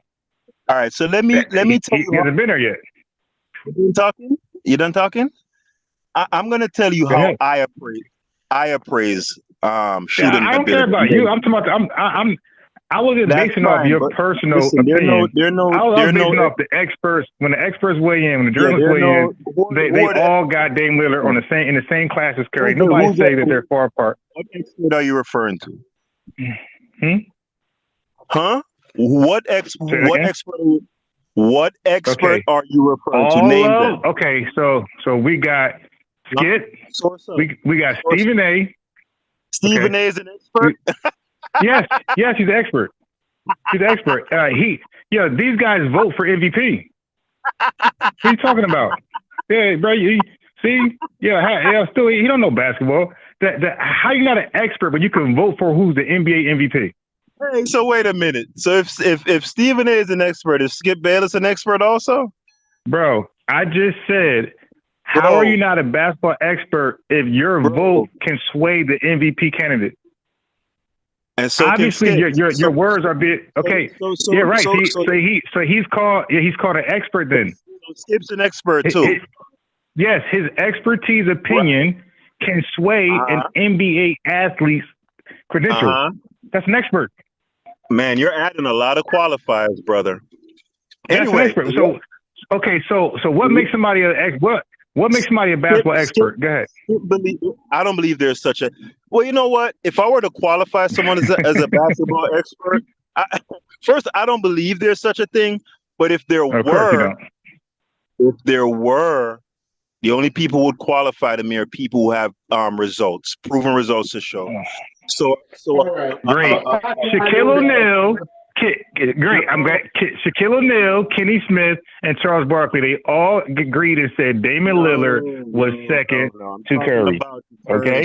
I'm talking about in terms of knowing the game. So that would be, let's say, like a GM who has a sterling track record, or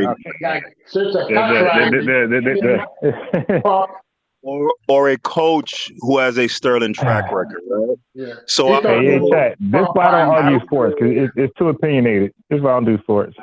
I would go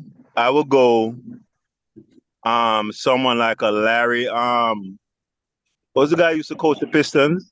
Is it Larry Davis? Is that his name? Larry? Yeah. That's his name? Yeah. Greg Popovich.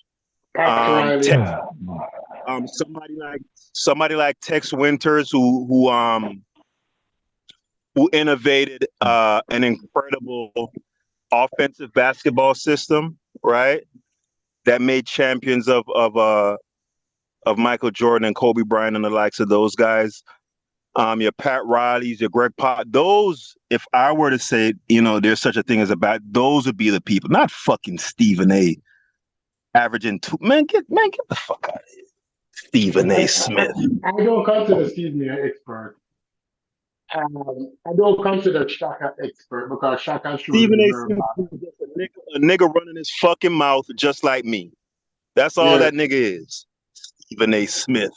and Skip, I wouldn't consider them experts. They can vote, but I wouldn't consider them experts. But if Pat Riley came to me and said, yes, yeah, I'd say Pat Riley's an expert. If Pop is an expert. I wanted to finish making this point insofar as the disparity between Dame Lillard and Stephen Curry as shooters, right?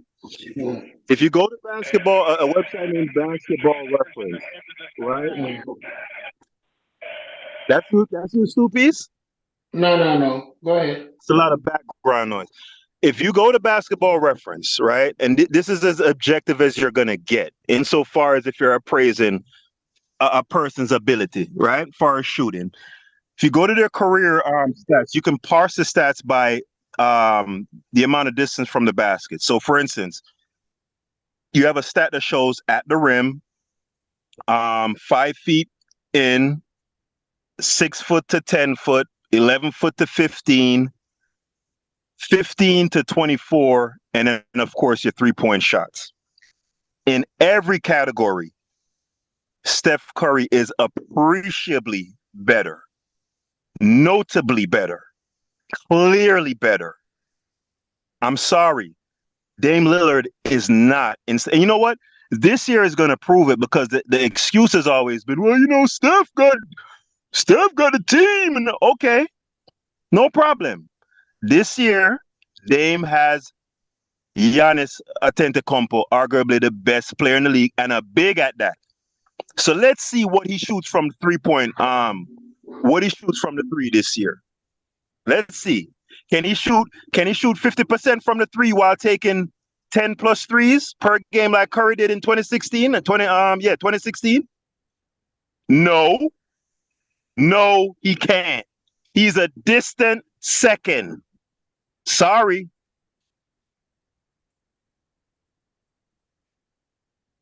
Yeah, but all right. This is what I'm saying. You mentioned earlier that they were playing against a bunch of mailmen and people with part-time work. But if we look at the league today and we compare the best players to the worst players, you will have to agree that half of the players are bums compared to the best players. And there's every year. What errors we comparing? This era now, in this era, every year, we basically only have 8 teams in the 32 teams that we would be considering competitive. 8 teams out of the 32 teams are competitive. Between the 2 Eastern and Western, the West have 2 and the East have 6. Okay. And how many were there in the 60? And how many were there in the 60? There were 8 teams total in the 60s. Yeah. So this is what I'm saying. Hey, where unbiased at, man? No. Hey, Let me finish. Don't duck this pressure, unbiased. Okay, let me finish talking, because in this league, though, as you see. No. Let go. Can I finish speaking? No. No. What? No. What you said, Stu? You and I know it. Each up underneath the man box. The league is not competitive as we think it is. It is not. It is not. This is worse than English Premier League. You understand? The NBA is worse than English Premier League in terms of competitive teams. Because in the West, you have Milwaukee and Boston. They might be hyping up everybody else, but we know that nobody beats in Milwaukee and Boston. Those 2 teams coming out of the East, or where it is, the East. In the West, you have we have in the West Golden State, the Suns, and Denver. Yeah, Golden State and Denver. Could throw Sacramento in there too. No, they don't look flashy, but they're not winning shit.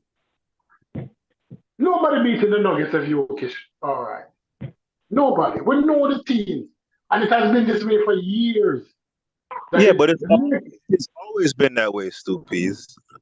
Always. So when they're touting up teams, We're touting up this team. We're touting up this team. Miami can win. Miami cannot win this year. We know that. Nah, Miami can win. The Raptors cannot win. No. This team is a superstar league. And that's why I said what I said earlier. If Wemby is healthy after year 4, when his contract come around, they are going to give him everything, including the kitchen sink, to get him from the Spurs. The Lakers, Miami. Man, the Suns were supposed to be there, but Kevin Durant, another overrated player, right?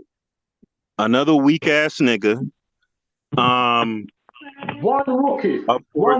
He tried. Ran Kevin Durant out of town. Hold on. He tried to stack the deck, but now we've learned that Bradley Beal isn't coming back. So the Suns are done. Overrated ass kid. You're going. Think about it. One rookie ran the Spurs off their own court. There was nothing they could do. They tried throwing everything on him, including the kitchen sink. And he locked them down both defensively and offensively. This is a dude in his 5th game. I mean, he showed the game away with that horrible turnover. No. That was the first game. You watch the second game? No. I'm talking about the 38-point game by Wemby, man. That's the one where they passed the ball to KD in the corner, and he held the ball over his head like a duck. No, that's not the 38-point game. That's the first game. What's the guy? No, it's not, man. No, it's not. Listen to me. That's not the 38-point game. That's the game that they lost by 1. That was the first game. They played 2 games. One that they lost by 1. No, you're wrong. Stoopies. The game where the guy stole the ball from KD. What's the guy who was scoring right alongside Wemby when Wemby had the 38 points?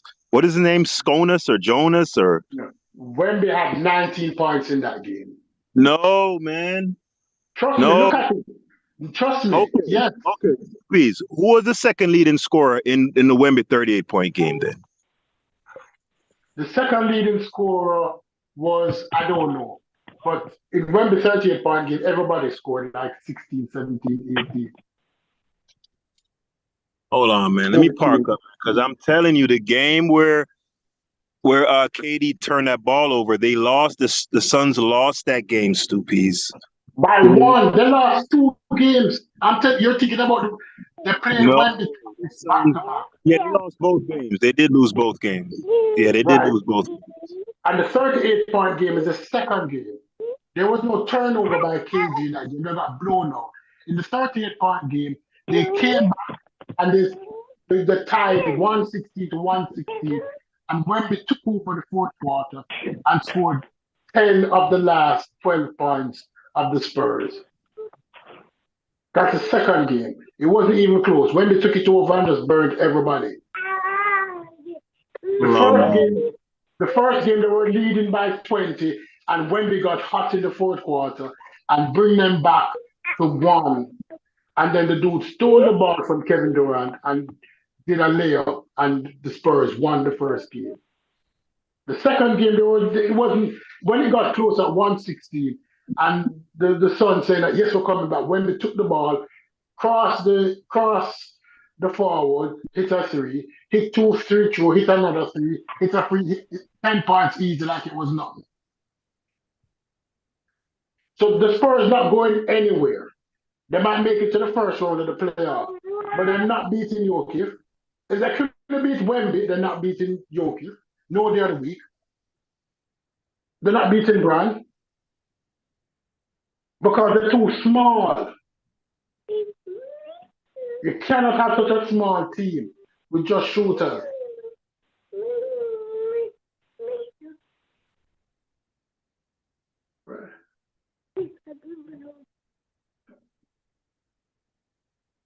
Because the big centers are coming back.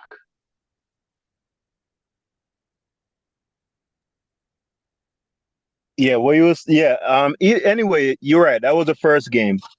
Yeah. But the point still stands is that KD is overrated.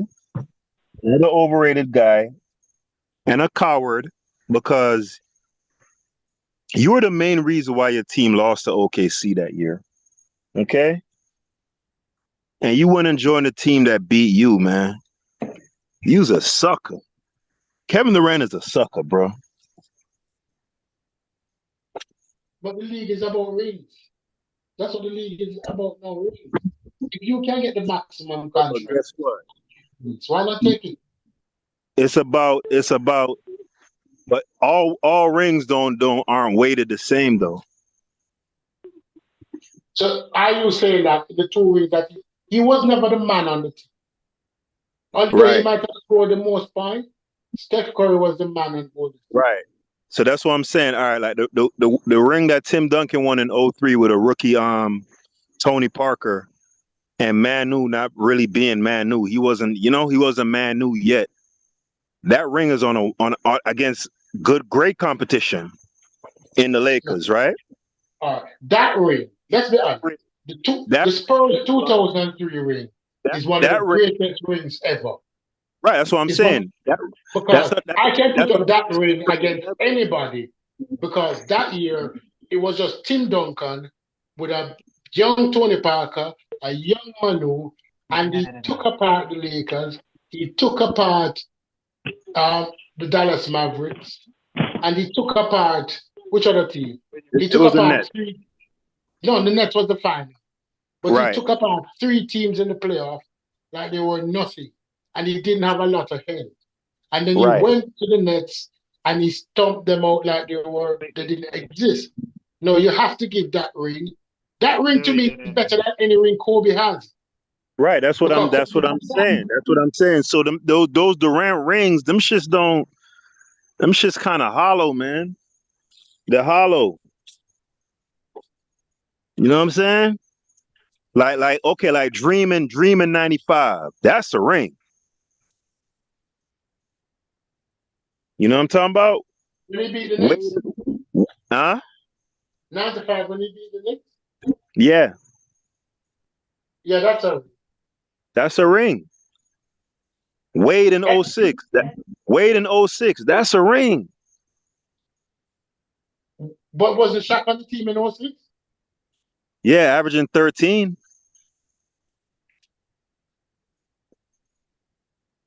Yeah, that's a ring. Yeah, he averaged 13 in the finals, like. Yeah. That's a ring. That's a ring. Those Kevin Durant rings, man, I'm sorry. I'm not impressed. Not impressed. What about Kevin Garnett ring with Boston? Would you no?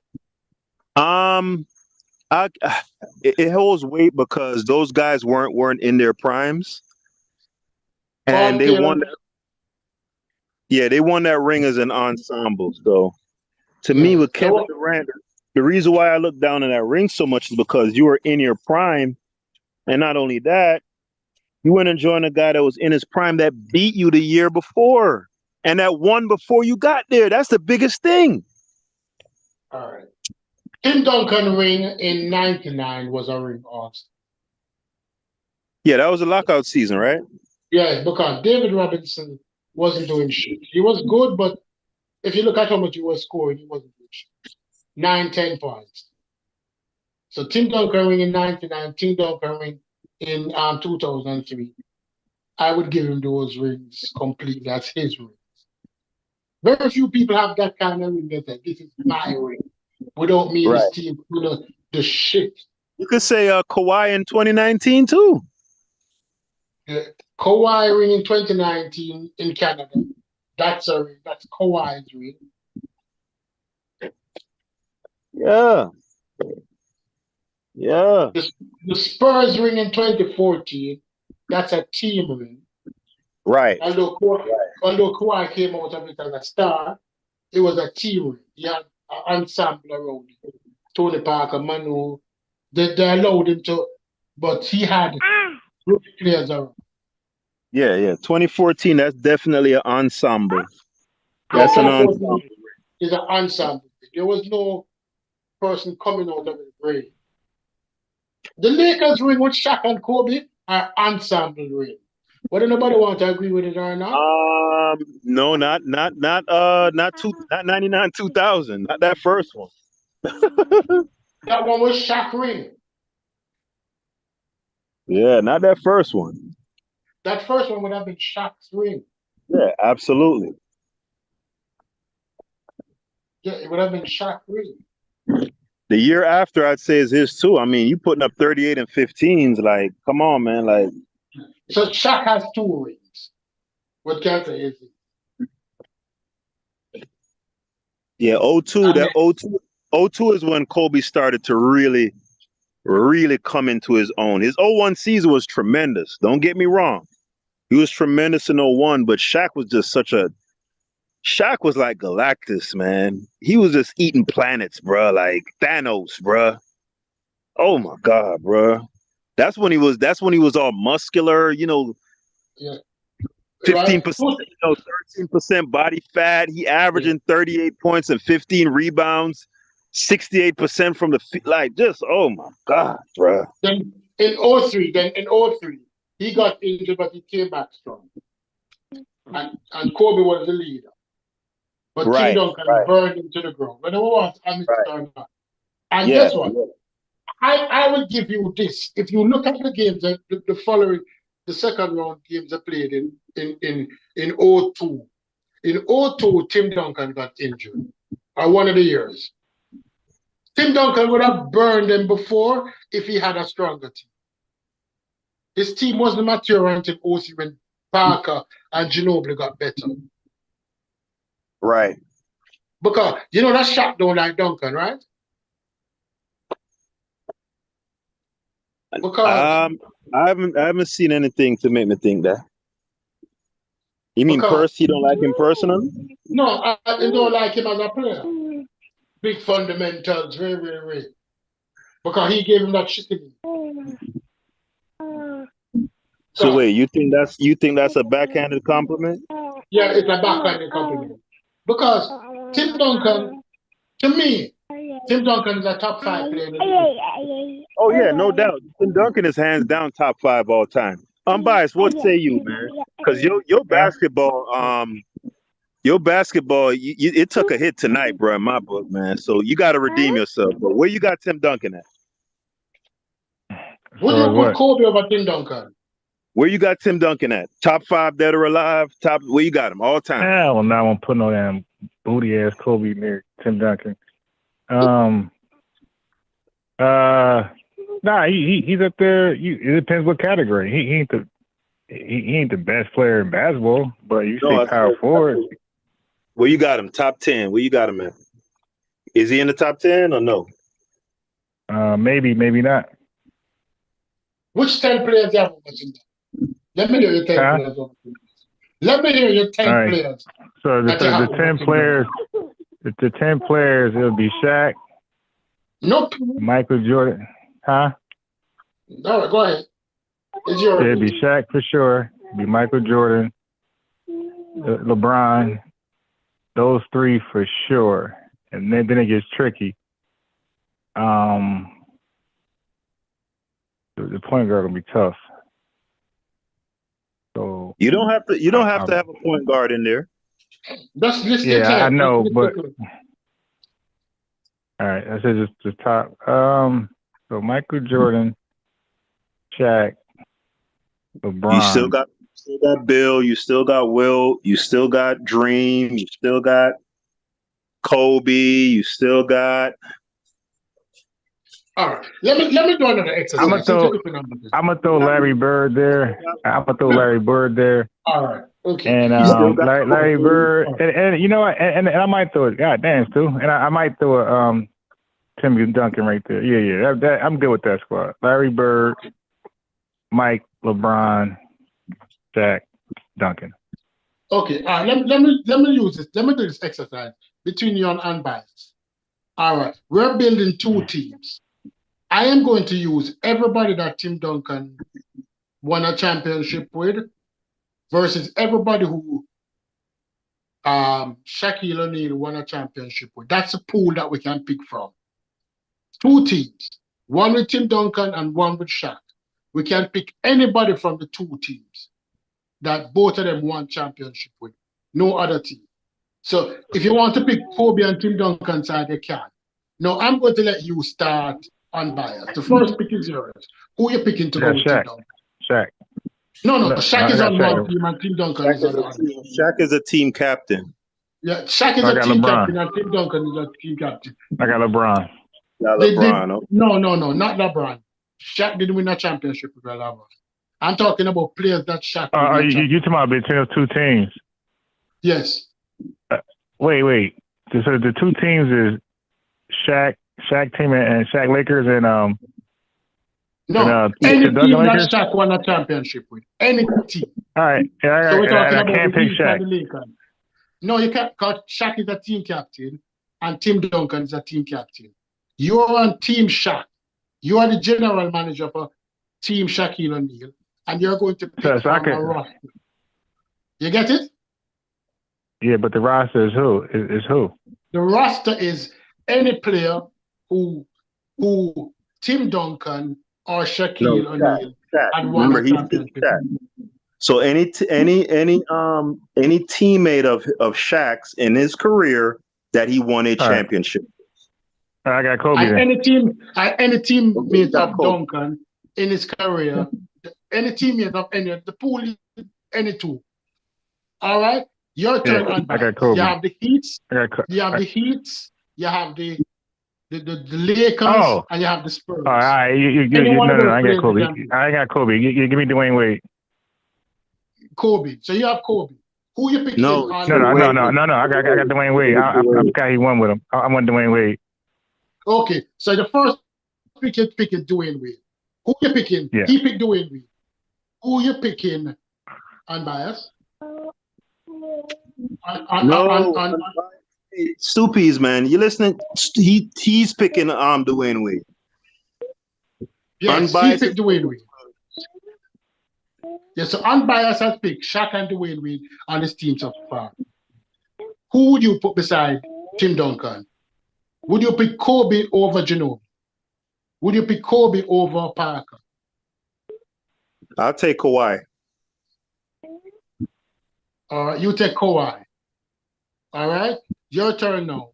Unbiased. Yeah, I'm going Kobe. He forced me to go Kobe. Yeah, you gotta go Kobe. Yeah. You go Kobe. So you have Shaq and Kobe. Who else you have? Your third member. Tony Parker. You're picking Tony Parker over D-Rob? No, you're picking Tony Parker. No, I'm talking about any team the two guys played on. You picking Tony Parker over Dwayne Wade? I already got Dwayne Wade. Now you're making it confusing because remember the stipulation. Let me start over. Hold on, Stoopies. Hold on, Stoopies. No, let me explain the rules because you don't understand it. The pool of players that you can pick from is any player between the two of them who they played with who won a championship. So if I am Tim Duncan, I can pick Dwayne Wade because Shaq played with him. We can't repeat. Like once someone's picked a player, we can't get that player, right? Yeah, right. So now we're starting over from the beginning. So Shaq I can't I could pick. He's gonna take Wade. So he's gonna take Wade for his first pick. I'm gonna take Kawhi. I got Dwayne Wade. Got Dwayne Wade. Got Kawhi. I got right. Your other pick. And then I got Kobe. Yeah, I got Kobe and Wade. Yeah. Right. Who's your other pick now? TP. You're picking Tony Parker over the tall guy from Miami? What's the guy from Miami? Haskell? The one who was part of the big three in Miami. Yeah. You picking Tony Parker over Chris Bosh? Chris Bosh didn't win with Shaq. No, it don't matter who they play with. Hold on. He's saying you could pick any of the two unbiased. Any player that either of those two players ever won a championship with. You get it? Yeah, but Shaq didn't win with none of those guys won with Bosh.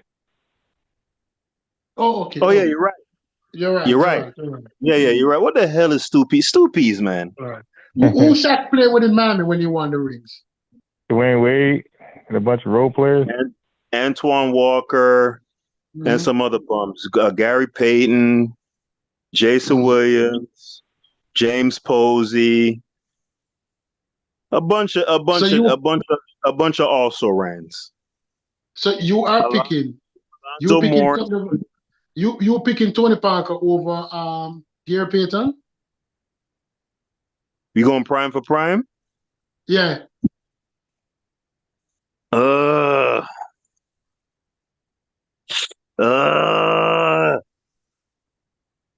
we going prime so I can snatch up Walker?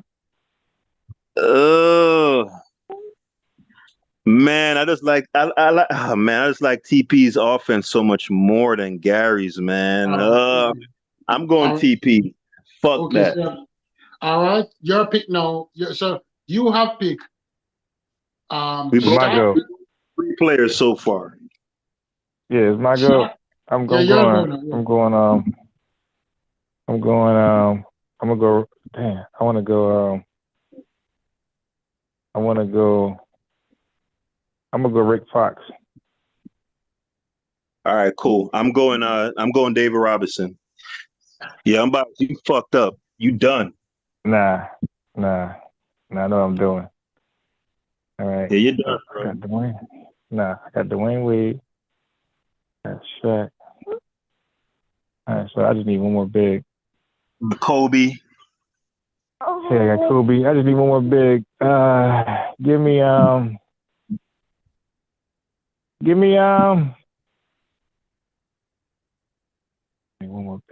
more big. Yeah, give me Ori. I got Zoe. Give me Rob. Alonzo Mourning ain't play with Shaq. Yes, he did. Yes, he did. Man, he was washed the hell up. No, remember everybody. I'm biased. That was his best. That was one of his best year when he played with Shaq. Everybody's in their prime. Nah, it wasn't his best year. No, even if that was morning. He fell completely off. He played with Shaq. He was terrible. Definitely not one of his best years. He had a great defensive performance. It's nowhere near. Yeah, his defense was excellent that time. Yeah, he had a great defensive performance in the finals. But his defense in the finals was great. Keep in mind, every player that we're selecting, they're in their prime. No, let's not say prime. But some that played great. That make it harder then, because then I'll go. That makes it harder, because then I would say, you would go Harper. Harper played for the Lakers, right? He did. I don't think he won with Shaq though.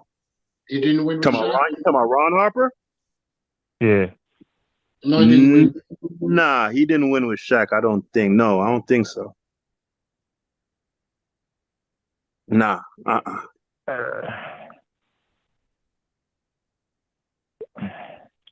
Yeah, I'm still okay with that squad though. Yeah, your team pretty good, unbiased.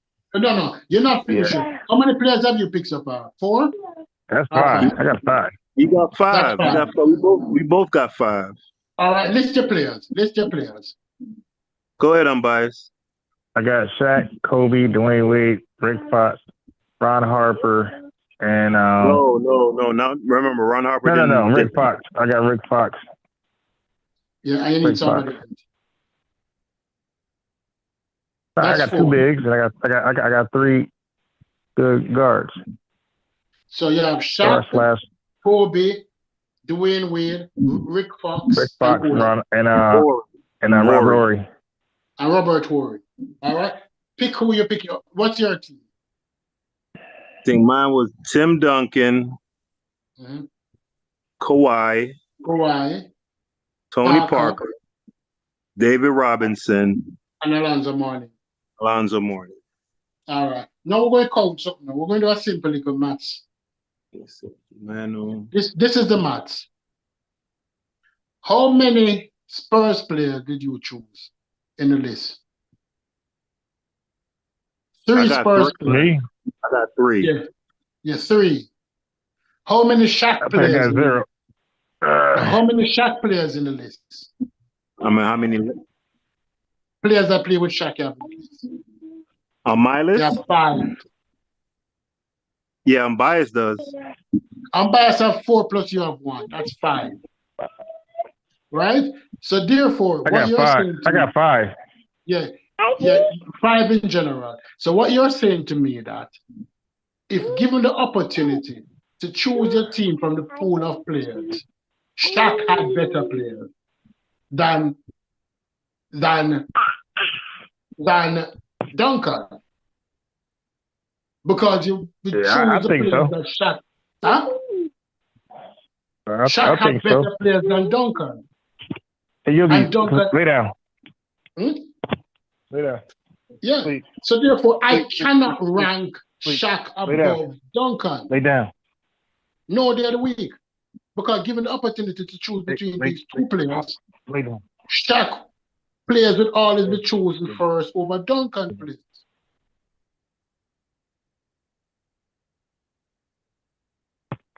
Damn, Lakers just got smashed by the Magic.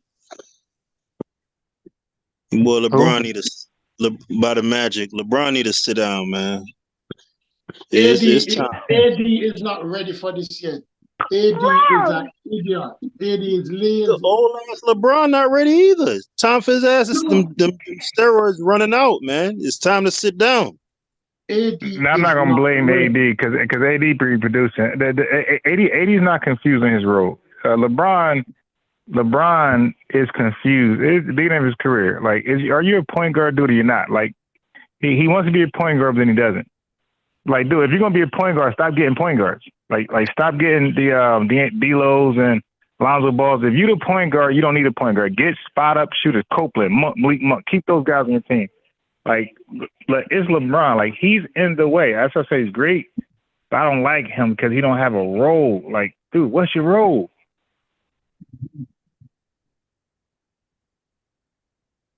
He's playing possession with basketball. That's what he's playing. He doesn't have a position. He will power forward this play, point guard the next play. He wants to take the ball down each time. He wants to be the field general. Yeah, and he doesn't have enough spots of shooters. Man, it's always an issue with LeBron, man. Somehow LeBron just never has enough help. It's amazing. No, because he has stacked teams for the last couple of years. His teams were stacked. No, when he went to Miami, he couldn't do that shit. That's why he left Miami. He had to play his position. The point guard was the point guard in Miami. The point guard took the ball down and distributed it. But he wanted to take the ball down and decide who get the ball. That don't work. The first, he should have never gotten rid of Lonzo Ball. When he got rid of Lonzo Ball, I said, this dude is an idiot. Shit, man. Look at his core, how he kept them. But look how they ball now. Look at Horton. Look at Ingram. Look at Kuzma. Look at all of them. Malik Monk. Like, all these guys are going crazy. Copeland got a ring. They all going crazy. It just... Lonzo Ball would have been the best point guard ever. Because he doesn't have to shoot. LeBron would have gotten all of those shots. Yeah, until he picks a role, I can't see him winning no rings, man. Who's that? No, LeBron. because what LeBron is done, man. He's done. It's over with. If he had Lonzo Ball at point, he had to be guard. Him get a nice ball. It wouldn't matter. He's done. Yeah, but like, let's say Lonzo Ball is the point. Now, what position is LeBron playing? LeBron is a shooting guard. Yeah, but he's not a great shooter out there like that. Then he's a power forward. Put him in power forward. But he ain't no post up moves. He played a three, man. He plays that. The three. The three would be his role, but like look at Jaylen Brown. He's your wing. Jaylen Brown, look, the way Jaylen Brown plays, that's how you play the three. Like, he plays the three perfectly. Like, you play it like you're a hybrid between a guard and a power forward. Like, he's aggressive. He don't play with the ball too much, and he's gonna get it done. Whatever's gonna get done. Can LeBron play off the ball? Have we ever seen LeBron play off? He's not a very good off-ball player. Move around, open up the defense. Yeah, he's good. He's good at cutting and all. He's pretty good at cutting. He's not a great roll man on a screen. He's not a great catch and shoot player. He's if I were to judge him as an off-ball player, I'd say he's average. I'd give him a C plus. What would you give him an A in then? What is he great at? I think passing, he's pretty good at. I'd give him an A in open court, being dominant in open court. Definitely an A plus at that. Scoring, you have to give him an A in scoring. That's because of even if his skill set is limited, but I mean, if you're averaging 30 and you're shooting a high percentage, you're an A, period. But That's what just how position is he then? What position is he? He's a 3, small forward. So he's a 3, but he's a 3 who needs the ball to create his shot. Yeah, for the most part. Mm-hmm. So and that's what makes, and you see, that's what people miss when they say LeBron never has enough help. He doesn't have this. He's difficult to build around because his game is not very adaptable. Right? What he does. So he's basically a bigger James Harden. Would you say that like nobody, like, well, from my observation, if you go over there, unless you're AD and Kyrie, it's the only two people. Everybody's careers fell apart when they went over there with LeBron. Right. To play next to LeBron, you gotta be able to get your own at any time. Yeah, look how bad he had Antoine Jameson looking, bro. Whether you in rhythm or not, you got to be able to get yours, and you got to be like a top 5 type of nigga, like a Dwayne. Dwayne Wade is the only guy I saw play next to LeBron and look like himself. No, because Dwayne Wade understand that Dwayne Wade can play without the ball. So anytime LeBron is forced to give the ball to him, he can do shit with it. There's not many people can play without the ball. Dwayne Wade can play without the ball. And then Dwayne Wade was always a threat, so you have to respect him.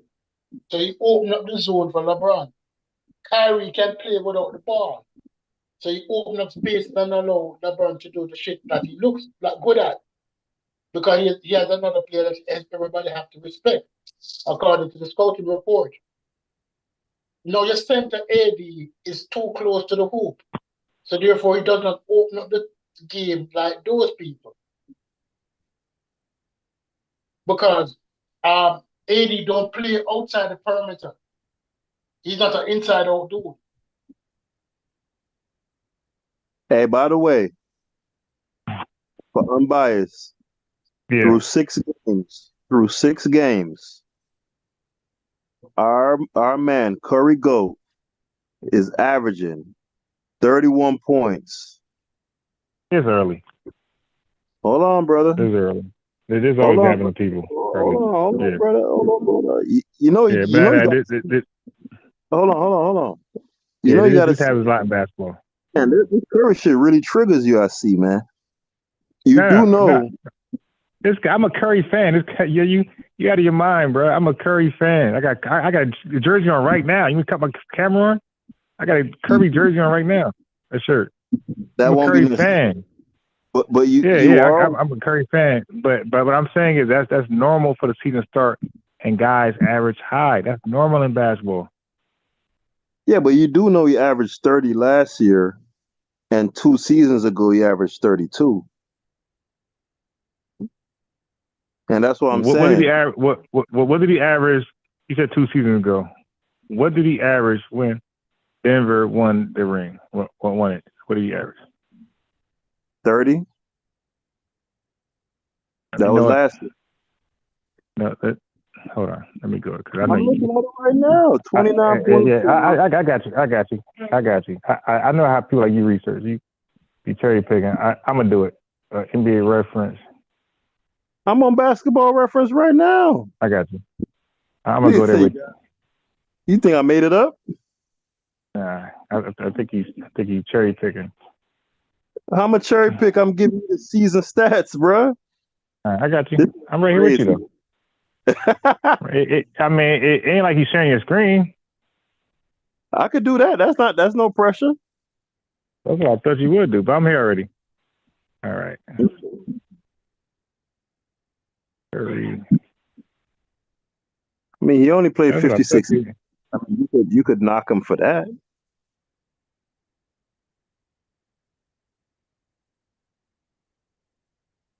Ads. All right. Let's see. I know it's. All right. I know it's started. All right. What year is this? Okay. Here we are. 22, 23.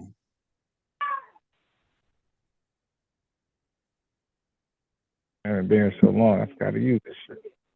Oh my God. 29.4, 6.3 assists, 6.1 rebounds, 92% from the free throw line, 43% from three, which is ridiculous on almost 12 threes a game, and 49.3 from the field. Absurd numbers. Absurd. Don't talk to me about no fucking LeBron, man. Please. Please. LeBron is done. Here we go. It just take him off back. It and just put expanded. the back of his skull. Get him out of here. Right. Where are we looking at? And but he'll convince y'all. But he'll convince y'all I got a problem with Curry. But he'll say that. But then he'll say he don't got a problem with LeBron. Like you guys be hilarious.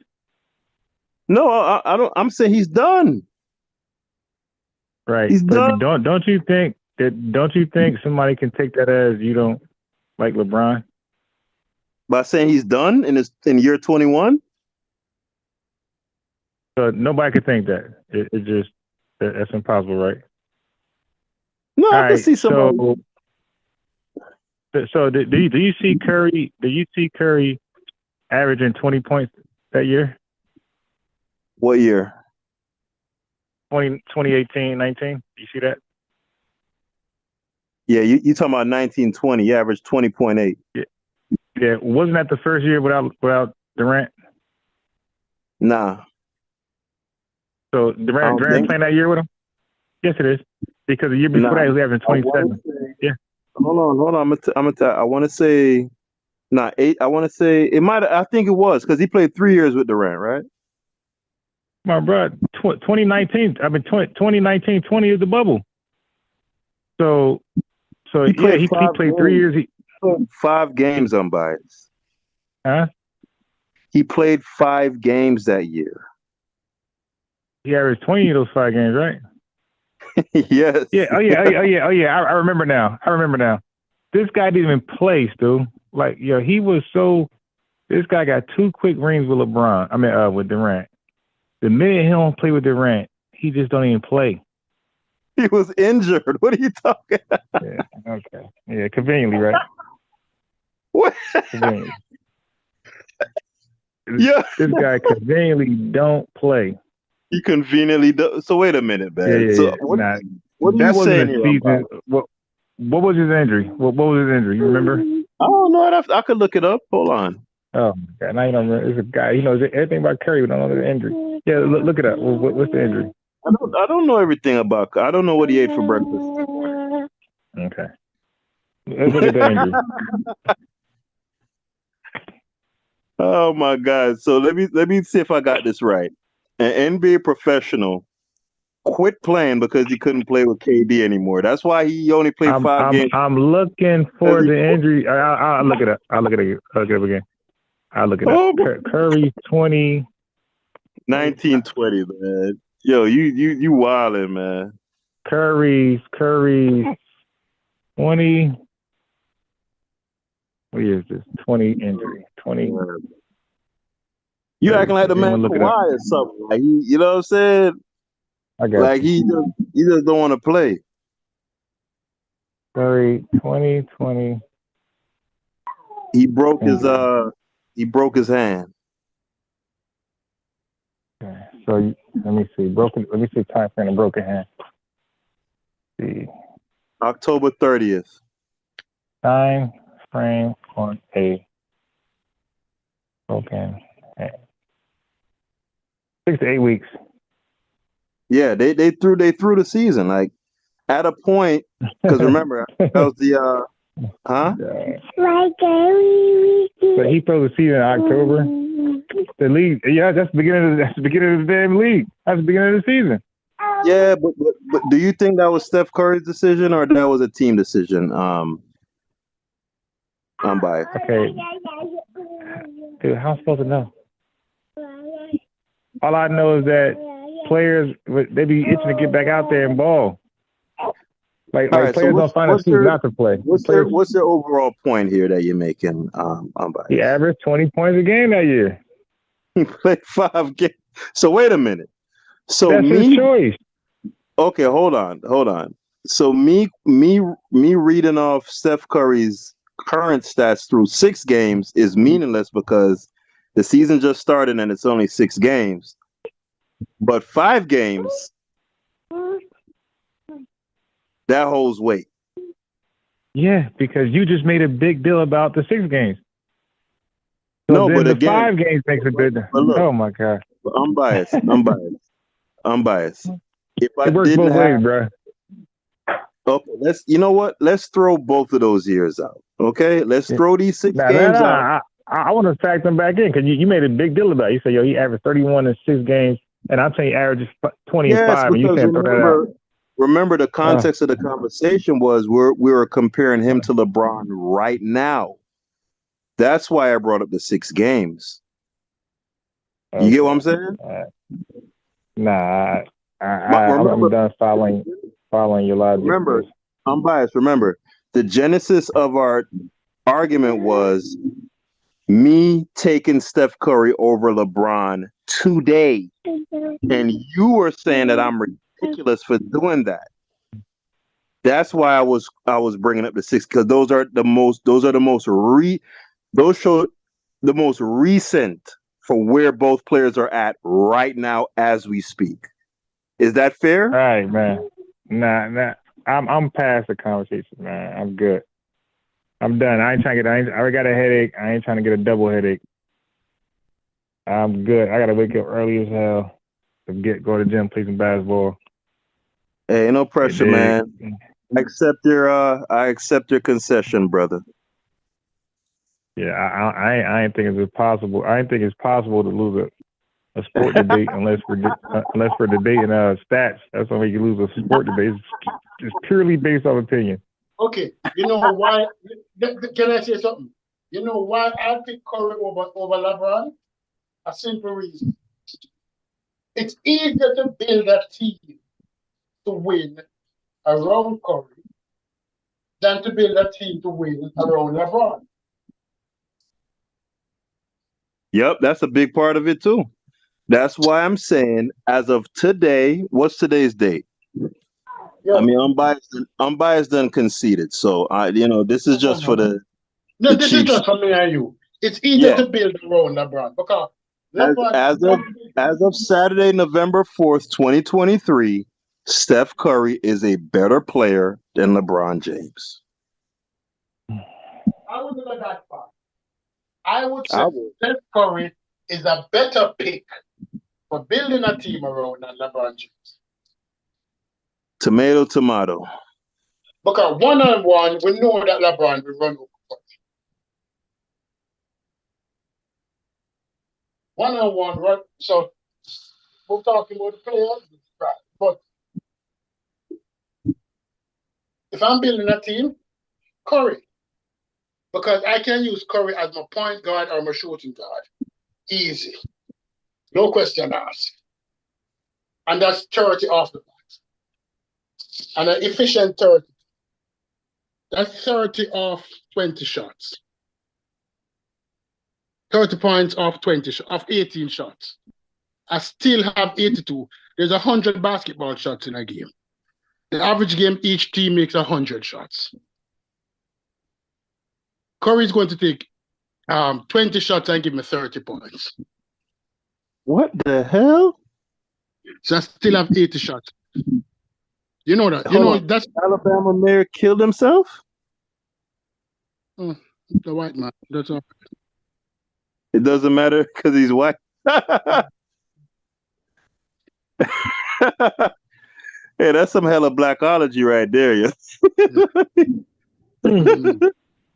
Doesn't matter. He's white. Get him out of here. Yeah, white. White. Right? Don't dwell on it, man. Let it pass under the bridge like water. No man, you're announcing me up with me. Right. So if we look at it, that's 20 points. We still have 80 shots left. Right? There's enough shots to distribute. LeBron giving you 20 points, giving you 30 points. He's giving you more than that. He's gonna give you. He's gonna give you 25. He's going to give you 30, but he's going to take 30 shots to get the 30 points, if not more. You think? So hold on. Let me look. Let me be fair to LeBron here. Let me look up his Let me look up his stats. Hold on. Let me be fair to LeBron. He's 40% from the. He's 48% from the field. From the field, which is good. Yeah, it's very good. That means it's still to give you 30 points. He'll have to take 15. How many shots? 15. He's going to have to take 30 shots. Yeah, he'd have to take 30 shots and make. But remember, you got free throws. Hold on. Let's see here. Let's see. So far this year through 5 games, he's averaging 25, 9. Oh, only 7 assists. So 25, 7 assists, 9 rebounds. Let's see what he's shooting from the floor. Even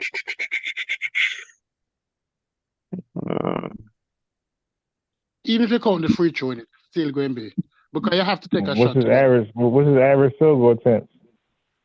Huh? His average field goal attempt. How many shots is he taking? Okay, hold on. I'm looking at it right now, guys. Hold on. They compared to Curry. Hold on. Field goal attempts. 17. 6 of them are threes. He's shooting 36% from the 3 and 57% from the field. Whoa, so that's good. He's actually shooting very, very well from the field. That's great. 57%, 17 shots. Mm-hmm. No, that's great. How is he only averaging 25? Hold on, he must not be shooting any free throws. Hold on. How many free throw attempts? 6 free throw attempts. But he's shooting 55%. Jesus. This nigga shooting Shaq percentages from the free throw line. And he's shooting a lot of threes. He's shooting 6 threes out of those 17 shots and only making 36%. So that's why because if you're shooting 57% and you're taking 17 shots, you should be at around at least 27 points. No, if it's 60%, 6 of 17. Yeah, it's 10 field goals. Wait. Yeah, 10 field goals. Hold on. That's 10. 60% of 17. That's 10. That's 20 points. 10 field goals, that's 20 points. Yeah. And then from the... And then I'm saying like 6 made free throws. You should be around 20. 26, 27. That's Yeah, right. 26-27. Yeah, But he's you're right. shooting poorly. He's shooting poorly from the free throw line and poorly from the 3-point line. So that's why he's only at 25. Yeah. He should be at 28 or 20, but he's at 25, which is still good. 27 the most. Yeah, but Yeah, that's great. That's great for 17 shots. If you can get 25 points off 17 shots every night, you're an all-star. That's great. Because the average winning score now is 110, 115 points. And if you get in 25, last year he averaged 29. What shooting? 29, 7 assists, 8 rebounds. Mm-hmm. Shot 32% from the 3 on 7 attempts. Jesus, that is nasty. Overall, 22 field goals, 50% shooting. That's not bad. It's actually pretty good, but that 3-point, the amount of attempts on that percentage is horrific. No, but what he makes it up back on the 2. The problem is that he needs to take the 3 to bring the defense out. Because if he's not a 3-point shooter, 32% on 7 attempts is horrific. Free throws wasn't too bad, 77%. I'll take that. That's actually pretty good for LeBron. Listen, that's actually for what? Pretty good. For, if you put the 3 points in his overall pot, it is not bad. And we know the purpose of the 3 points is to space the court. Because if you're unable to shoot threes in this league, they will collapse the lane on you. You have to keep them honest. The trees, your ability to shoot the trees, keep the defense honest. That mean they can't double or they can't collapse the middle so easily, because they always have to be aware of you. If he can get his 3-point up to 37%, 36, 35, it's not bad. 35% on the 3-point is not bad. Everybody looking at Curry 40 and think that it's every day. That's not realistic. Yeah, especially on those shot attempts. You know, the more you take is the harder to shoot a great percentage. Right, because the more you have the opportunity, the less you have the opportunity to square up properly. Yeah, but here's the thing though. You see, if LeBron had more dynamism to his game, he wouldn't need to take those threes. If he had an off-ball game, if he could set screens and roll down the middle like a power forward, right? If he could post up, this doesn't have a lot of facets to his offensive game. Listen, he's a one-trick pony, but that one trick is a hell of a fucking trick. No, he plays bully ball. He plays downhill and he plays fast. That downhill, fast, open court, and you can't stop it. But what a travel by Levine, Jesus! But this is what I say when I say he doesn't impact the game, right? Is because he's getting a lot of those 27 points is in the open run, right? You're heading downhill, but those tough half court, clock running down, your team hasn't scored in the last 4 possessions, on the road. Nah, you feel what I'm saying? He doesn't have, because he doesn't have the ability to play off the ball, and the defense has to watch him. And he doesn't play above the rim. If you play off the ball and above the rim where you can get to alley any minute, the defense have to always be on you. But now what they do is that they don't guard him, they guard the space between him and the passer. They don't stick to him. And that's what I said going back earlier when I said Curry impacts the outcome of the game much more so than LeBron. That is what I am speaking about. Because Curry can dominate on ball and he can dominate off ball. He creates space. I mean, a defender has to always be with Curry. So it open up. What that tall guy name that they have on the team's name start with W? Wiggins. Curry helped Wiggins' game because you have to respect Curry even if he doesn't have the ball. So that opened up for Wiggins, and you can't leave Curry because if you leave Curry, Wiggins is going to pass the ball to Curry. That's right. Right, and then Wiggins is not the best passer. That's right. But he learned to pass to Curry. So if you have two defenders on Wiggins and Curry, now you have Clay. Clay is back. But Clay is not as quick as he used to be. He's still good. Right. His trigger is not as quick as it used to be. I mean, that Achilles really was it an Achilles or ACL? Whatever it was, it slowed him down. His trigger is not as fast. He's not the same. His shot is still solid, but it's not as quick as it used to be. He was a good popper back in the day, like pop, pop, pop, pop. Right? And then Draymond now, what Draymond does. Draymond does trash, period. No, Draymond have a role. Because what Draymond does is that Draymond don't have to shoot the ball. When you have so much shooters, remember you have limited amount of shots and you have finite shots. And if you have other players who can play with the ball and distribute it and not be a shooter, but facilitating shooting. You know, I could appreciate Draymond's game a lot more if he didn't act like he's one of them. If he's one of them niggas. You not one of them niggas, bro. Yeah, he thinks he thinks that he's a center or a power forward like what's that guy name that I like? Not Tim Duncan, because he cannot walk in Tim Duncan's shoes. Who, Barkley? No, Barkley wasn't a good defensive player.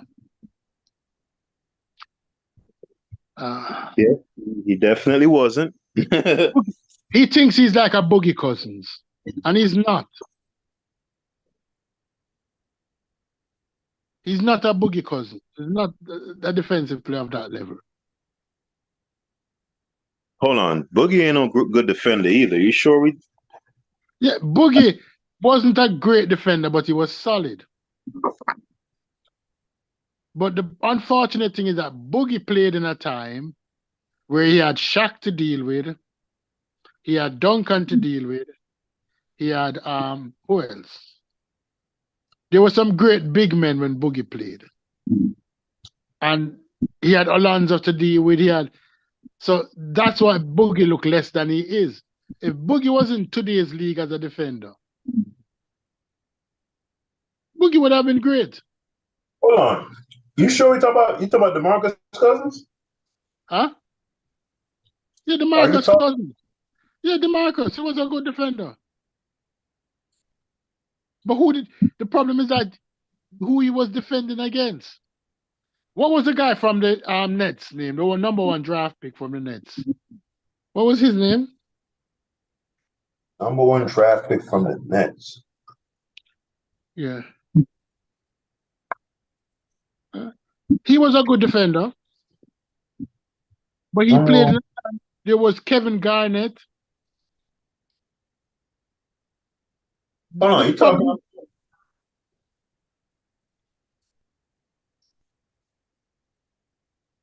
Not Darko Milicic. No, man. From the Nets. A big man? Yeah.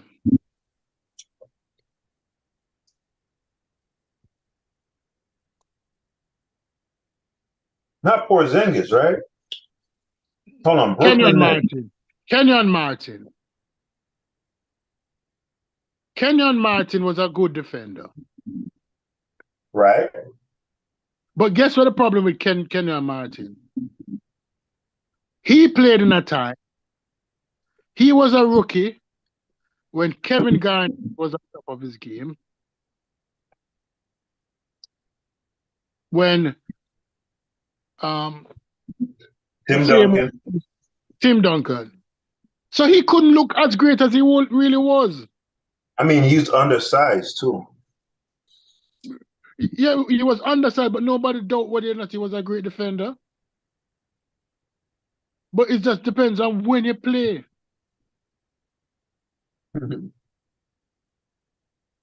It depends on when you play. If you play with a whole group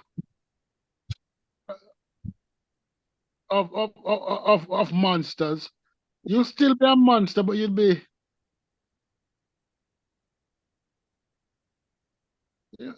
lost. Yeah, you get lost in the shuffle. You get lost in the shuffle. Hey, when you look, if I look at some of the players, you say, where are those guys? When they draft them and say, oh, this guy's going to be the next big thing. Half the people don't last 3 years in the league who does the league. You know that, right? Yeah, Shane. Look at Michael Olowokandi, Hashim Thabit, Anthony, what was that kid's name? Anthony, what was his name? He played for Cleveland. Dark-skinned kid, power forward. Yeah. Darko Milicic.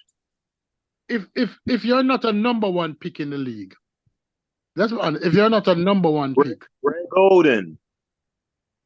No, all of them guys was number one. Anthony Johnson was a number one pick. Olowokandi, I think, was number 2. Greg Oden, I think, was Greg Oden was number 1.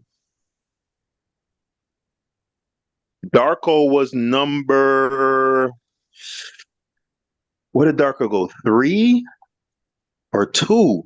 Where did Detroit pick at that year? 2?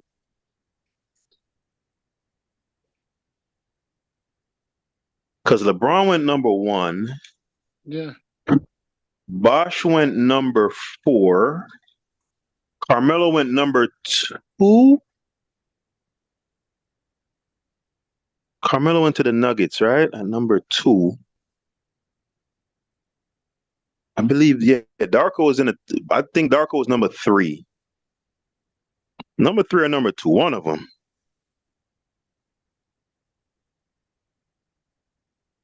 One of them. So, yeah, a lot of guys come and go, man, and you don't even remember them. Look at like Sharif Abdul Rahim. He was a 20 and 10 guy for years. Nobody remembers that dude. You know, that guy was like I wouldn't call him empty stats, but the stats don't really tell a story. Like, he wasn't no dominant player like that. You know, just a guy who could score and rebound the ball. And that was about it.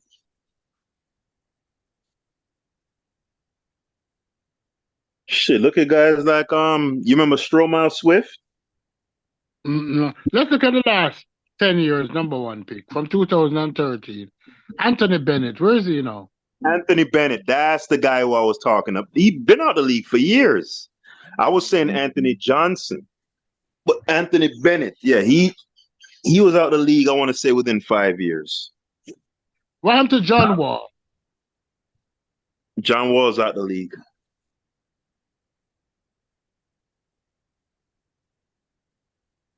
Yeah, John Wall's out of the league. All right, let's go back 15 years. Right, so 2008. Derrick Rose still in the league, but he's lame. Blake Griffin still in the league. John Wall not in the league. Kyrie Irving still in the league. He's great. Anthony Davis still in the league, but he's okay. Andrew Wiggins. What would you rate Andrew Wiggins? Good player. Karl Anthony Towns. Anthony Towns. Good player. Ben Simmons. Garbage. Okay. Who is Markel Fultz? Fultz, 2007 That's the draft. guy. That's the guy who couldn't make a free throw for years. Guard couldn't make a free throw to save his life. Then he started playing a lot better. He came into his own. He was playing well. He's still in the league. Can't remember where he is. DeAndre Ayton. He just got traded off the Suns to, I forget which team he's on right now, but he's so-so. He's an okay player. Zion Williamson. TBA or TBD. He's been in the league 5 years now. Who, Zion? Yeah, 4 years. Oh, I was about to say, shit. 4 years. This will be year He's number up 4. on major contract. Do you think anybody would be giving Zion? Would you give Zion a max contract? I wouldn't risk it. I don't think he's getting a max. I think he'll have to take a year-to-year contract. A year-to-year max? Depends on how he performs this year, though. If he just completely goes crazy. But even then, I wouldn't give him a full-time max. I'll give him a year-to-year max. Somebody will give it to him. If he just goes nuts,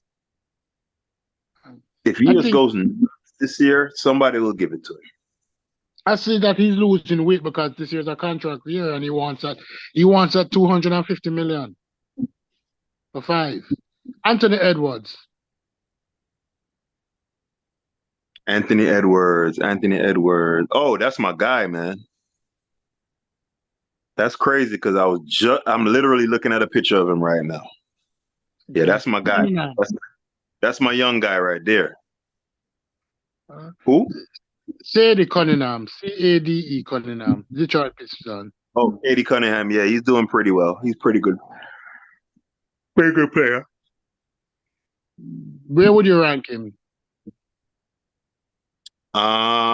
In terms of his draft class? No, in terms of the 450 players in the NBA right now. Is he in the top 100? He's probably the top 30. I don't know much about him. I haven't watched a lot of his stuff, but from what I've seen, like his stats and what I hear other people say, he's top 30. He's top 30? Mm-hmm.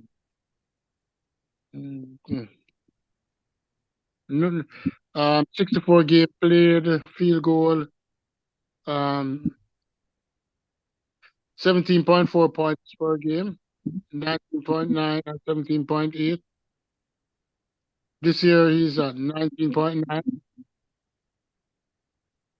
He's not top 10. Pablo Barrencino, he was drafted last.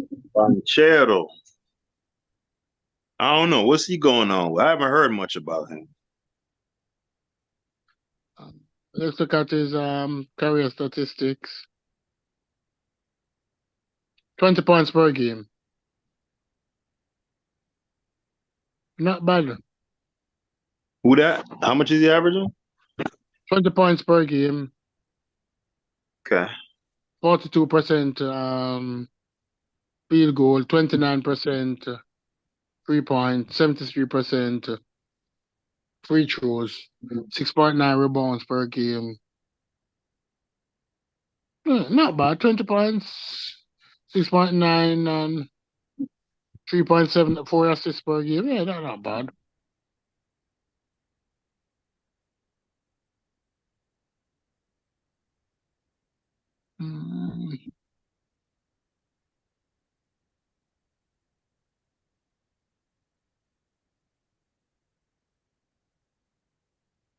But ESPN at the top 100 list for 2023. Mm-hmm. Oh, let me check that out. See who they got. 22. All right. Let me see where they got LeBron and Curry. You know, ESPN love LeBron. That's their boy. Okay. They have Anthony Davis at 10. Do you agree with that? Oh man, Let me see who else they got on the list. Let me see. Last year ranking was 20. They have LeBron James at 9. Last year he was 6. I think got him from 20 to 10. He hasn't done any. What? They have Shai Gilgeous Alexander. Who's that dude from Old KC? Okay, They have see. not 8. Yeah, he averaged 30 last year. He was balling last year. So where they got him? They have him at 8. Kevin Durant they have at 7. Jason Tatum they have at 6. Last year was ranked 7. Steph Curry they have at 5. Do you agree or disagree? Yeah, they got him above LeBron. Yeah, definitely. See, we're unbiased at. All right, come now. We'll continue. We're unbiased. Would you put Luka above Curry? No. They have Luka at 4. Last year was ranked 3. But I'm not gonna argue. I wouldn't argue. You know what I'm saying? I'm not gonna go crazy about it. But in my Joel opinion, Embiid. Do you think Joel Embiid should have been a 3? no. Last year was ranked 4th. No, his playoff resume just leaves too much to be desired. Nikola Jokic that rank at 2. Yeah, him and Giannis are interchangeable. You know, I'd go Jokic 1, but I wouldn't argue with Giannis at number 1. I wouldn't fight you. Yeah. Yeah, they got Steph right below Luka. I mean, that top 5, that 3 to 5, that could kind of go in either way. Between Curry, Luka, and Joel, that could go, you know, you can go anywhere with that. They got LeBron at 9. Yeah, I'd say that's about right. I don't have a problem with this list. They got Devin Booker at 11, Jimmy Butler at 12, Anthony Edwards 13, Damian Lillard 14, Donovan Mitchell 15. Wow, they got Bam Adebayo ahead of Jamal Murray. See, Jamal was hurt though, so I get it. Yeah, I'm fine with this list. I'm fine with this list. So 1, Jokic 2, Joel Embiid 3, Luka 4, Steph 5, Jason Tatum 6, Kevin Durant. I wouldn't put Kevin Durant 7th anymore. I put Damian Lillard in front of Kevin Durant. All right, keep in mind they got Lillard at 14, so you're gonna pass up Anthony Edwards, Jimmy Butler, Devin Booker. Yeah, because Damian Lillard was on a bad team, and he was constantly holding him on a bad team. Right? And he wasn't stat padding like this dude on OKC, Shai Gilgeous Alexander, who all of a sudden last year he was ranked 48. They rank him number 8 now. Yeah, he made a big leap. I don't know what Anthony Davis did to go from 20 to 10 though. Right. To me, that's crazier than Shai Gilgeous Alexander, because listen, let me look up Shai's stats, because I know he averaged 30, and I think he shot like a ridiculous field goal percentage too. And his team did. Yeah, but what did his team do last year? That's what I was gonna say. I think his team did pretty okay. I think they were a playoff team. If I'm not mistaken. My problem with this, right? You see, points don't mean anything sometimes, you know. Because when you're a good player on an okay team, you get to take a lot of shots. If you get 25 shots, you're going to guarantee almost average 30 points in this league, or close to 30. All right, hold on. Because you're a bad player. Last year, You're a good player on a bad team. what the hell, man? Hold on. So last year he averaged 31.4.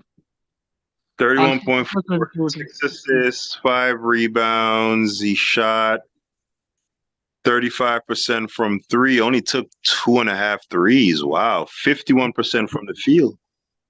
So very efficient. And his team won. How many games they win last year? 45?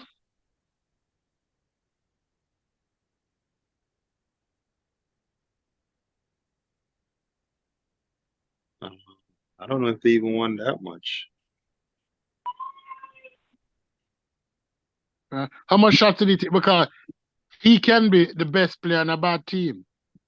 And so your points go up.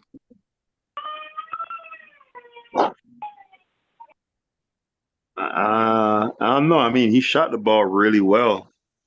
Yeah. Shot the ball really well. So, I mean, he had 20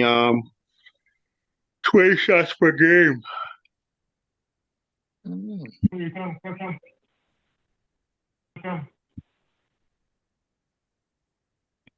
No, he played really well, man. Yeah. Played He was really the number well. one.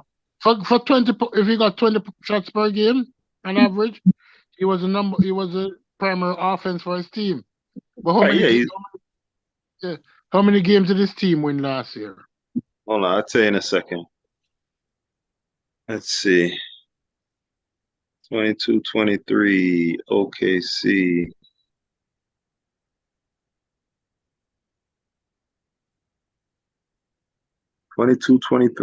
OKC. Wow, they're under 400, under 500. 40 and 42. Yeah. But I mean, man, they have nobody.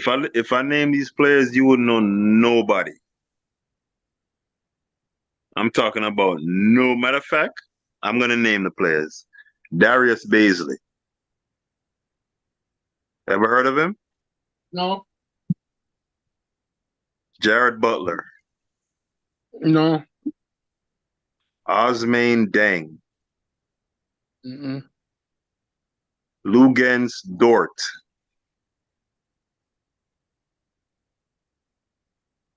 Josh Giddey.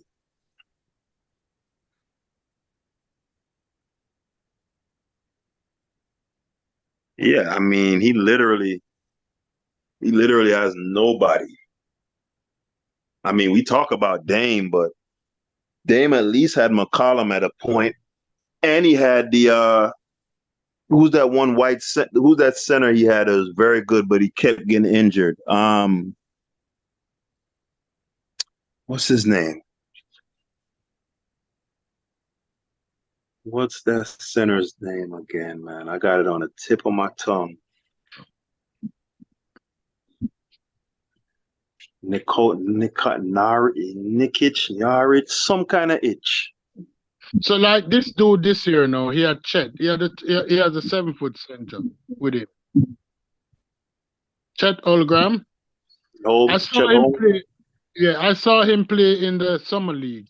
And honestly, they might win 42 games this year. They're just pumping up these dudes. Yeah, he don't have much around him, man. No, but that's why he can be a star. That's why he can look like a star. Because when you don't have much around you can cherry pick your shots also. Here's how I made the distinction though.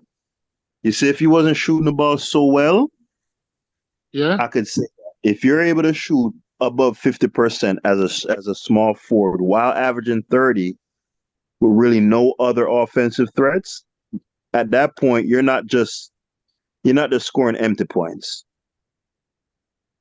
What happened Typically, what happened to this team last year? They fought when they played the smaller teams.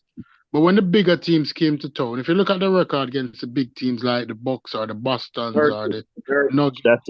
That's the name, Stoopies. Nurkic. You know him, right? Right. But he was always injured. Very good when he's playing, but he's always hurt. Right. But this team is good against a smaller team. But when the big teams come to town, the big team roll them over by the third quarter, leading by 15, 20. So the defense loosen up and they just chug along and they win an empty game. And you can start pads on those things. When you are 52 and 30 or 52 and above, 52, 55, 56 wins for the season, and you are giving me 30, I will look at you now and say yes. Because it is different when you're a winning team. The defense, the hardness of the defense is different. But when you're an underdog team and you're getting 30, So does that apply to Damian Lillard? Yeah, in a way, yes. What was Damian Lillard's record last year? 33 and 49. Yes, because guess what? When the big teams come, they roll you over by halftime. It's different when a big team come and roll you over on your back and your belly exposed.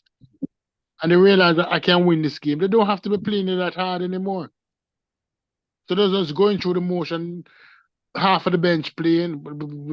But when you are higher up, so Steph Curry 30 to me, they're different 30s. A Steph Curry 30 and a Damian Lillard 30 is two totally different 30s. And we're going to see it in Milwaukee. Yeah, you're not going to get any argument from me on that one. And the reason why you're going to see it in Milwaukee now is that can he sustain 30 under 36 minutes of constant defense? When you're defended for the 36 or 38 minutes on your court constantly, can you give me 30 then? You understand what I'm saying? Mm-hmm. It's a different 30 when you're not contending for shit. Because nobody's playing hard, playing your dumb team that not going to the playoff hard for 48 minutes. It's not happening. We already beat you in the first half. You see that you're beaten. And we play half of the third quarter, set up a 10-point, 12-point lead, knowing that you do not have the power to come back. And if you try, we're going to run you into the ground.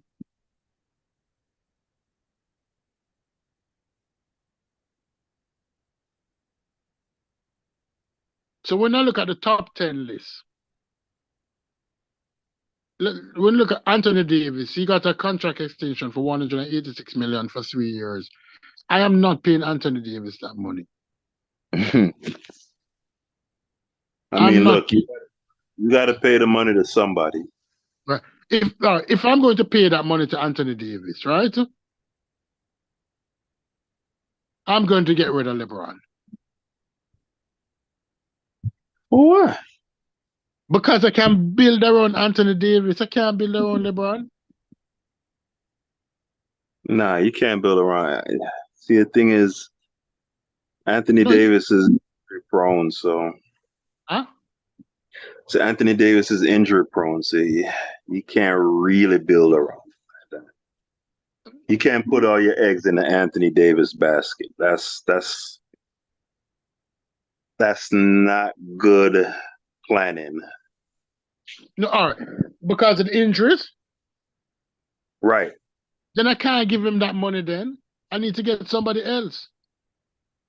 Well, it's kind of like the NFL thing where like it's a going rate for a quarterback, right? And because Anthony Davis is who he is, his talent level, and he's going to be next to LeBron, you kind of in a conundrum. I would do the old time Bulls thing then. I will get 3 solid centers because 15 persons on my bench, right?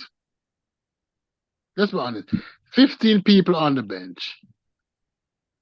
And if 15 people on the bench, I am going to get some cannon fodder.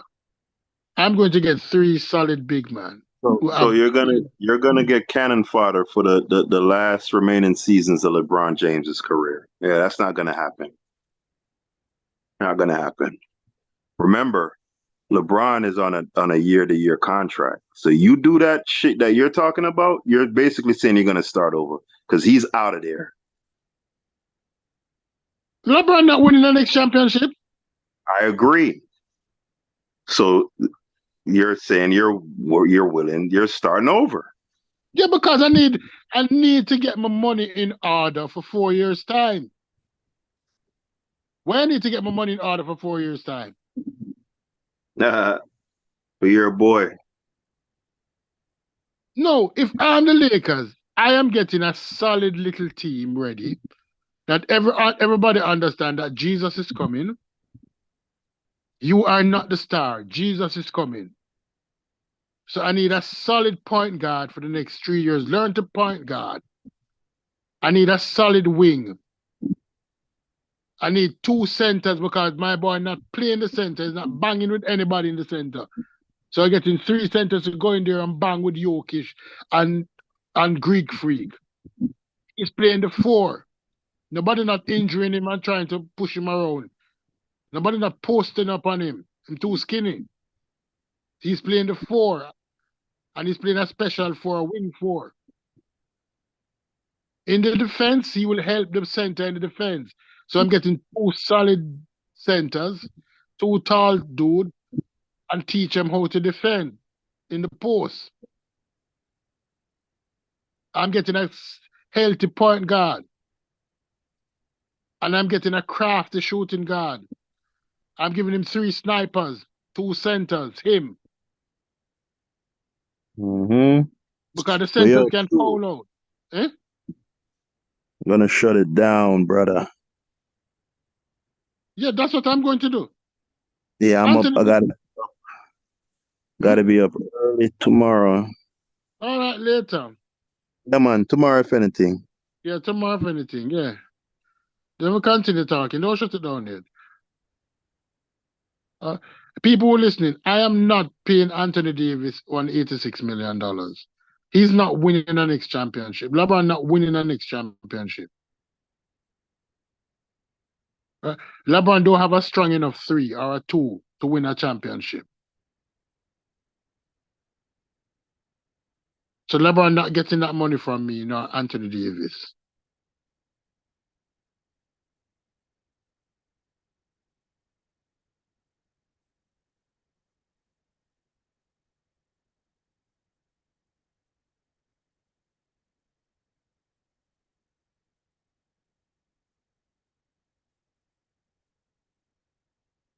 All KC.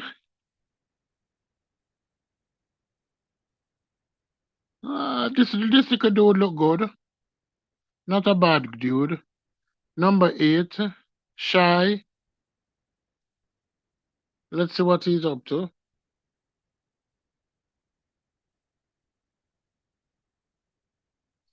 24.8 points in 2023 season start. 6.8 rebound.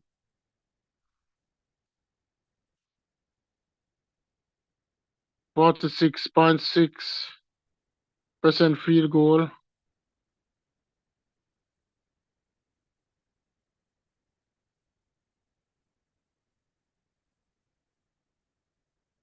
A little bit too skinny, need to bulk up. 195 pounds, 6'6".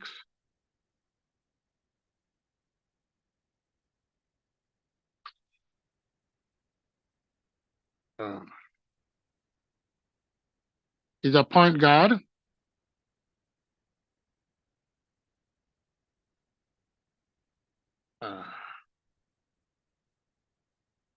Okay. This dude is a shoot first point guard.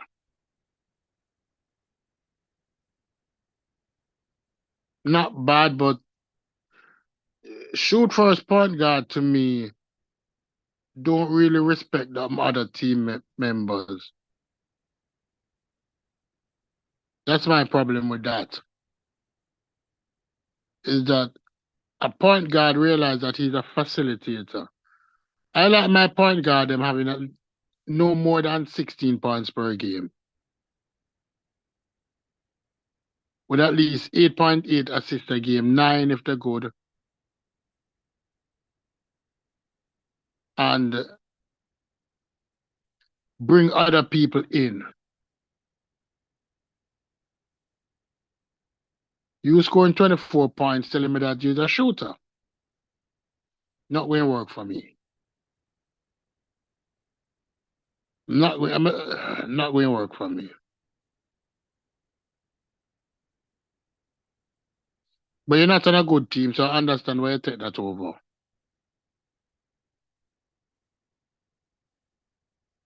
Kevin Durant, 27.4 points average last year.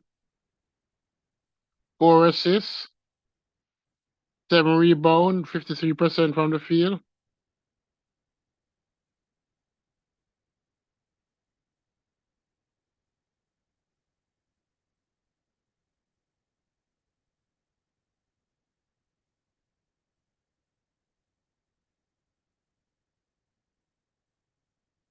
Just lost to the 76ers. At 31 points, 8 rebounds, 3 assists.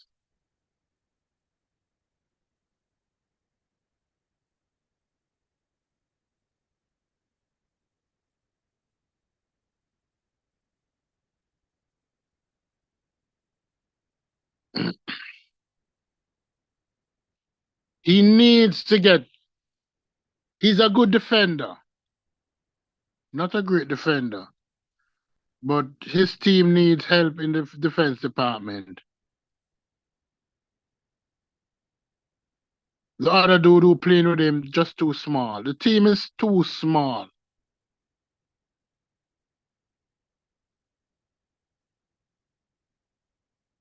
The 76ers beat you. No, that not supposed. It's not supposed to be like that.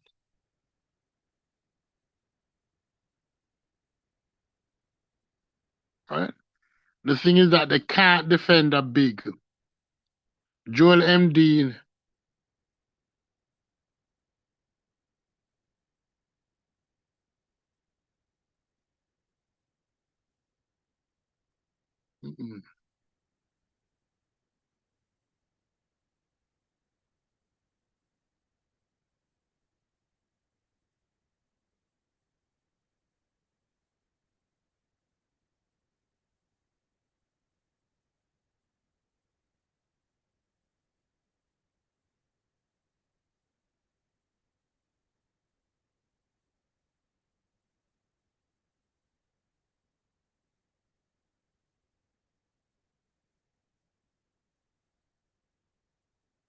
They need to start playing ball boy. Because they're not winning. So put the young guy on the field. Teach him how to defend. Keep him in the middle. Have him just use his size to pull up the post.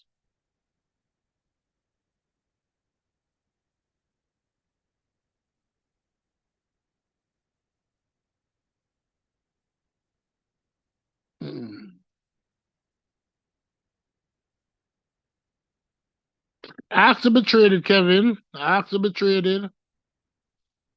Find a different team. The team too small.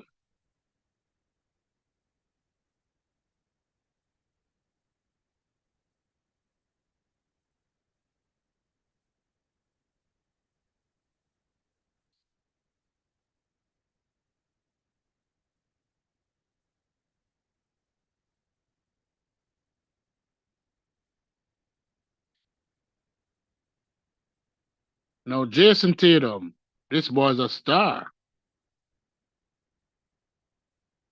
This boy is a star. Playing too many minutes, though. We need him. This team is going to need him for the playoff There's no way that he should be playing 41 minutes. Cut him down to 35 minutes. Plus the team win 124-14. No. This dude shouldn't be playing 41 minutes.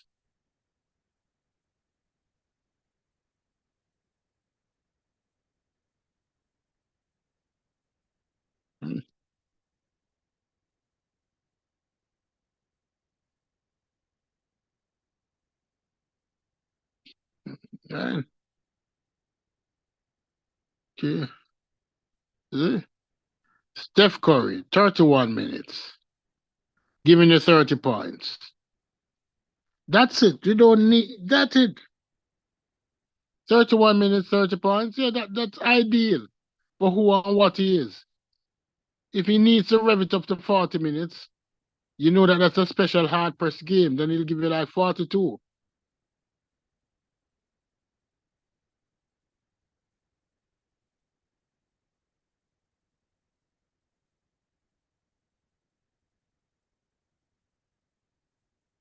Luka Doncic, 38 minutes, 33 points. This score don't mean shit. We know that he is... he's getting the ball. He can play.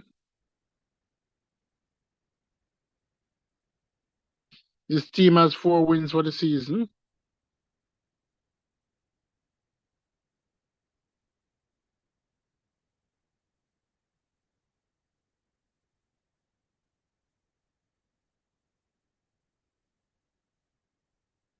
Ambassador, I leave in